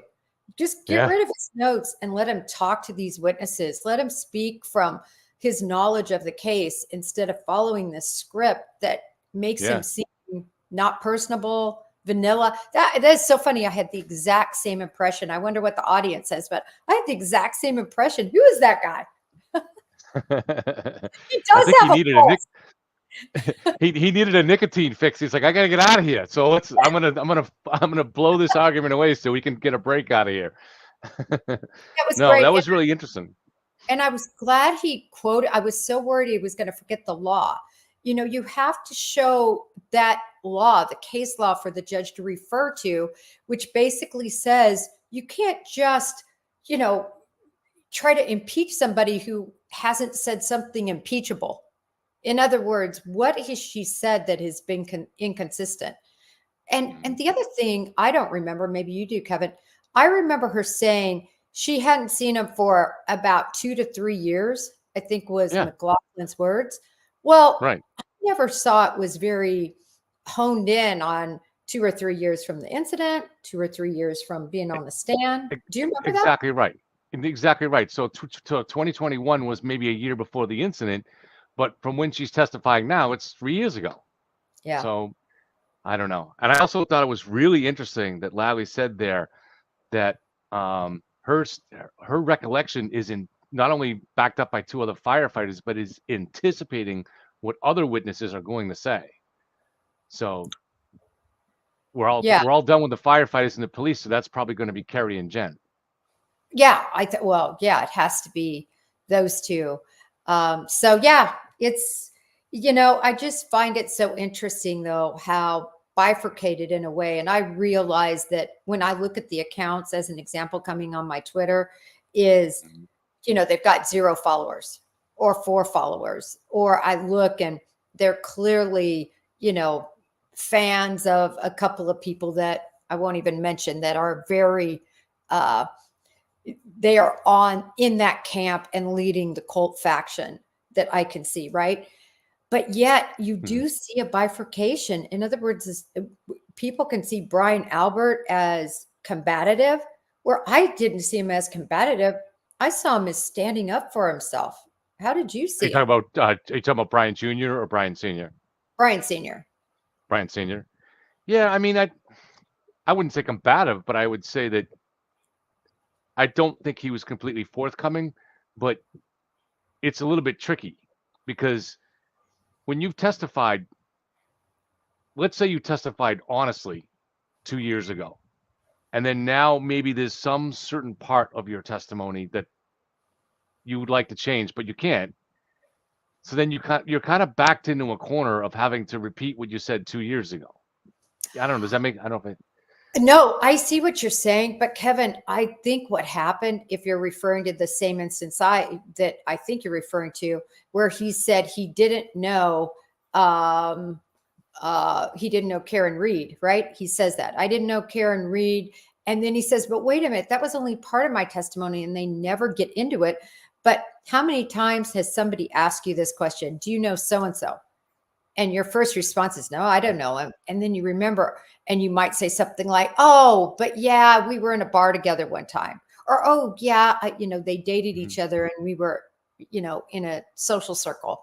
So I guess I knew him sort of, Right. In other words, they never let him finish, even though he keeps pointing out that's just what I initially said, or that was just part of what I said. Probably 3 times he said, and I was hoping Lally would say, what's the whole rest of that answer that you gave in the grand jury? But it never came out.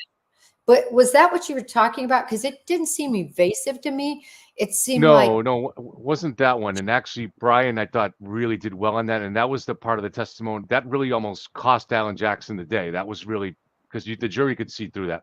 No, I'm more thinking of the Brian Higgins stuff. So I think it probably was some version of a butt dial that Brian Albert accidentally called Brian Higgins.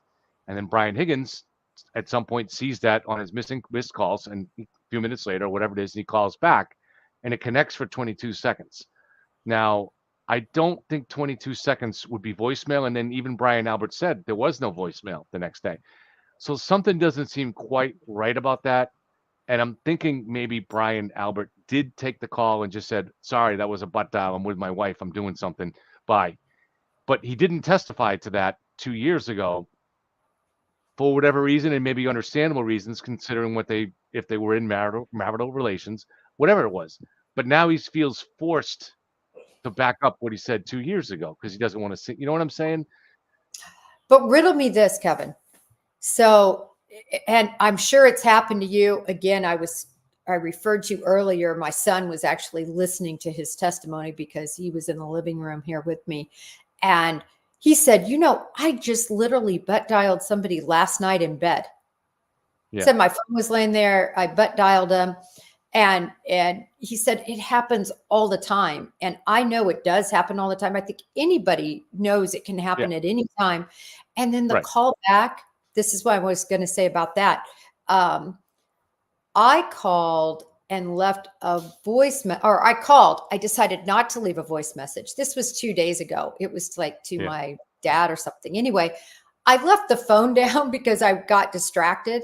So I basically dialed it, heard it ringing, and then I got distracted and I went off and did some stuff, and I came back. I don't know how many seconds later, but it could have even been a minute later. I don't think it was that long, but whatever. You know what I mean? People do that. Or right. So there's nothing, there's an empty voicemail. There's no words on it. Yeah, there's no I'm words. just not. It can go longer. I don't know. But you would still get, I mean, of course, you might not remember it, but you would still, you might not remember it 2 years later or whenever Brian testified, but you would still see, you would say you have a message and you'd click on it and there's nothing there, but you would still see that there was a call there from Brian and he left an empty voicemail. I don't know.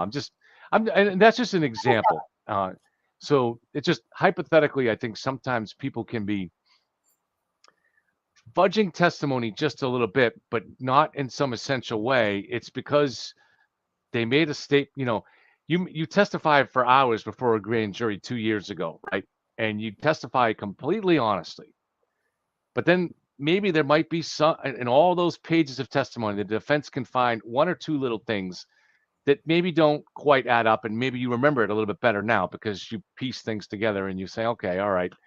But you're forced to not. You're just stuck with either you have to say, you know what, I've thought about it more since then, and actually, no, I was wrong back then.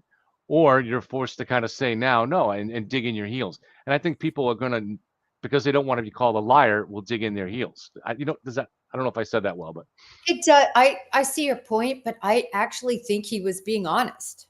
I think that especially if he was involved with his wife, he didn't pick up the phone. And if I think there are, and then also this, and I don't know if you ever do this, I might not check my voice messages for days. Yeah.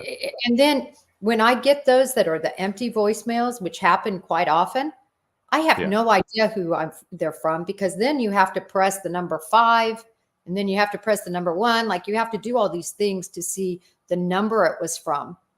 Does that make sense? I would never go through my call log and go, I wonder what call that. I would never do that. Maybe he's better at reviewing his voice messages, or you are. I can tell you I am not. If you voice message me, I check them maybe once a week. I'll make a note of that. Yeah. So if you voice message me, don't ever do that. Text me. I'll get right back to you. Anything else that you noticed today? I think Katie, she comes off credible too. She reminds me of, just a 20-year-old girl. And she's just, I thought she talked very candidly. I think one of the things that I guess just struck me was that the cross-examination of Brian Albert in terms of Jackson seemed for the first time almost rattled, upset that he wasn't getting where he wanted to go. I haven't really noticed that before. I've noticed it one other time when he got really sarcastic and said, I can't remember the word, Kevin, do you remember? But he said, whatever the word was, wait, that's WEIGHT or whatever it was, not WAIT or whatever the word was, really making fun of the individual's intelligence. Oh, it was steak. Do you have a steak? And he spelled it out. That's the only other time where I've seen Jackson irritated. And so he becomes very condescending. He seemed very like he wasn't getting his way. I don't know if he read it that way though. The only minor problem I even found with Brian Jr.'s testimony was when they asked him if he ever looked out the window, and he said no, because I have anxiety issues or something like that. I mean, that seemed a little strange to me, just that if something happened in front of my house, I'd look out. But he does also seem like someone that might have a little anxiety. So it was, and everything else seemed perfectly honest, and he seemed like a very nice young man. So yeah, I think it's hard to imagine him being part of a cover-up. and he definitely would have heard anything that happened in the house. There's no way there was a dog attack and a fight, and he's unaware of it. And people So fighting and punching. I mean, he's 6'2", 220. You know, yeah, he's not going to fight back. Yeah, it's kind of crazy. I wonder what is in the jury's mind at this point, especially now that we're hearing these witnesses, because for yeah, this culprit theory to work, you have to put him in that house. yeah, Yeah, absolutely. it's good stuff, And Kevin. and a whole bunch of people have to be in on it. That's the thing. It's like, because we haven't even got to the medical examiners and everything else. This is not just a matter of Michael compromise Proctor, as they like to say. There's a whole bunch of people that have to be willing to risk their freedom and their livelihoods to participate in this crazy thing. So Yeah, and I always say, just I guess one last comment is that yeah, hindsight's 2020. yeah, I truly believe, they think they're coming, that this is a vehicular homicide. It's a, hit and run, sort of, with somebody telling them they hit him. And I don't think anybody imagined. And I think that's why Yannetti said she didn't do it on purpose. Nothing happened on purpose here. yeah, No.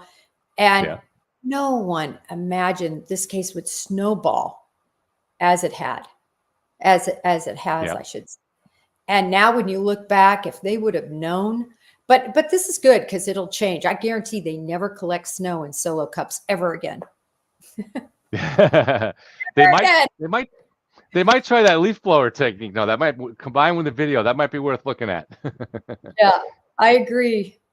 I'll see you tomorrow, Kevin. Okay, thanks, Jen. I'll see you tomorrow. Before I hang up, I'm just going to answer really quick. Somebody mentioned, I think it was Chick from Bricks, about Brian Jr. managing to get in about the harassment. I thought that was really interesting. And actually, both me and Jen were talking about that on private chat on here. There's a private chat section. And yeah, so we were both interested in that. In fact, Jackson, I don't think it was a good thing for that to come up for Jackson for the defense. And then Jackson kind of screwed up by giving him a second chance to introduce it a minute later.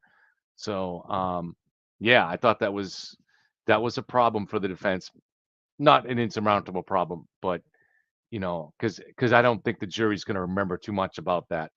But it's definitely not something the defense wanted to be introduced here, because if it gets developed, you you learn that the defense was behind that harassment. So, all right, guys. Yes, I will be on Court TV again tonight, so please check it out. And it'll be the usual team now. It's become a regular thing. So Vinny with me, Joe, and Nick. So we'll be going at it in the last two segments and discussing today's testimony. And I think today did produce some pretty good talking points for Nick. So we'll have to be ready for that. And if you can't make it for that, please join us again tomorrow for the live stream. And we'll see you then. Thanks for being here.